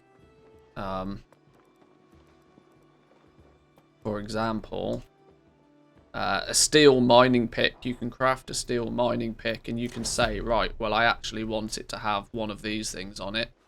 And you say, right, Star Metal Miner's Charm. This gives more luck to mining, giving you a greater chance to pick up rare things whilst also mining. Prospector's Discipline, although it doesn't actually tell you here, is Prospector's Discipline is a greater, which one's that one? Greater experience, I think. Then mining yield. Obviously, you got to work out where all of these things come from.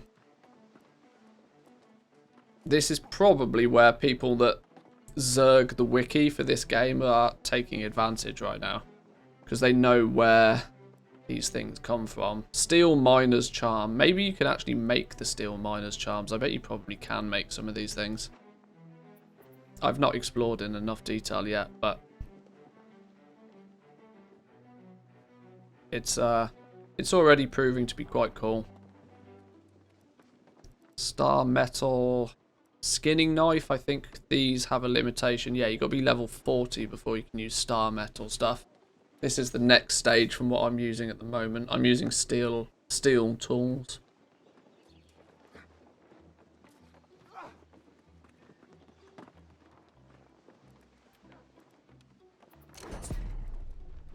But there's so many different perks and things, so you can make so many different variations. Even things like this, gem setting pins, you can specify that it will have a gem socket on it.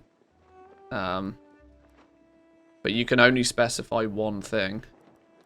So there's a whole great variety of things that could be crafted, and in turn valued differently by people. I imagine, though, whilst this is quite cool to begin with, there'll be cookie cutter builds, I would guess, very quickly. And, you know, people will just want things a certain way. And anything that's not that one thing might not end up selling, but that's kind of the risk of a system like this. That's why I don't think this game's got huge, long-lasting grab about it. The fact that it could just all get worked out and min-maxed, and then it's done, pretty much.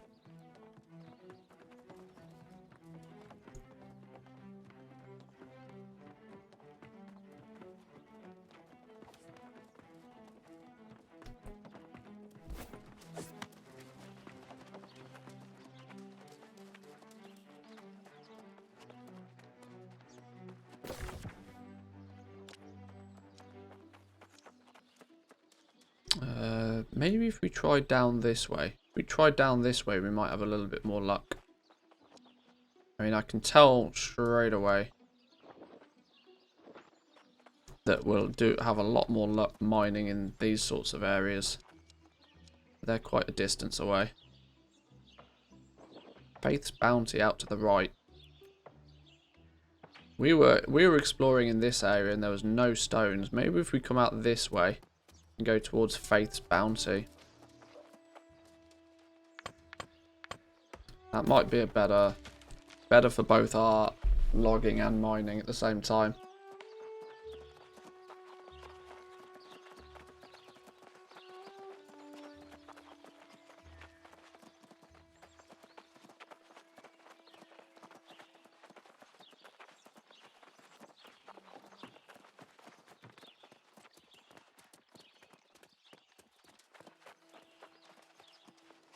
Apart from how the hell do you get out?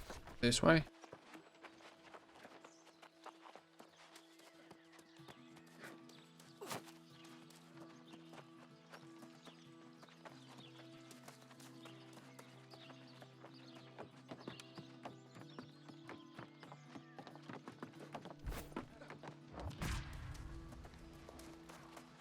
Loads more stone, look.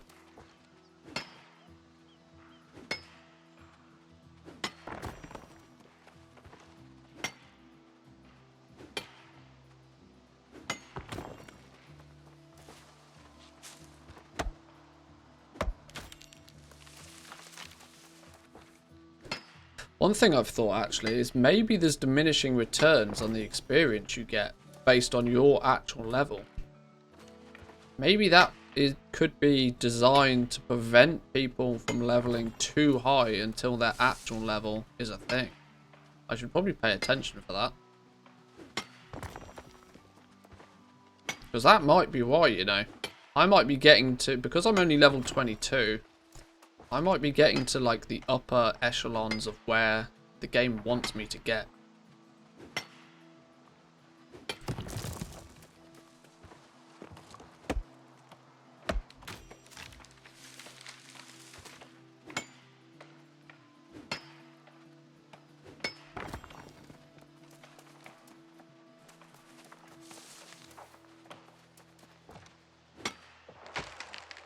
Because in the last sort of 4 or 5 levels, it seems to have really slowed down.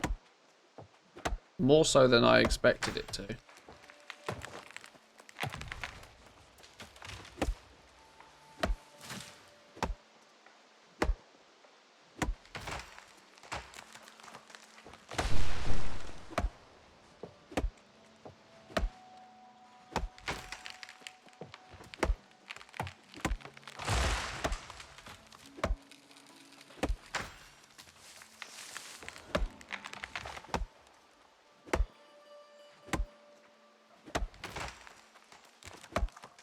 See, every one of these trees is barely giving me, I'd say, like, maybe 5% of a level.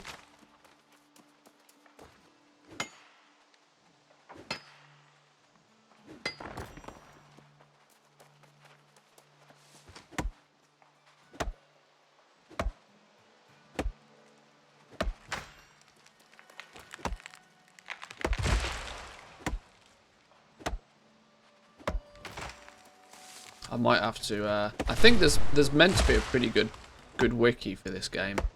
Maybe I should have a look. I wanted to go in relatively blind, but if there is some diminishing returns on the trade skill leveling based on your character's level, which, thinking about it, in an MMO does make sense.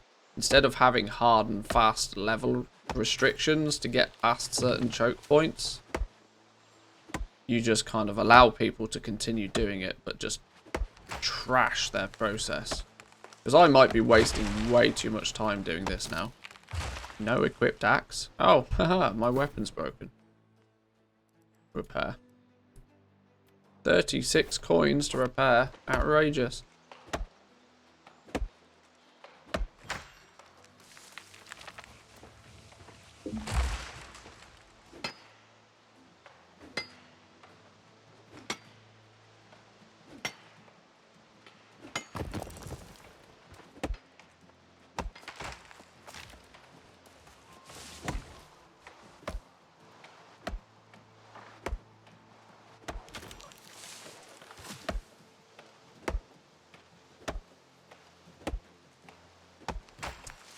Because the reason that I think that might be a thing is because what the weapons seem to do the same. It seems to be that the higher your character's actual level, the quicker the weapons themselves level up. And I think it's probably designed to, you know, keep you in check. Make sure that you don't get too good before you should do.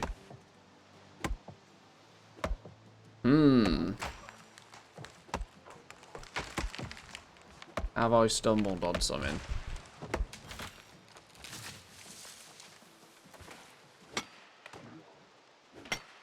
Because there's 200 levels, right? For these gathering skills. And at this pace, if it was to continuously get harder for every single level from this point onwards, like nobody would ever get to 200. This is an outrageous pace. I've gained, like, in the stream today, what feels like... How long have we been streaming today? Ages. 4 hours. And I feel as if I've gained, like, maybe 10 levels in logging and,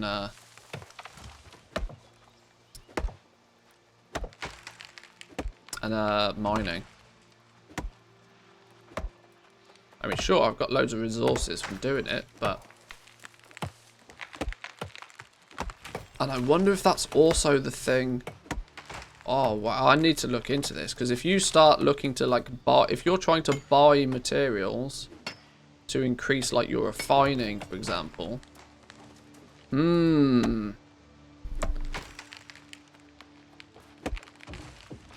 mean, the real test would be to not do anything and to not do anything on a character until 60 and then see just how ridiculously quick you level up your trade skills then, but...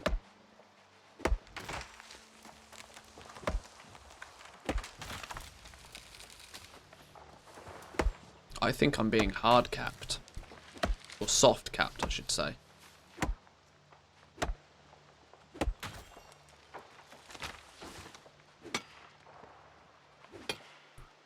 Next time our bags are full and we go back to town, I'll do a little bit of research and see if there's any truth to my theory.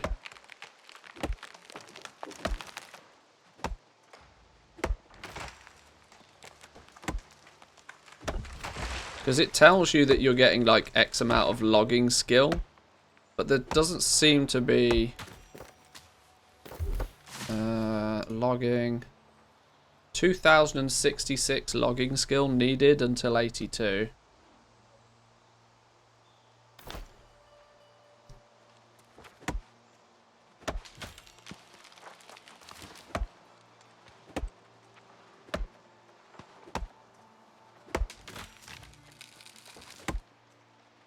The easy way to check, really, wouldn't it? The easy way to check is to stop, make note of how much experience I need, then level my character up and see if the experience changes.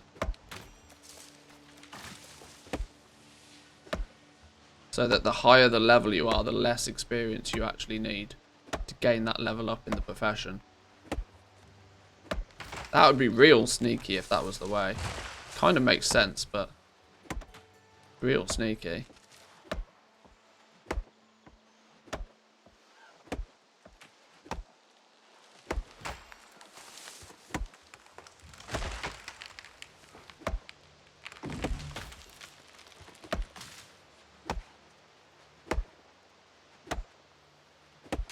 Or I could just be making all of this up in my head and just be really impatient and not fully understanding just how much of a ridiculous grind these gathering professions actually are. But at this pace, I can't believe how anybody would feasibly ever get to like 175 or 200. You'd have to devote hundreds of hours to just leveling a profession. It seems bonkers.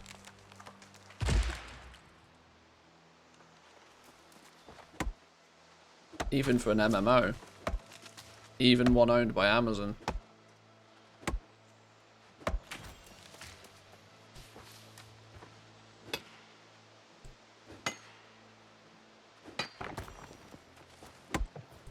That might annoy me a little bit though, because it's because it does, the game doesn't seem to really give you any indication that that might be happening. If you saw, you know, your experience going down for doing the same thing, like if my experience went from 37 down to 36, then to 35, then to 34 for hitting the same tree, you'd notice it.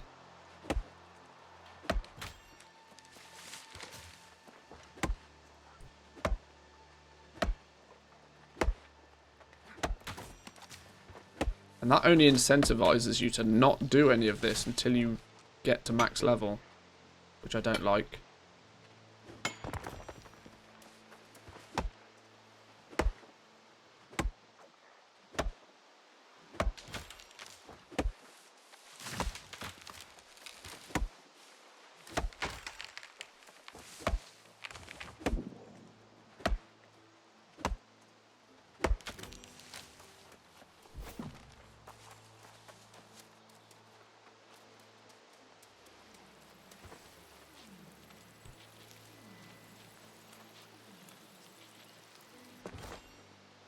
Right, our bags are nearly full. Let's head back to town then.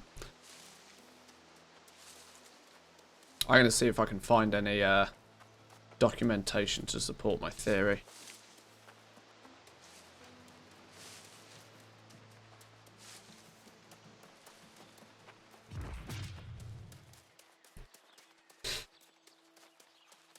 Right, one more stone.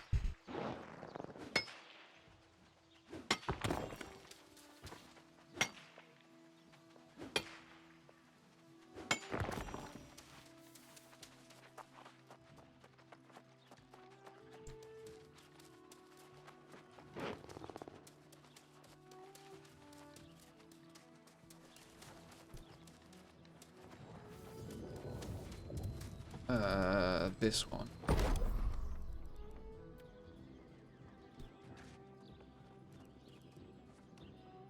Because it also seems to it would kind of make sense, right? Because look at my like both my refining and my gathering seem to be like not hard capped but very soft capped at around this 80 point. I don't really seem to be able to push past this very quickly without what feels like ever exponentially growing amounts of crafts. At what is still technically less than halfway.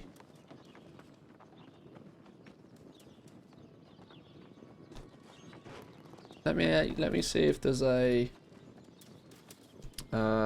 New World Wiki. I know there's a fandom site for it, which may not be the best reliable source, but it could be better than anything.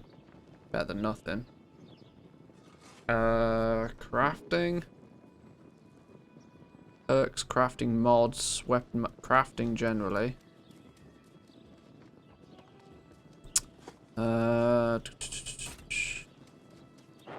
Leveling crafting skills. Leveling a crafting skill unlocks more recipes and more powerful versions of them, along with some other things to do. We'll go into more in our upcoming crafting article. That's an indication that they haven't got a clue themselves. As players' crafting skill increases, the yield for certain crafts increase. For instance, a low-level arcanist might produce 1 healing per crafting attempt, while a high-level arcanist might produce 2 or more. The skills have a chance to produce extra materials are as such. The basis for this increase in yield is calculated by 4 factors. The base chance for that tier to create extra items, the skill level divided by a factor of 10. Okay. The refining material used and the difference in tier between the refining material used and the final product. Let's say you mined a lot of iron ore, went back to town and wished to smelt some steel for steel tools. In your journey you found an uncommon material called shell dust flux, which is a tier 4 item. You're crafting steel ingots, which are only tier 3.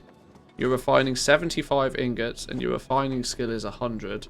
Your extra material chance will then be 58% for a potential addition of up to 43.5 materials, which rounds to 43 or 44 materials over time. The base chance for steel ingots is minus 2%. We add a 10% chance because of refining 100 skill, divided by 10 is 10. This gives us the base extra material chance of 8%. Steel ingots are tier 3, shell dust flux is tier 4. This 1 level positive difference in refining materials gives a 50% increased chance for extra materials. And thus we have 8% plus 50 equals 58. Whoa, okay. This is crazy more in depth than I ever thought. This is awesome. Okay.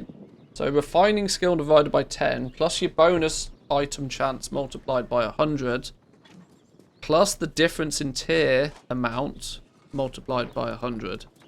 So 100 divided by 10 plus minus 0.02 times 100 plus, okay, 50. Okay, cool. Very clever. There are some items that do not have base material chance at all, such as keystones for expeditions or certain legendaries, tier 5 items. Many of the tier 5 items also have a base chance of minus 20%, and therefore even at 200 refining skill, this confers a 0% chance for extra materials. However, there are gear sets in the game in batches of 5 for full sets of gear that give plus 2% yield each for a total of 10% extra whilst wearing all 5 pieces. This is how some tier 5 items such as Asmodeum will have a max 10% chance for extra materials. Oh boy! So you're actually going to end up with like a crafting set, right?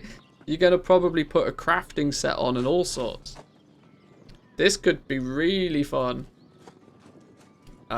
Simply knowing that alone is because I kind of started to work out how, because if we go to let me see if I can do it somewhere where I can actually,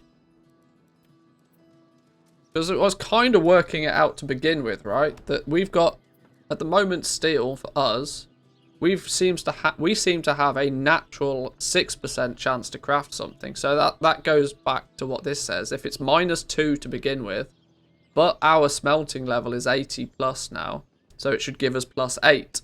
So -2 plus 8 is 6. But of course, we can make that even better because this is steel.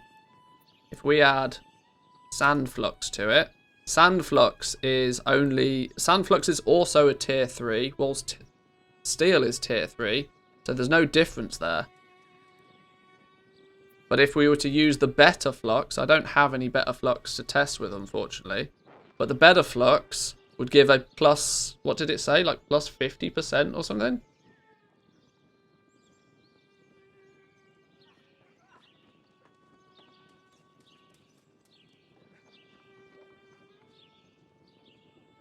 .5.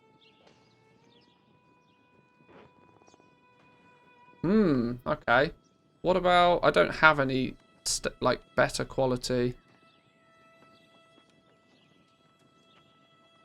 Oh, okay. This makes the whole, even before I get onto the fact that I think I'm being EXP soft capped. Even before we get onto that, this is a really interesting way of making people that do push their professions significantly more efficient with the same materials. Spreadsheet incoming. Well, the interesting thing is that I don't think this game is too heavily designed for you to craft things. Oh, I don't know. This proc chance thing is quite cool though. Let's read on a little bit further. Is there any more that we can bring to this? So, as players' crafting ability increases, the potential range of gear score for crafted items also increases. Eventually, the minimum crafted gear score will also increase. This increase means that gear crafted from a lower tier material by a highly skilled craftsman could potentially grant a higher gear score than the same item crafted from a higher tier material by a lesser skilled craftsman. Oh, that's clever. So, eventually, if we look at, let's go to, what did we have over here? What did we have over here? Workshop. So this iron musket, for reference, you can see here, potential gear score range is such. If and as and when, this bar indicates the gear score range that the item will craft within. Its base is also governed by your skill level. You can also use different tiers and rarities of resources to adjust this range. So if we're an engineer skill 0 currently, which is why we have, you know, the minimum to the maximum being 200 to 210 on an iron musket. But if we were to go real balls to the wall and get our engineering skill really high, this potentially could go all the way as high as 300. And it would bring the minimum up as well with it. That's really quite cool. So when you are a really skilled engineer, like people That's really anti-beginner friendly. This really heavily promotes, you know, zerging it as fast as you can, because if you're low level and you're trying to level up, you have virtually no chance of crafting anything that's going to be valuable to somebody else. Because a skilled crafter can come in, make exactly the same item, using exactly the same materials, and by default end up making something that's considerably better.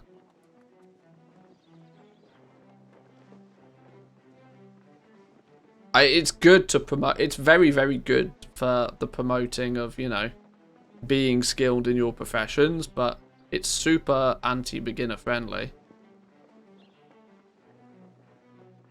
Yeah, Gumdrops, get Sapio on this game quick. Nah, TSM works fine in World of Warcraft, since the rules are pretty strict in World of Warcraft. There's way too many variables in this. Way too many variables for an add-on like that to really... I mean, technically you can code anything to do anything, but the point is there's way too many variables to handle something like that. People can't even work out, you know, putting the right item in the right group in WoW. Never mind, like, proc chances and variable gear score ratings. And so, for example, like a Lobby crafter could easily add a Zoth onto this. That wouldn't increase the gear score of the item, but could favor the likelihood that it would, you know, have attributes on it, or it would have a perk. Whereas a highly skilled crafter could come in, not do any of that, but craft one that's significantly higher gear score in the first place, and just instant win. Oh, this is quite cool. I like this now. I'm liking this a lot more now. Wow.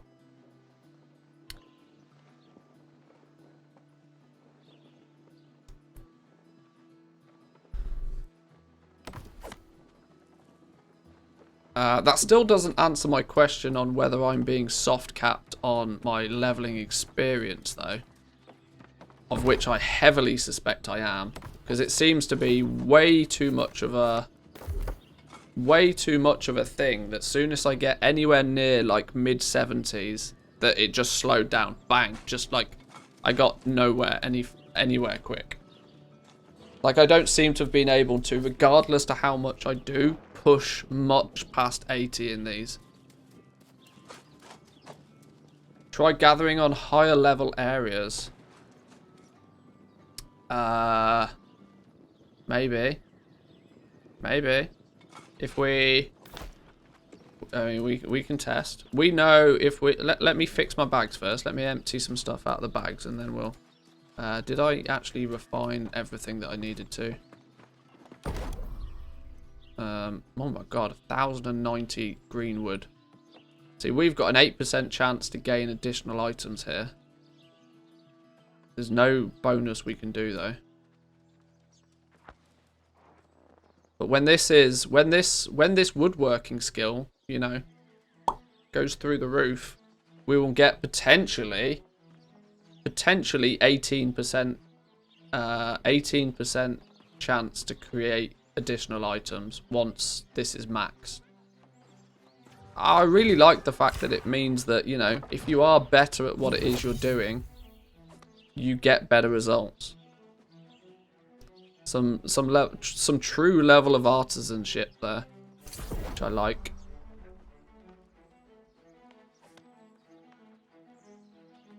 Yeah, for example, there we we crafted a ludicrous amount of materials there, and gained basically nothing from doing it. Might be similar to WoW, where skill points go grey and you have to move to higher level maps. Yeah, maybe. Let's put all of this in here then, along with all of that.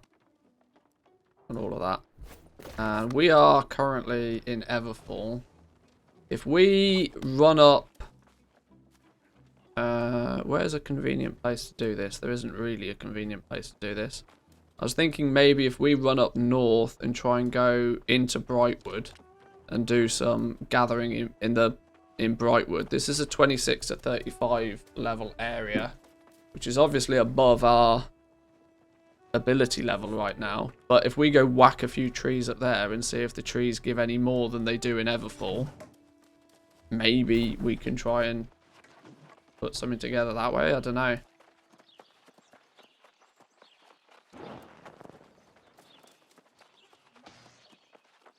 Like I said, the other thing to do would be to look at the look here, weapon mastery, logging.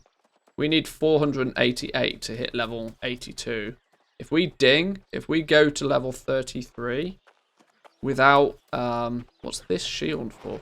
Oh, that just shows that. Okay. If we go to level 23 without hitting another tree, does this number go down? Does it mean that if you're a higher level character, you need less experience to level up? This is what I'm thinking is a thing.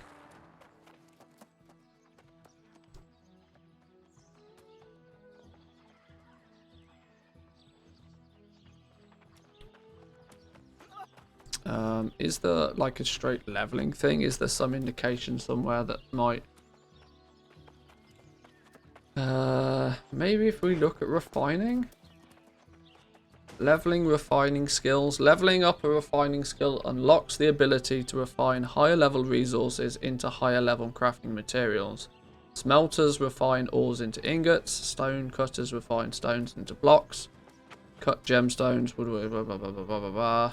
As your refining skill increases, it makes you more resource efficient. Higher level refiners have a chance to gain extra refined resources when they refine. Yeah, there's literally nothing to this yet.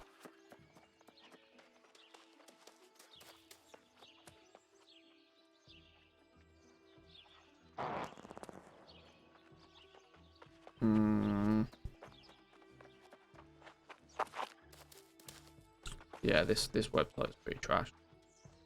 I mean, good effort, fandom, but not really. Is there an actual proper New World? Is there a proper one that's not terrible? newworld.wiki.fextralife. Oh, yeah, I mean, he's banging out stupid amounts of views at the moment, isn't he?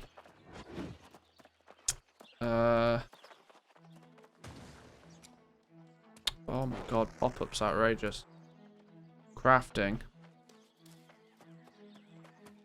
Gathering tools, trade skills, all the stuff. Materials, guides, and maps. Let's just see what the gathering thing says. Leveling up gathering skills. As with all trade skills, leveling up gathering skills is done by continuously using the skill. Leveling up in a gathering skill unlocks the ability to gather a wider variety of stuff, including the higher level ones. Additionally, leveling up in a gathering skill unlocks the ability to detect nearby resources as well as special resources. Okay, doesn't say anything about the experience needed per level.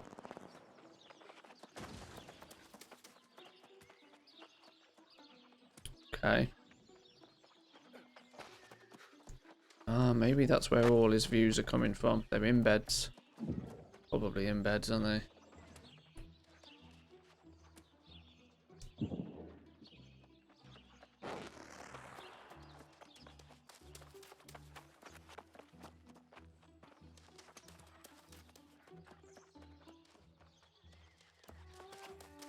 We specifically look at mining. Leveling up mining. Leveling up in mining allows the gatherer of rarer materials, higher tier resources. As with all trade skills, leveling up gathering skills is done by continuously using the skill. Leveling up a gathering skill unlocks the ability blah blah blah. Detect things.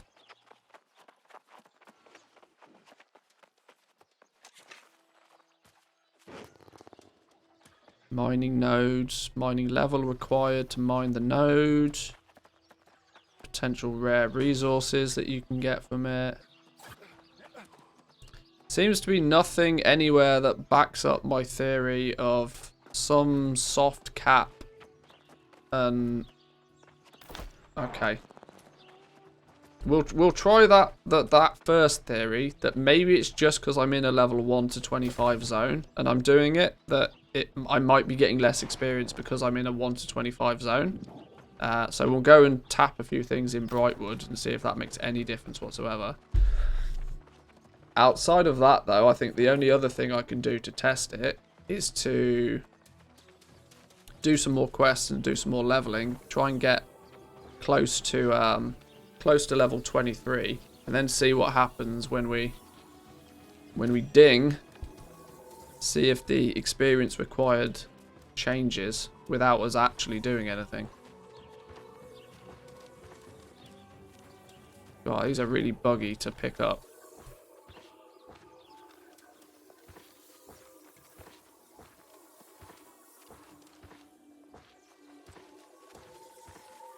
Oh, you're too much like hard work. What about this one?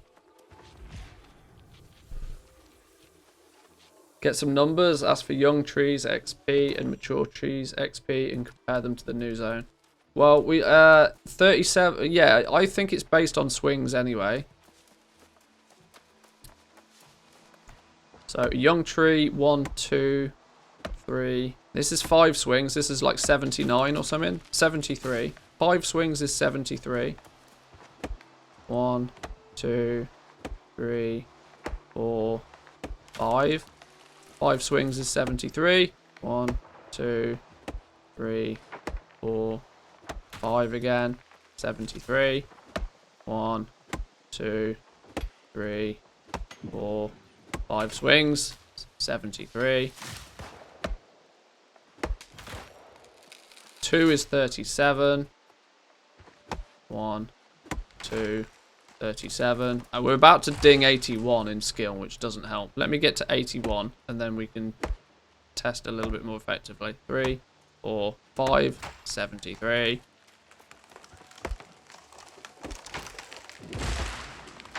Hang on. We're too close to level 82. This should ding as 82. No. Yeah, there we go. We're now level 82. So let's start working out our numbers from now. So 1, 2, 3, 4, 5 swings is 73 still. 2. Right, notepad.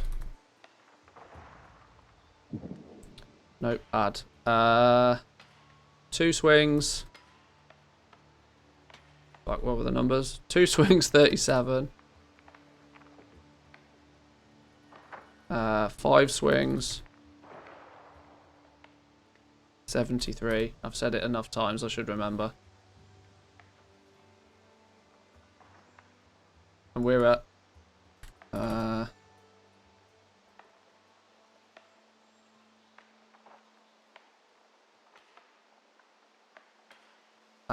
skill 82. Right. Now with that information, let's go up north into Brightwood and see if just by being in a higher level zone it makes any difference.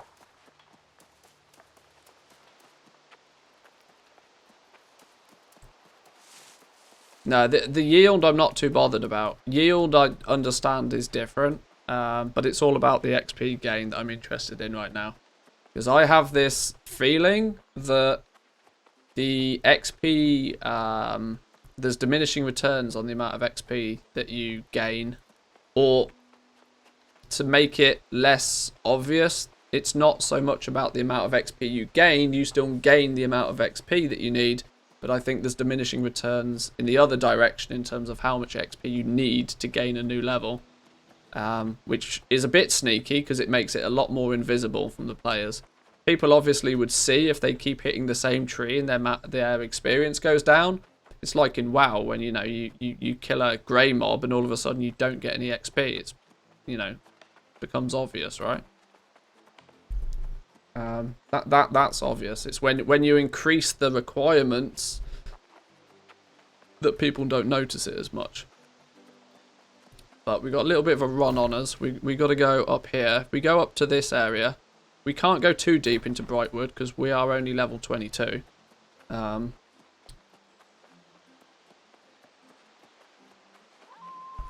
I need to not whack at any trees on the way there in case I accidentally level up.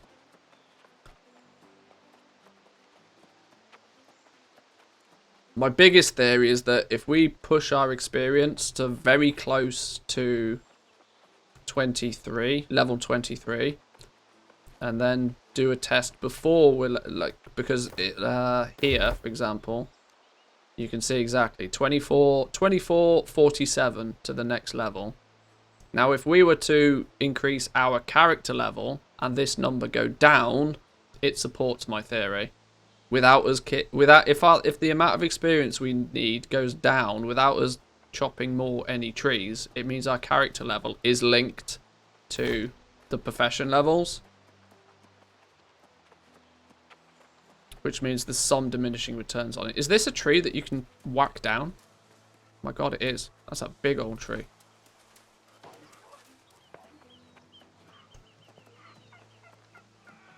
Should have checked that number right after leveling. Well, yeah, I mean, I'm halfway through this level. I hadn't even thought about it until quite recently.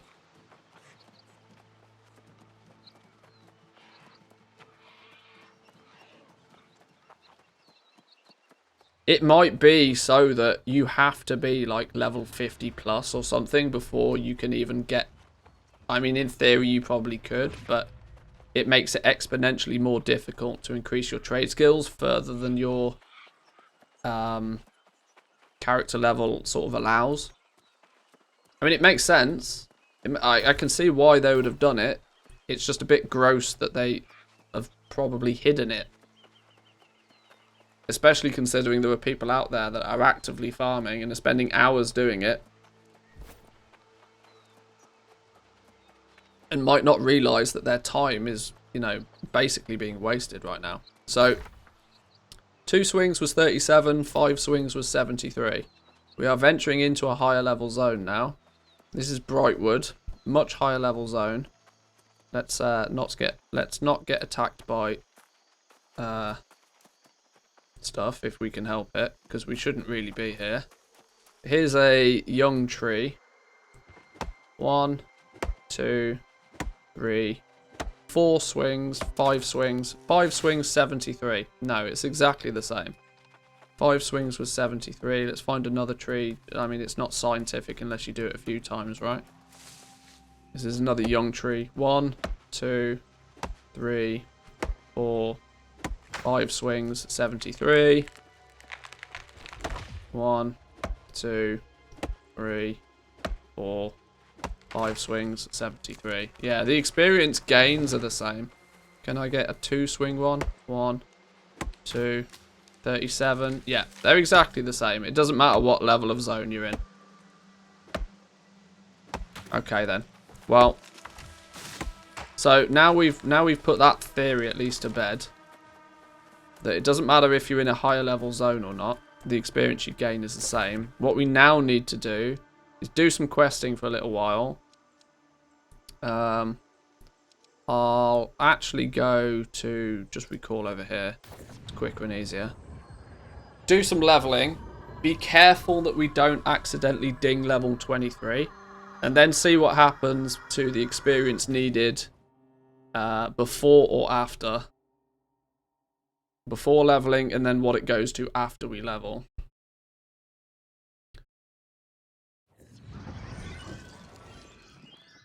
But before I do that, bathroom break. Back in 2 minutes.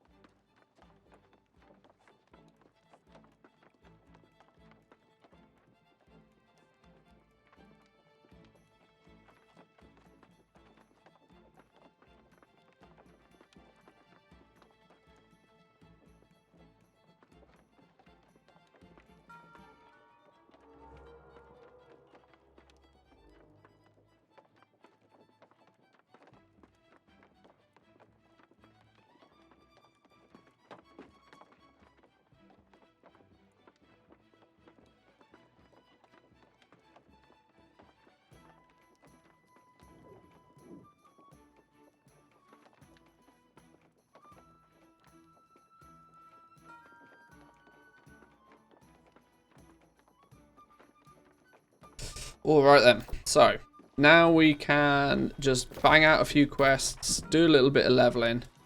Let's find out if there's any quests in the settlement that we can pick up. There's not any we can pick up. Let's go do some faction ones then.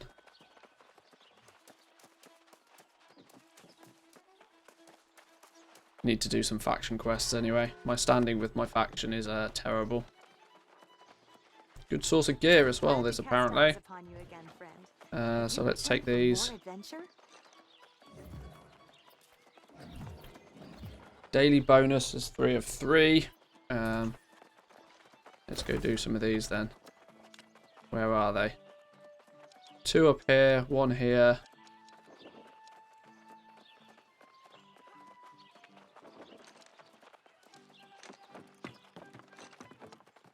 Oh, hang on, have I got... Did I get 2 that require me to go into the... Have you returned for more adventure? Destroy every lost pirate. Delve into the Amarine excavation for the Syndicate and collect each within.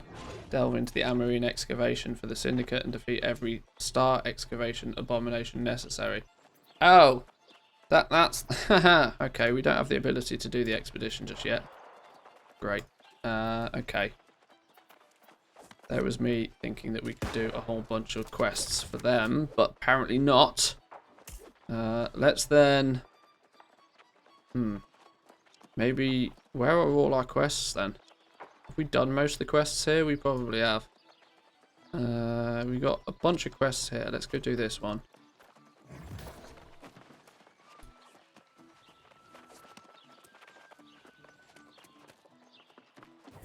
How do we get out of here? Can we go this way?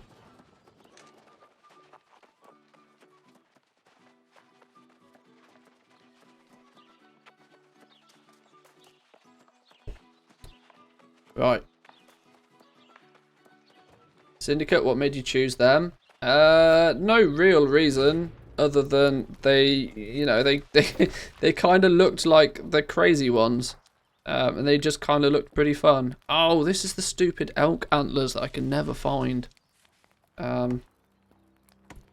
This is the stupid elk antlers we could never find.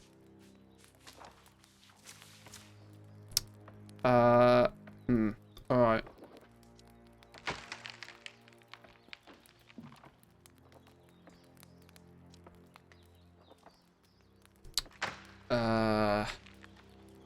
We need to do another quest because that one's broken. Maybe we just go to Monarch's Bluff and try and get some rep on the go over there. Sorry, I'm bouncing around. This is the last thing I kind of expected. They looked kind of fun, best reason of all. Well, yeah, that's a good... yeah, yeah, I suppose. That does kind of make sense.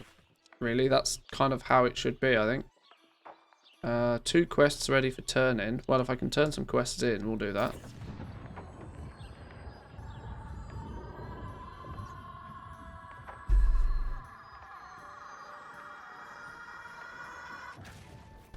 Yeah, the Syndicate, they just looked like the mad, crazy alchemists, which I thought could be quite funny.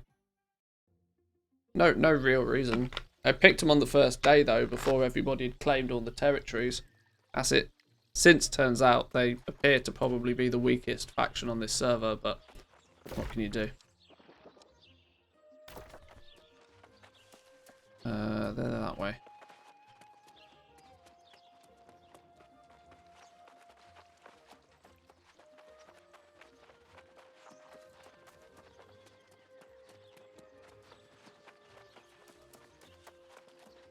Do you have any better faction quests here? I humbly greet you, Truth Seeker. Destroy Bloodheart, necessary without exception. None of these are in an expedition. Good.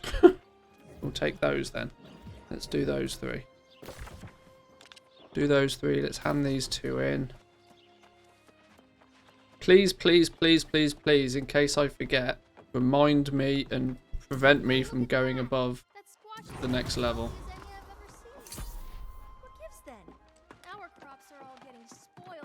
This is really a brain buster, isn't it? The crops We have 12,000 experience. I need to gain no more than 11,000 experience before I stop.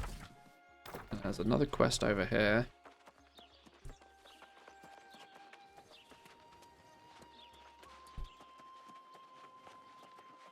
Yeah, I certainly didn't choose my faction based on the fact that one had an ability that felt OP.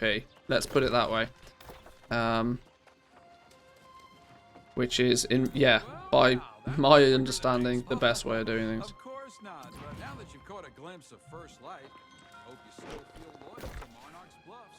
The region's rise is Right, where are we going then? roll out the finest carpets for you. We got 3 quests down south here. One, I think I'm missing a... I feel as if I'm probably missing a fast travel location somewhere. So going down here may not be the worst thing to do. Go here first then. Pin that one. We'll go here. And we'll go down and sweep these. Pick those up.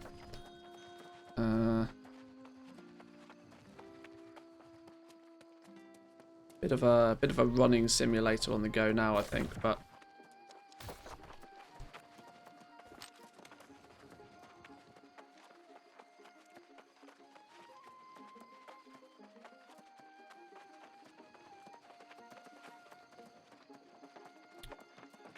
Do you reckon I can continue this leveling without hitting another tree? Or do we think I'll accidentally hit a tree at some point? I probably will accidentally hit a tree at some point. But let me note down that we now need... also, at skill level 82, player level 22. 3 swings gives 37 XP. 5 swings gives 73. 2081 to level 83. Now I've jotted down all of the info. I just need to not hit a tree for a while. Please remind me to not hit a tree. No gathering for a while. For the purpose of science. I checked in without... I've just used my recall, haven't I? Or maybe I didn't. No, it's fine, whatever.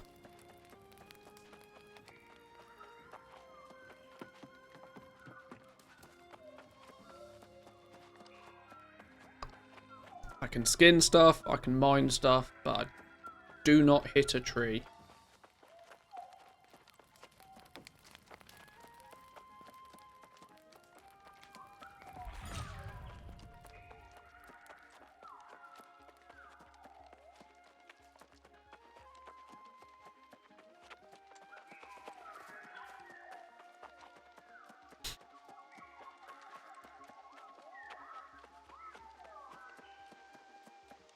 Going to be kind of annoying then if my theory is correct, because the game doesn't do any job at all to indicate that this is a thing. It just kind of hopes you don't notice, which is a gross way of, you know, it's an engagement metric.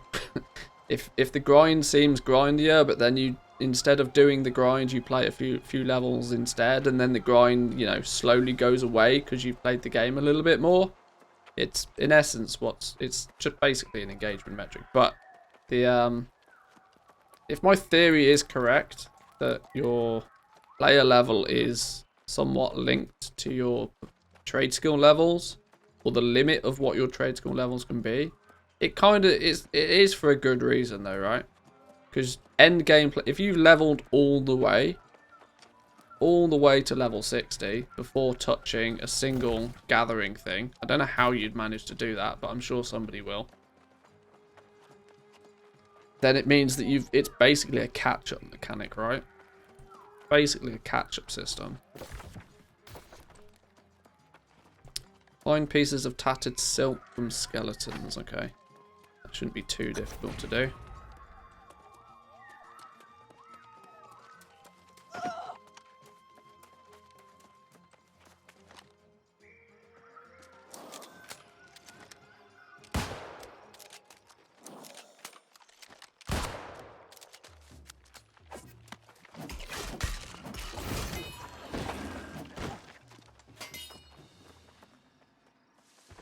tattered silk.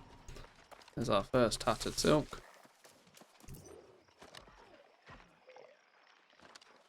He's retreating, that's not very helpful.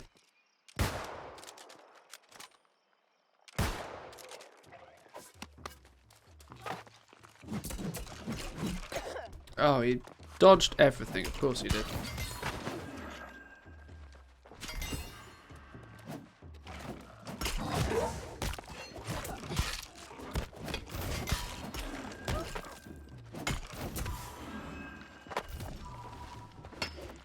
Whoa, whoa, whoa, whoa, whoa.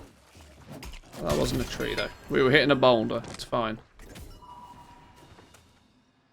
Gotta be careful with our looting, apparently.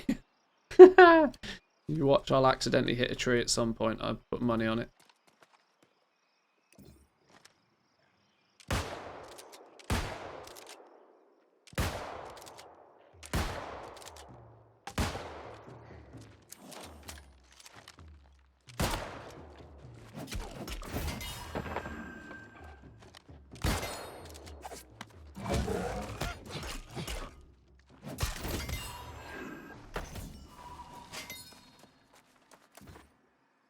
How many is that? 7 out of 12.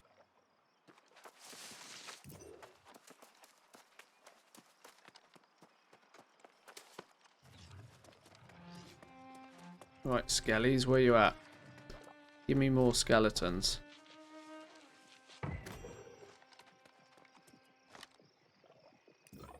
Oh, that's a big dude. I don't think I want to pew-pew the big dude.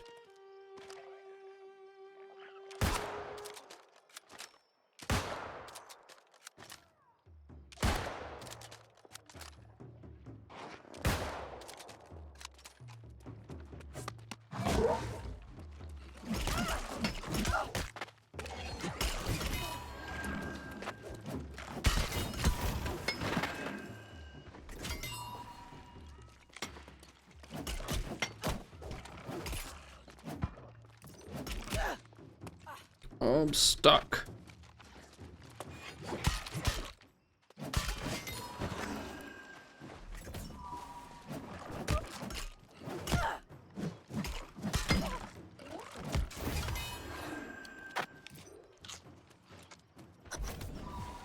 There we go.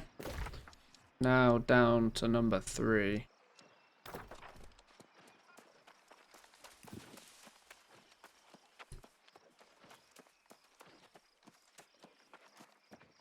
Oh, in a way I kind of hope my theory's right, because it will make the end game a little bit more manageable.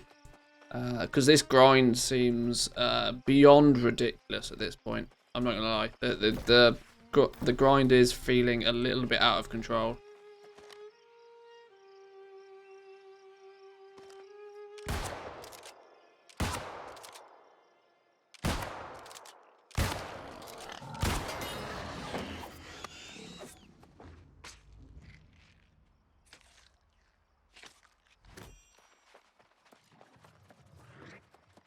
A turkey. Missed. Missed the turkey.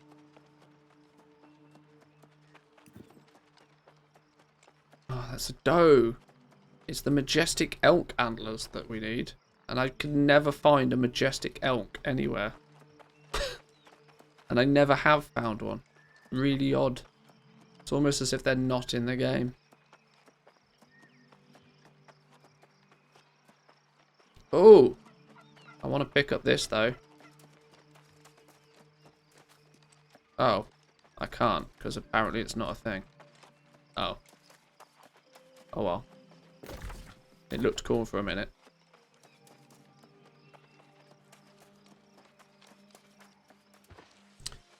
These supply caches, this is what we're going to have to do, you know. We're going to have to work out a supply cache route. Supply cache route could be a really good thing to have because I reckon we're going to need it. I think we're going to need it by the time we get to the end game, because you're going to run out of those, and if you run out of them, your only option is to buy them off somebody else that's willing to sell them. Could end up getting very expensive. Are we on the right direction? We take a left here.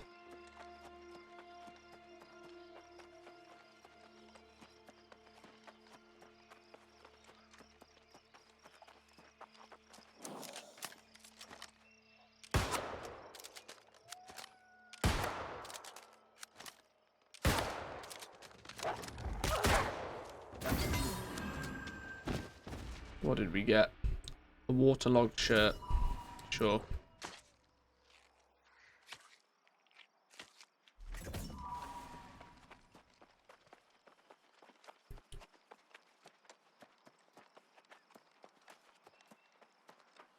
I'm doing a good job of not remembering to hit a tree. I wonder if I will make it without hitting a tree though. Right, what have we got here? Some sort of summon. We're only 50 meters away from whatever we're going to be doing. You're a strong boy.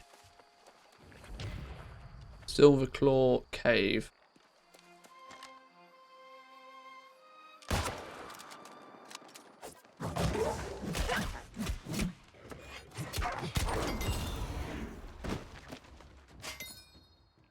Musket level 6. You know what? I almost think that this is the same thing with the weapons as well. Like, the amount of experience that needs to go up. If 3 consecutive shots hit the same target, reduce all other musket cooldowns by 25. Cool. Sold. What? Cannot respec while ability... Oh, there we go. Sure. We can skin the thing.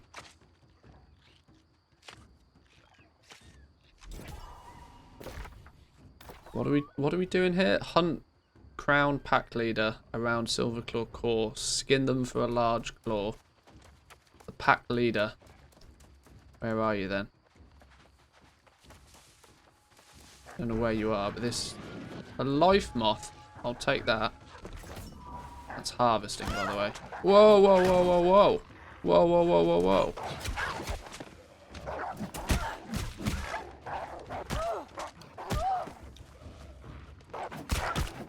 Take out the little ones. We're in a sticky situation because we can't use our...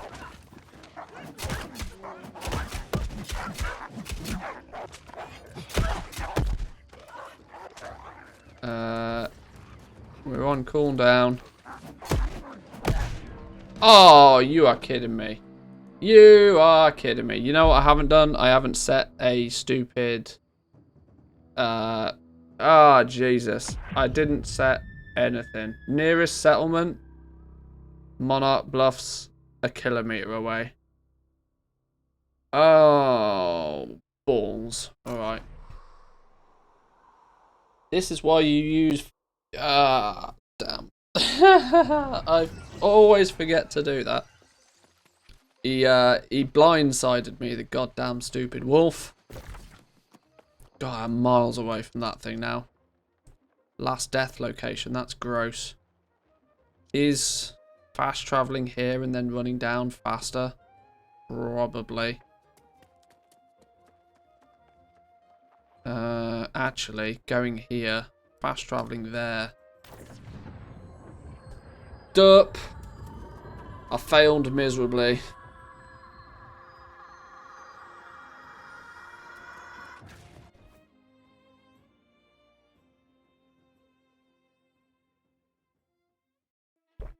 Knew it. I still haven't hit a tree though. I still haven't hit a tree.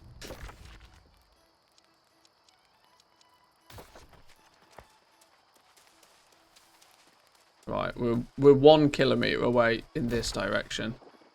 We're gonna have to cross the river either way. God damn.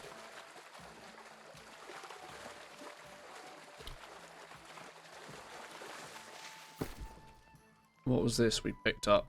Waterlogged shirt, loads of strength, useless.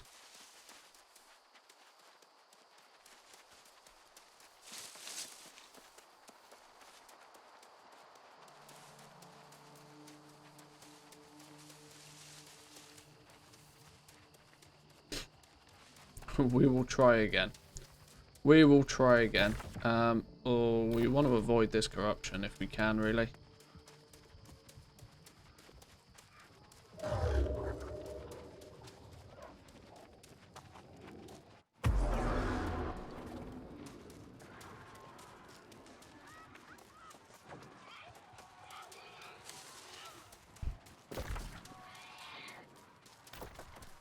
Run away.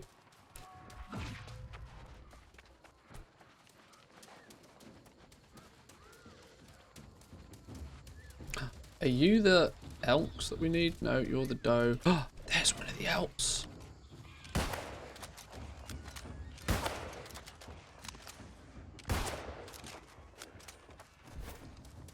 I need majestic elk antlers. Stop. Got it.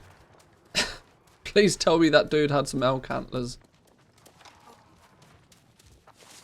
I hate not completing a quest. Where did he go?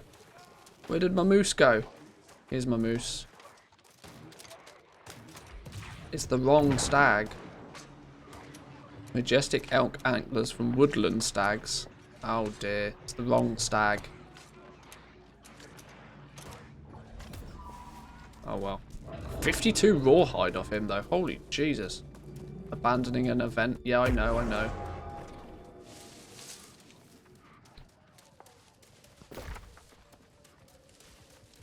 Just keep going in the same direction we're going, we're fine.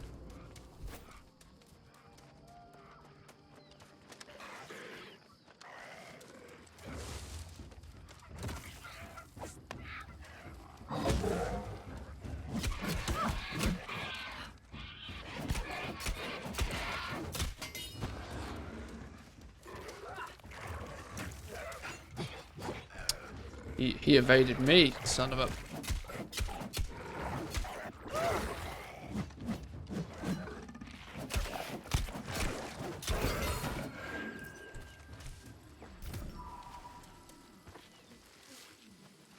God damn. We can pick these up because these don't count as trees. These only give harvesting skill.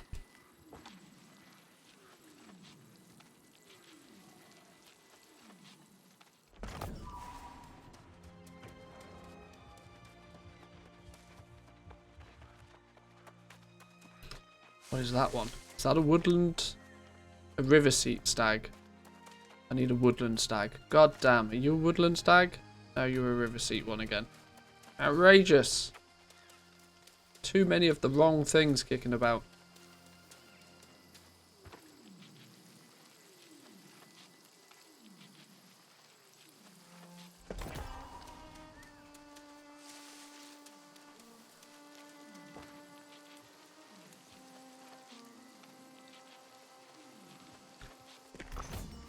See, 95 harvesting skill from harvesting one plant at only level 49.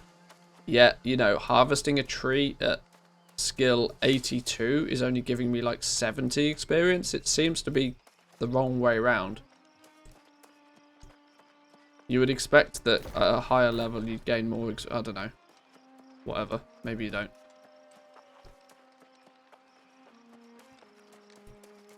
Right, let's try and not get blindsided by these. Can we mine things? We can mine things. Trying to remember what I can and can't do. What I can't do is hit a tree. We can't hit a tree. For science, we can't hit a tree right now. I'll continue mining because materials are materials. See, 250 mining skill for that.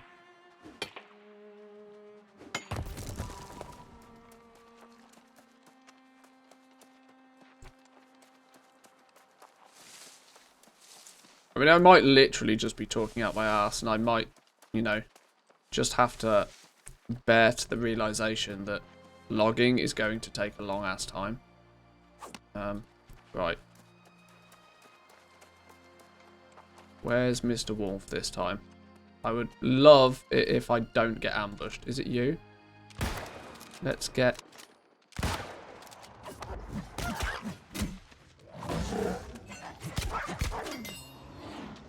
Let's get you guys out of the way. So you don't accidentally jump on me. Where's your friends then? Is it round here somewhere? Yeah. Where are your friends?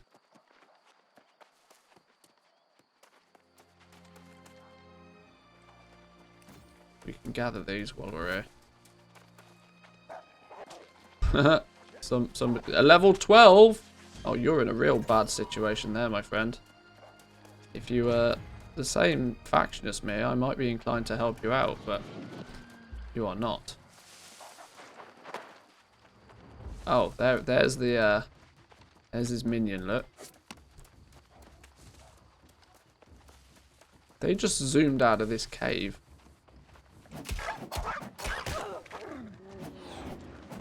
Huh?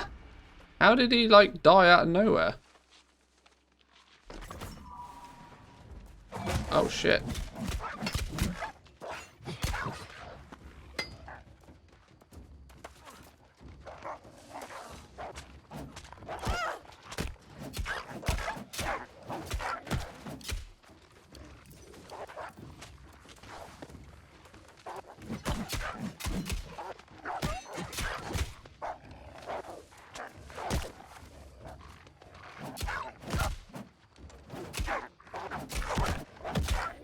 Oh dear, this is not good. This is not good. I'm dead again.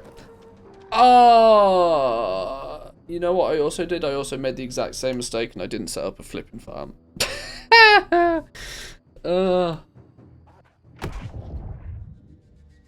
you're stupid enough to make the same mistake twice, it's probably your own fault. All the equipment in your inventory is damaged upon death. Yeah, I thought that might be a thing. Right, those stupid wolves. I'm not strong enough for those stupid wolves. Oh my god, I've got real durability issues. Is there a just repair everything button? Repair all. What's the damage on this? 83 coins! Oh my days. Alright, sure. Do you know the definition of insanity? I do, yes. Yeah, thanks for that. Yeah, well done, yeah. Yeah, absolutely, yeah.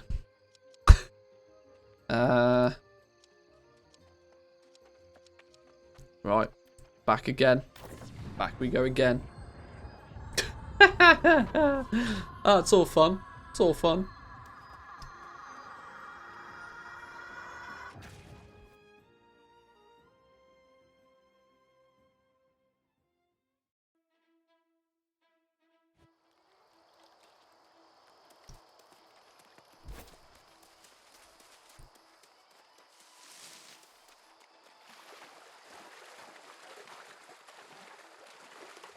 It's alright. We'll win this time. It's fine. Rather interesting when it comes to science, actually, because the same method might yield different results. That's true. That's true. Not all scientists are insane either. Just some of them. I almost hit that tree then. Instinct told me to hit that tree.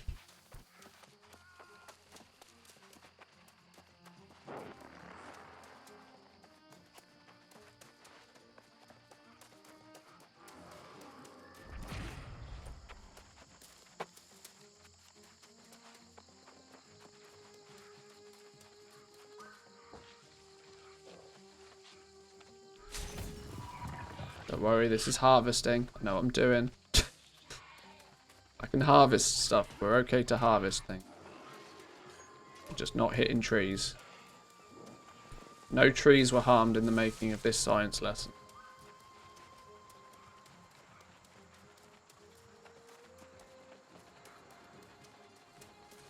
Though we are going to have to run through this corruption again.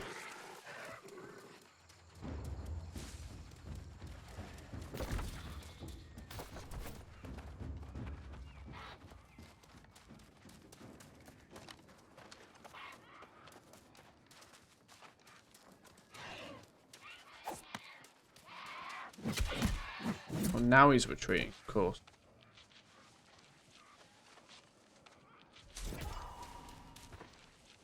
Yeah, it doesn't really make any sense to me that we get so much more experience at only level 50 for harvesting. Yet whacking a tree at 30 levels higher gives us considerably less experience. It just feels weird. Right.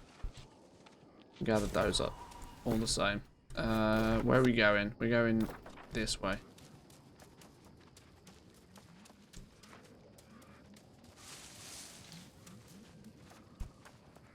And then once we get out of this corruption-y bit, we'll place a camp down.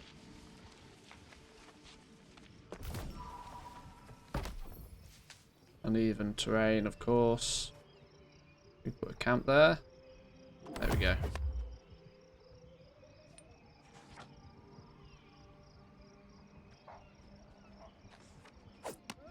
Oh, what? Give me a flint then. Stupid game. Use goddamn flint to put a camp out.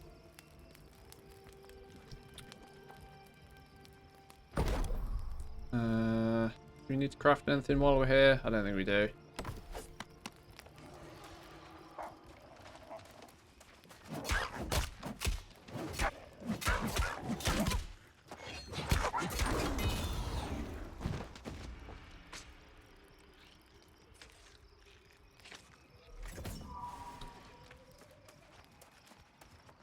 Right, they're up by this big rock. There's a little cave around here, if I remember right. Get a health buff on the go.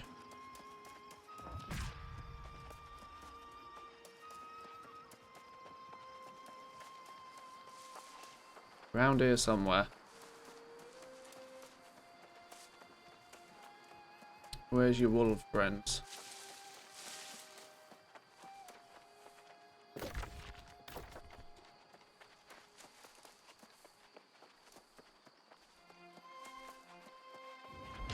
Here we go, around here. Silver Claw Cave. Right, do your worst, wolves. I mean, don't do your worst, but you know. Do something. Whoa, we get chunked. This dude... Oh, it's a 25 elite. That's probably why.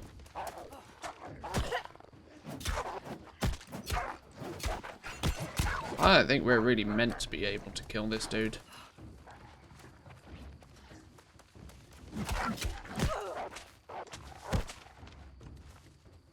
Yeah, he's gonna rip us a new one again.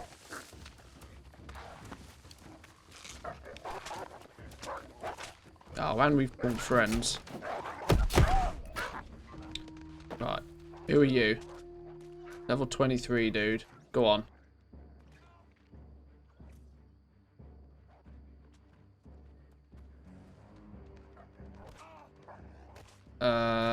I love the fact that he's trying to... Well, I got the credit for it all the same. But I need to skin him for the claw. Is he going to revive me? Thanks, man.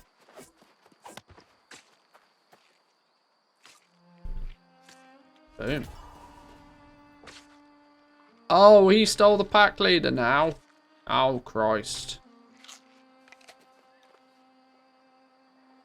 I need to skin them for the large claw. He's just ninjaed in and taken all of the love.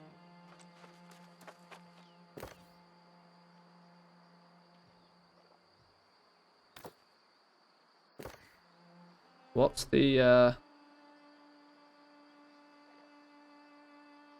Oh, this is embarrassing. I have no idea how to do.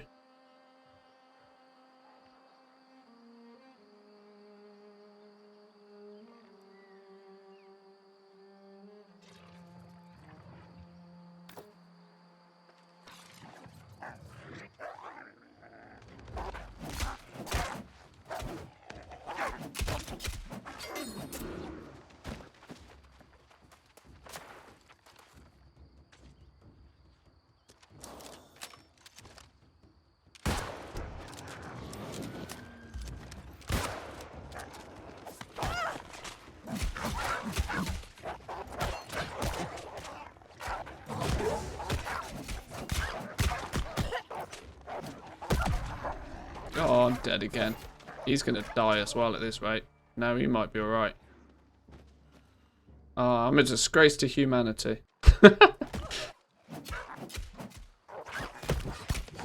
Professional streamer here, by the way.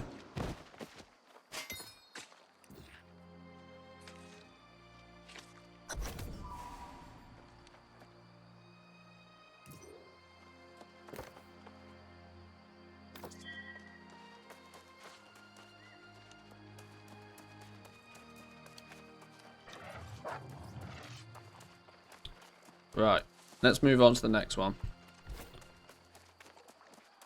Oh, hang on. Now my wife's calling. Get to safety. There's not safety around here. Please hold. Hello?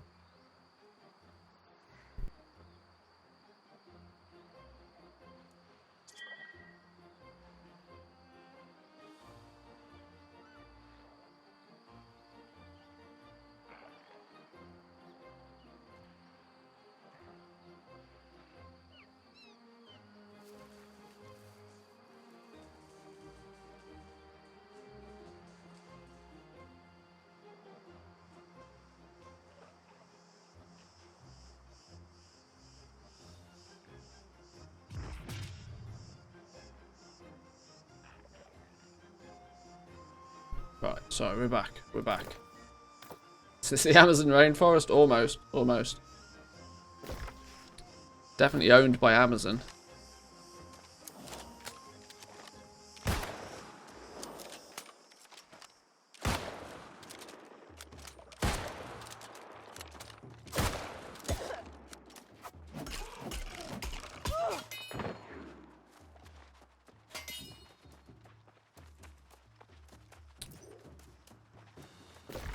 Right, which way are we going now? The problem is going down to here. It's all corrupted. We might have to... It's seriously corrupted down here. This is not going to be good. Level 22 mission. Level 21 mission. I worry I'm a bit squishy for these at this point. One quest to turn in. One quest to turn in.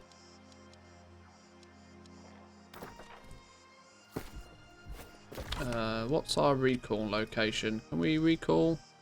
20-minute cooldown on our recall. Alright.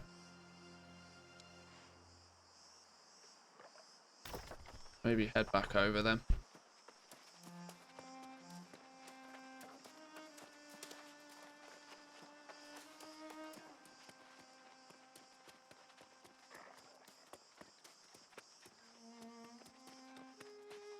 One day I'll find these majestic elk antlers. Apparently not today.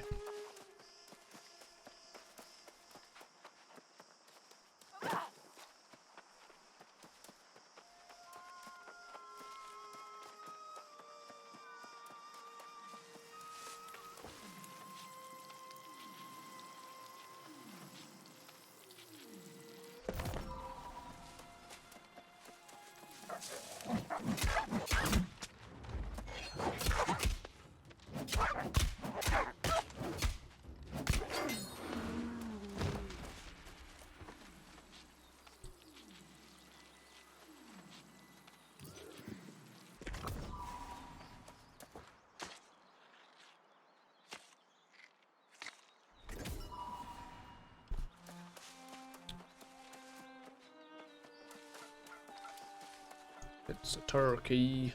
It's a turkey.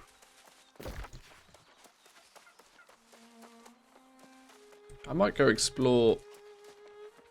I might go explore here, you know.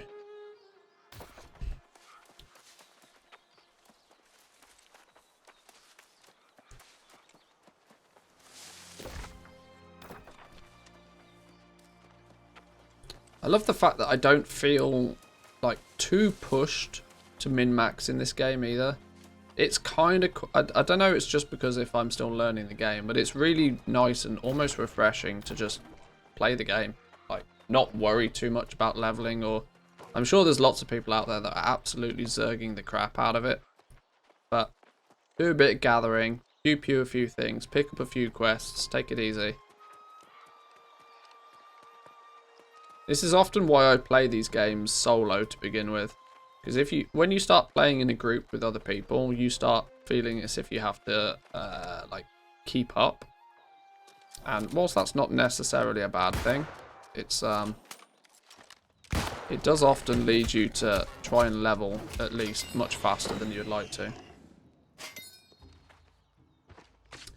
How I level my alts in WoW but end up zerging it every time. Yeah, well, alts is a different situation. The first time you play through anything like this, you should take your time and just play it. You really shouldn't feel the need to zerg stuff the first time you play things. Or I try to avoid doing so at the very least.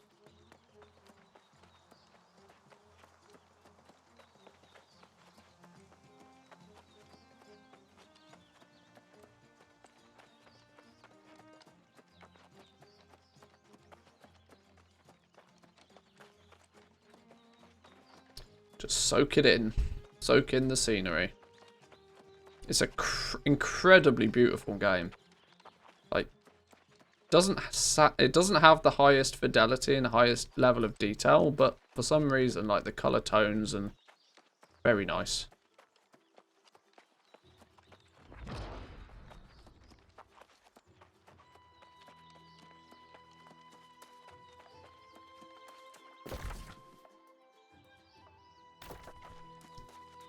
Go introduce myself to this city.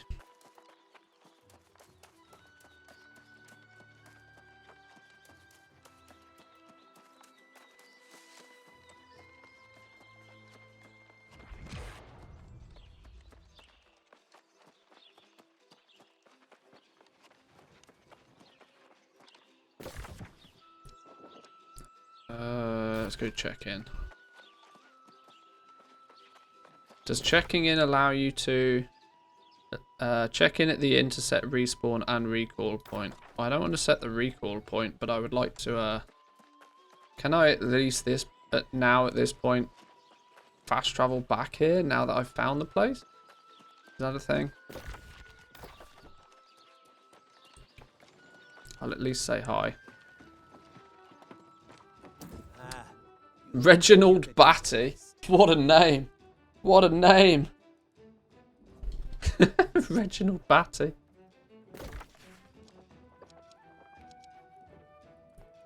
Right. Well, we got a quest to hand in over here. So let's zoom over that way.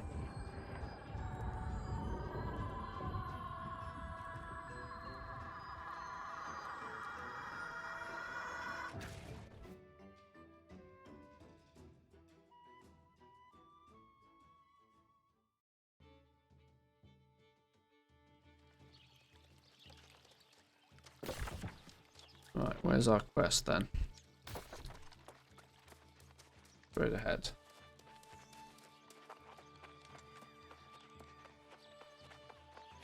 We've still successfully not hit a tree, so we're doing all right. Oh, well, hello, you. Are you the envoy from Windsward, then? And Yeah, that'd be me. unfortunately, this is not the time. We have Okay, that matters to really wasn't a straighten lot out of in experience, was it? Why is it that in times of trouble, people are so quick to doubt their leaders? I suppose I will never understand. Search for 2 provision tools, project point, standing territory coins, XP. Hunt 3 links, acquire and deliver 10 rations.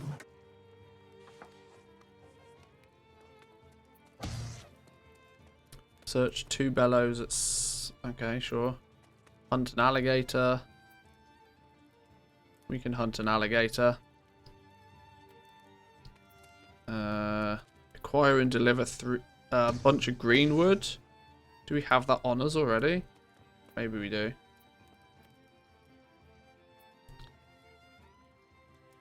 Travel rations. I think I've got these in my bags. There we go. That's actually complete. Hunt 3 links.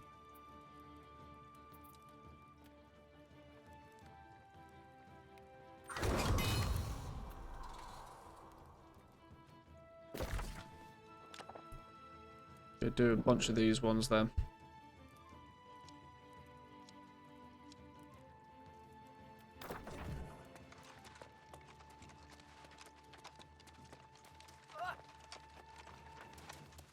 How do we get out of here? How's the easy way out of here? Back where we came. Okay.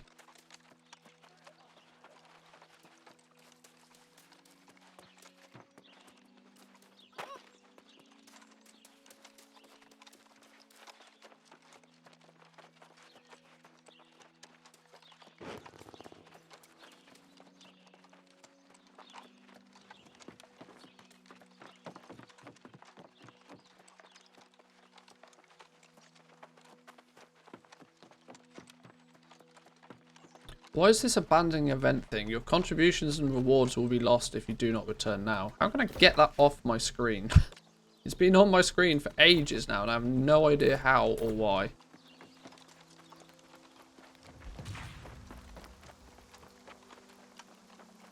Seems to be a real visual bug.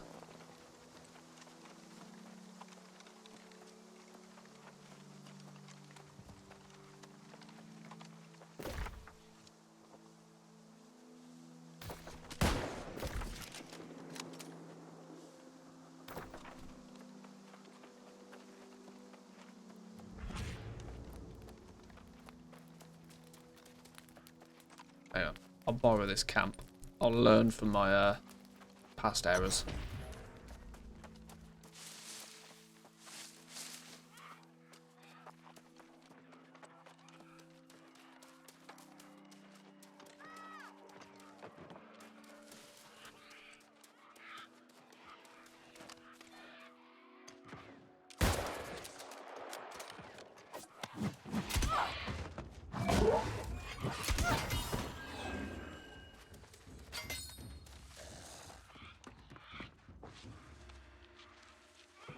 What's this? An explosive? Setting the gunpowder? Oh, it's a quest item. What do we need? It was a quest item for a quest I didn't know I had. Alright, sure.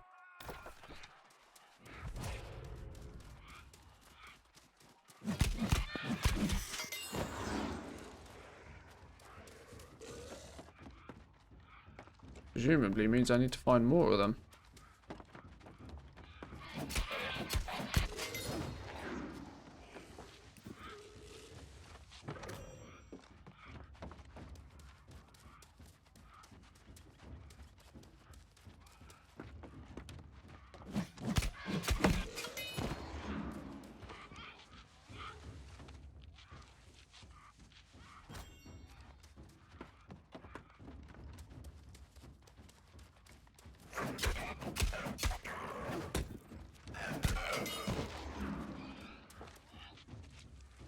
Dayspring barley and Dayspring mills.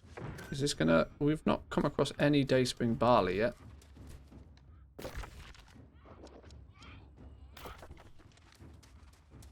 Oh, is that these blue... No, that can't be the blue things, surely. They're the kegs.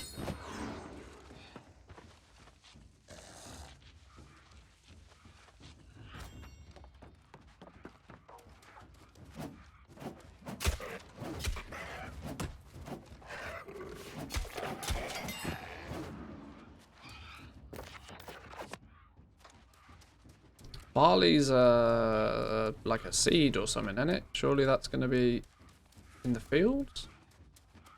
Is that these things over in the fields? It must be. Big blue thing usually means quest. We'll go by that logic. Sparkly blue thing. Yes. One.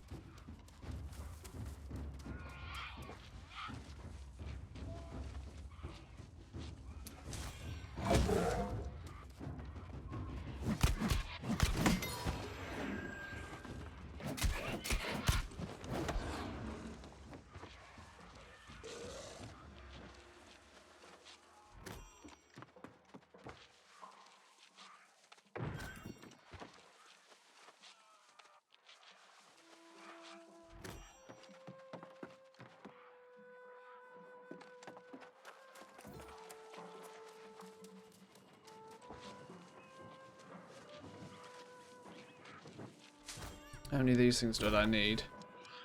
Gather barley. How many does it say? Doesn't say. Create.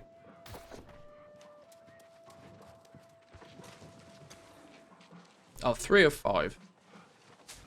4 of 5.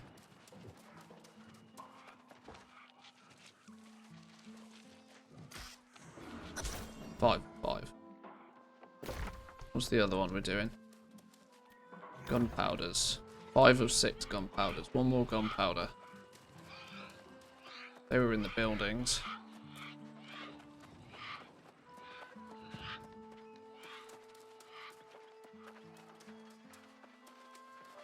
There we go. I can see one over there.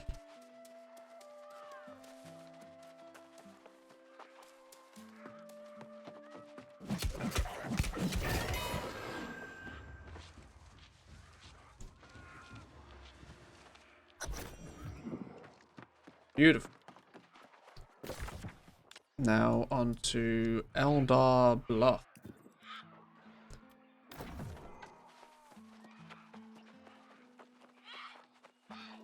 Not spent much time in this zone. This is quite a nice one.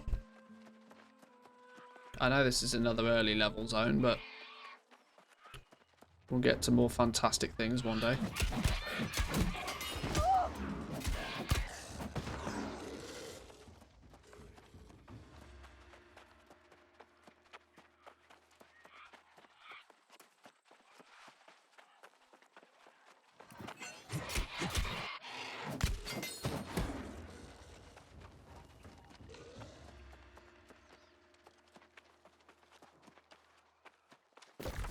That recall point we absolutely need to go and get. Absolutely need all the recall points. They're very handy to have. Search for 7 chests at certain places. Yeah, yoink. Since we might need that.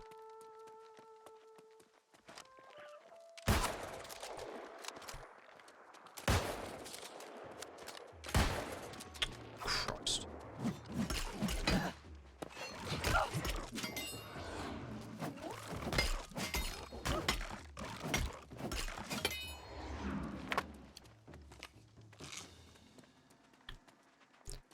Oh, I need to be careful we don't over...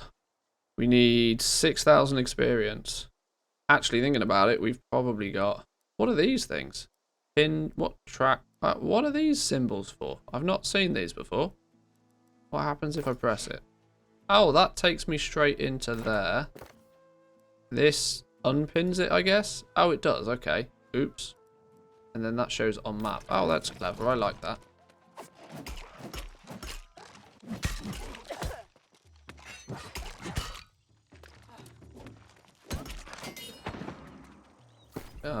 Now I need to put that one back again. Map. Alright, well it appears as if it's doing its thing anyway.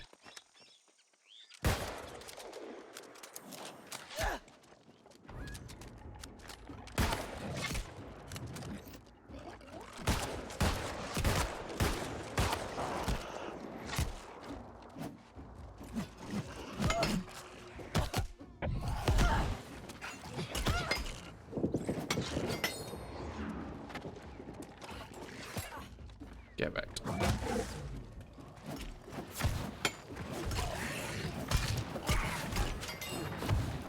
No, you got smashed. Chill here for a second. Get some free heals. Why not? Thanks.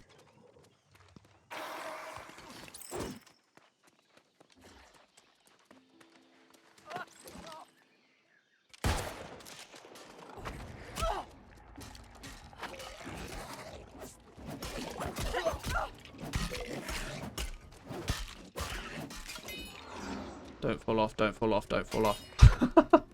That's always the problem with those things.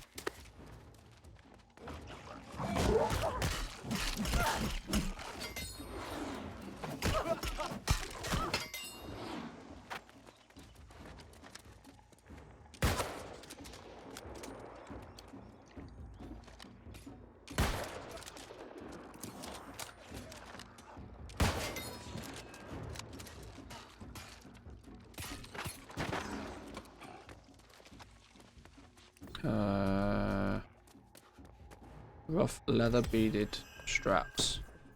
Where did it go? Did we not pick that up? Oh, it was a crafting mod. Fair enough. Sneaky.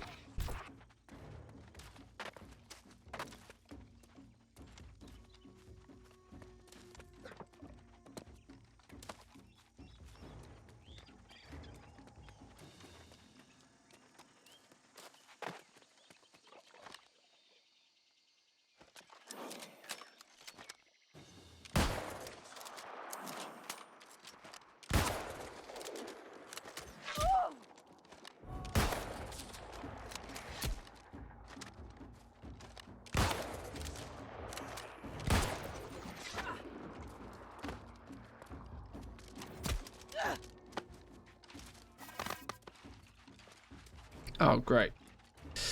He retreated. Retreated and then died? I didn't get any credit for it.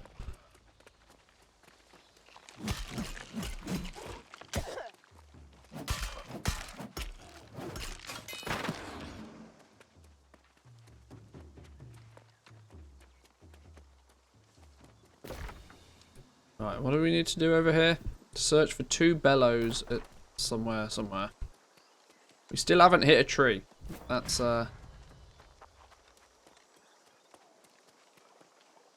search for 2 bellows.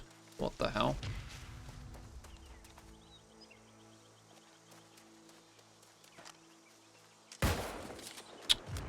Terrible shot.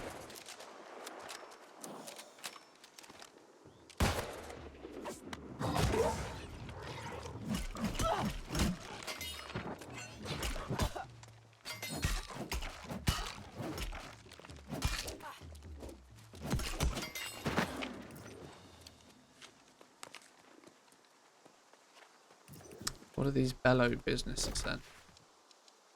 Got to go in further by the looks of things.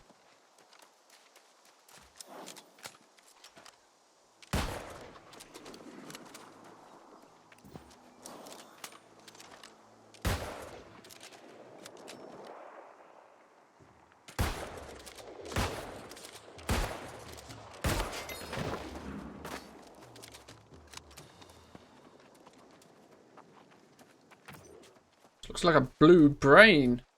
Combination of a blue brain, although I can't seem to do anything with it. Oh, here we go. Tangle Wisp. Combination of a blue brain or a, I don't know, like a blueberry ice cream or something. Can you group up with players from level 1 already? I do not know.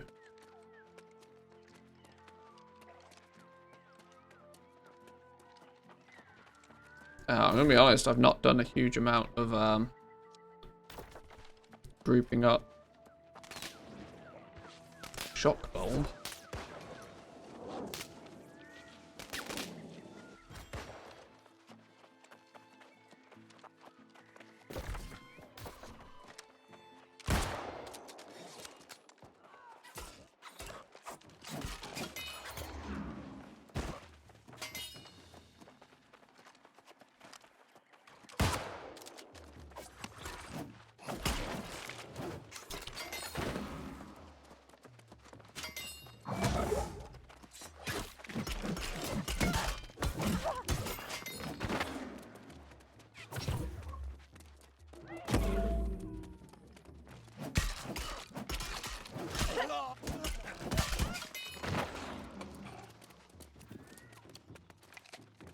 Oh damn, he looks pretty wham.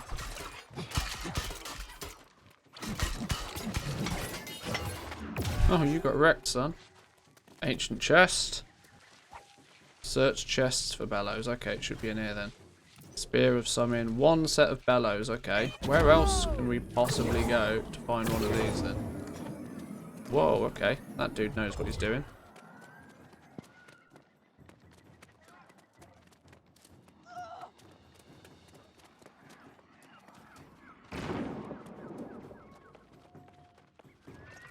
We need another set of bellows from somewhere.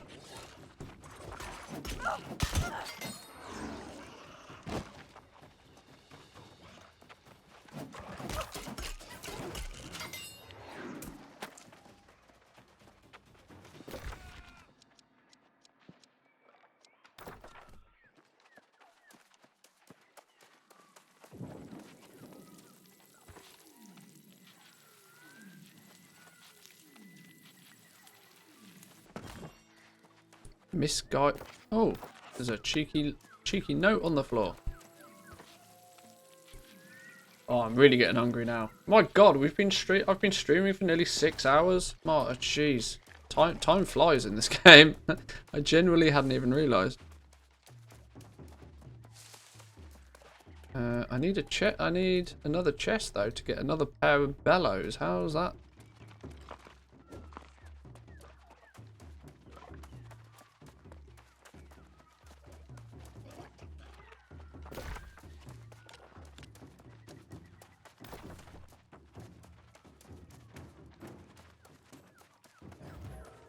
Cannot find another chest anywhere. Do I have to just wait for that one to respawn, do we think?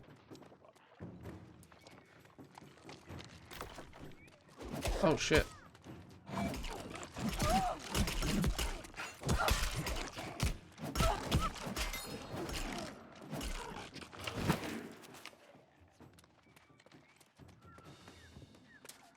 Oh, there's one.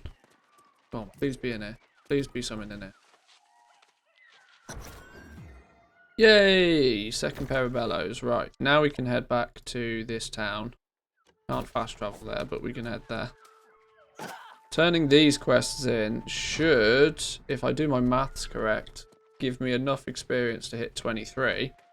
And more importantly, we can now test our theory, I think, of finding out whether there is a soft cap on the amount of trade skills you can acquire. Snickers but no rant. Yeah, I guess if I'm not playing World of Warcraft, there's not as much to rant about. Maybe. Lumberjack Simulator activated. Well, we are going to be doing some more lumberjacking, that is for sure. But if it requires us to level up first, then that's what we need to do.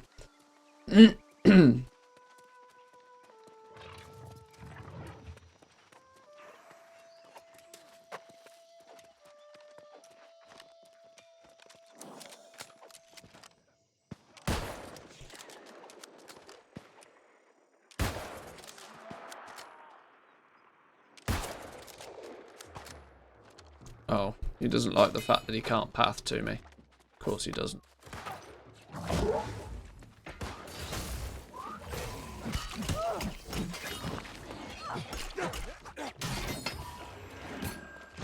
Box of bits.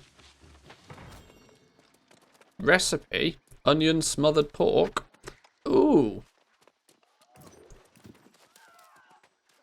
A learnable recipe. Let's avoid this dude. There we go. Perfect.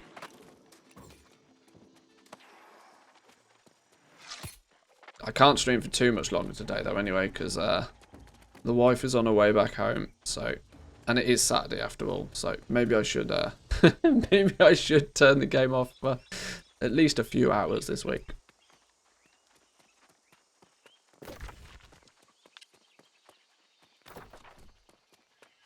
Right, if we turn these quests in though, we might get close enough. If we're currently 5,000 experience needed, these quests are going to put us pretty close. I'll check before we hand anything in, just our standing with logging. I don't think I've hit a tree at any point, but anyone that played the preview beta in 2020 think this version is a bit easier because it feels that way for me? No, I never played the beta, unfortunately.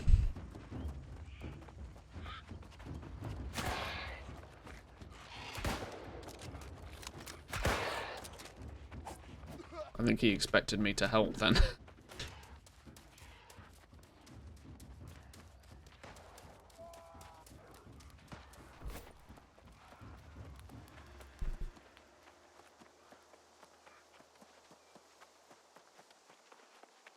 I tell you what, I hope these quests are enough experience. Can we run whilst faction missions? These don't actually give a huge amount of experience. We might be a bit short.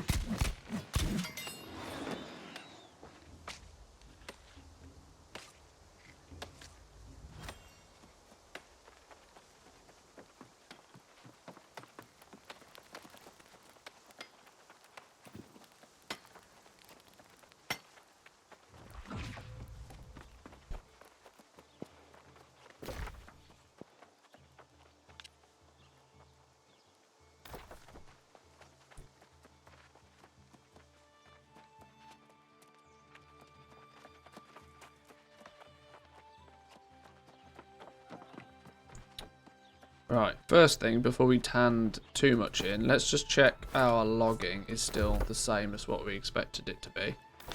Hang on, where did that go? Character, trade skills, logging.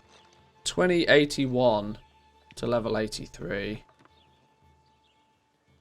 So that's not changed. We need to level up and see if it does change.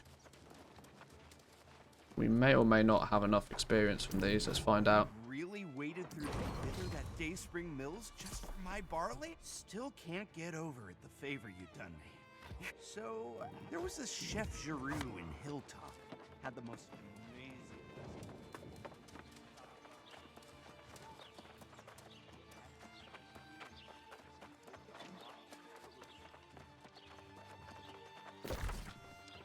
Where are we handing these quests in? There's one apparently next to us somehow, somewhere.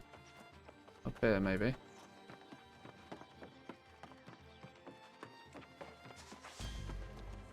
No, this is picking up a quest. This is not handing in a quest. Why is it that in times of trouble, people, of course, there is. Well, now, that was fast. Oh, Oh, well, maybe it's the that community was board fast. ones. Oh, In say, progress you completed. haven't been yet. What's this? Fish from 580 Orlap, XP. charcoal Okay. from Letham's Pick. Yeah, these aren't going to be enough experience, are they? We've got one more to hand in over there.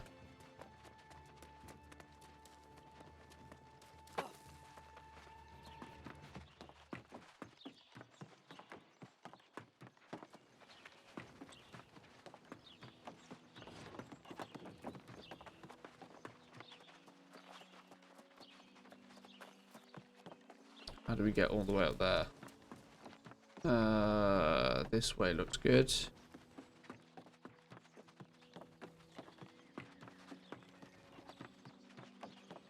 There's my co-conspirator. Yep, this'll do the trick just fine. Okay. Yeah. Not enough experience just yet. Okay, sure.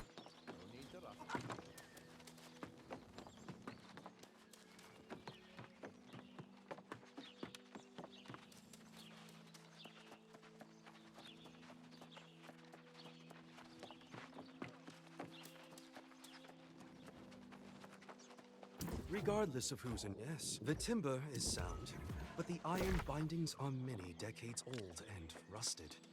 If you could mine some magnetite from Letham's Pick, I can reinforce the walls. Faction missions.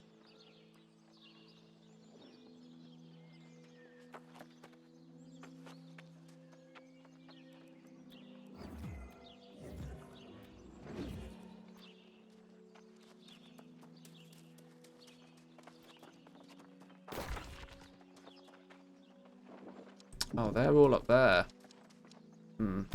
Okay. I was hoping we'd get more experience from all of that. We're still nearly 3,000 experience off. Boys and girls, I think I'm actually going to have to leave it there for today. We're going to have to continue our little experiment either later on today or Monday, tomorrow maybe, as I have to call it there for today. Thank you all for, joining today. We've put some serious stream hours in the last few days because I'm absolutely hooked on this game. So big shout out to all of you guys for turning up and getting the conversation flowing and whatever. I will probably be putting together a few little intro videos for this, I think, for those that are interested. If I'm playing a game this much, it makes sense for me to do something like that. But either way, thank you once again, boys and girls. Enjoy the rest of your day. Enjoy your weekend. And I will next stream will be on Monday. No stream tomorrow. I am going to take Sunday off. I might not even play this tomorrow. I might take Sunday off completely. But next stream will be on Monday. Have a good weekend, and I'll see you then. Peace.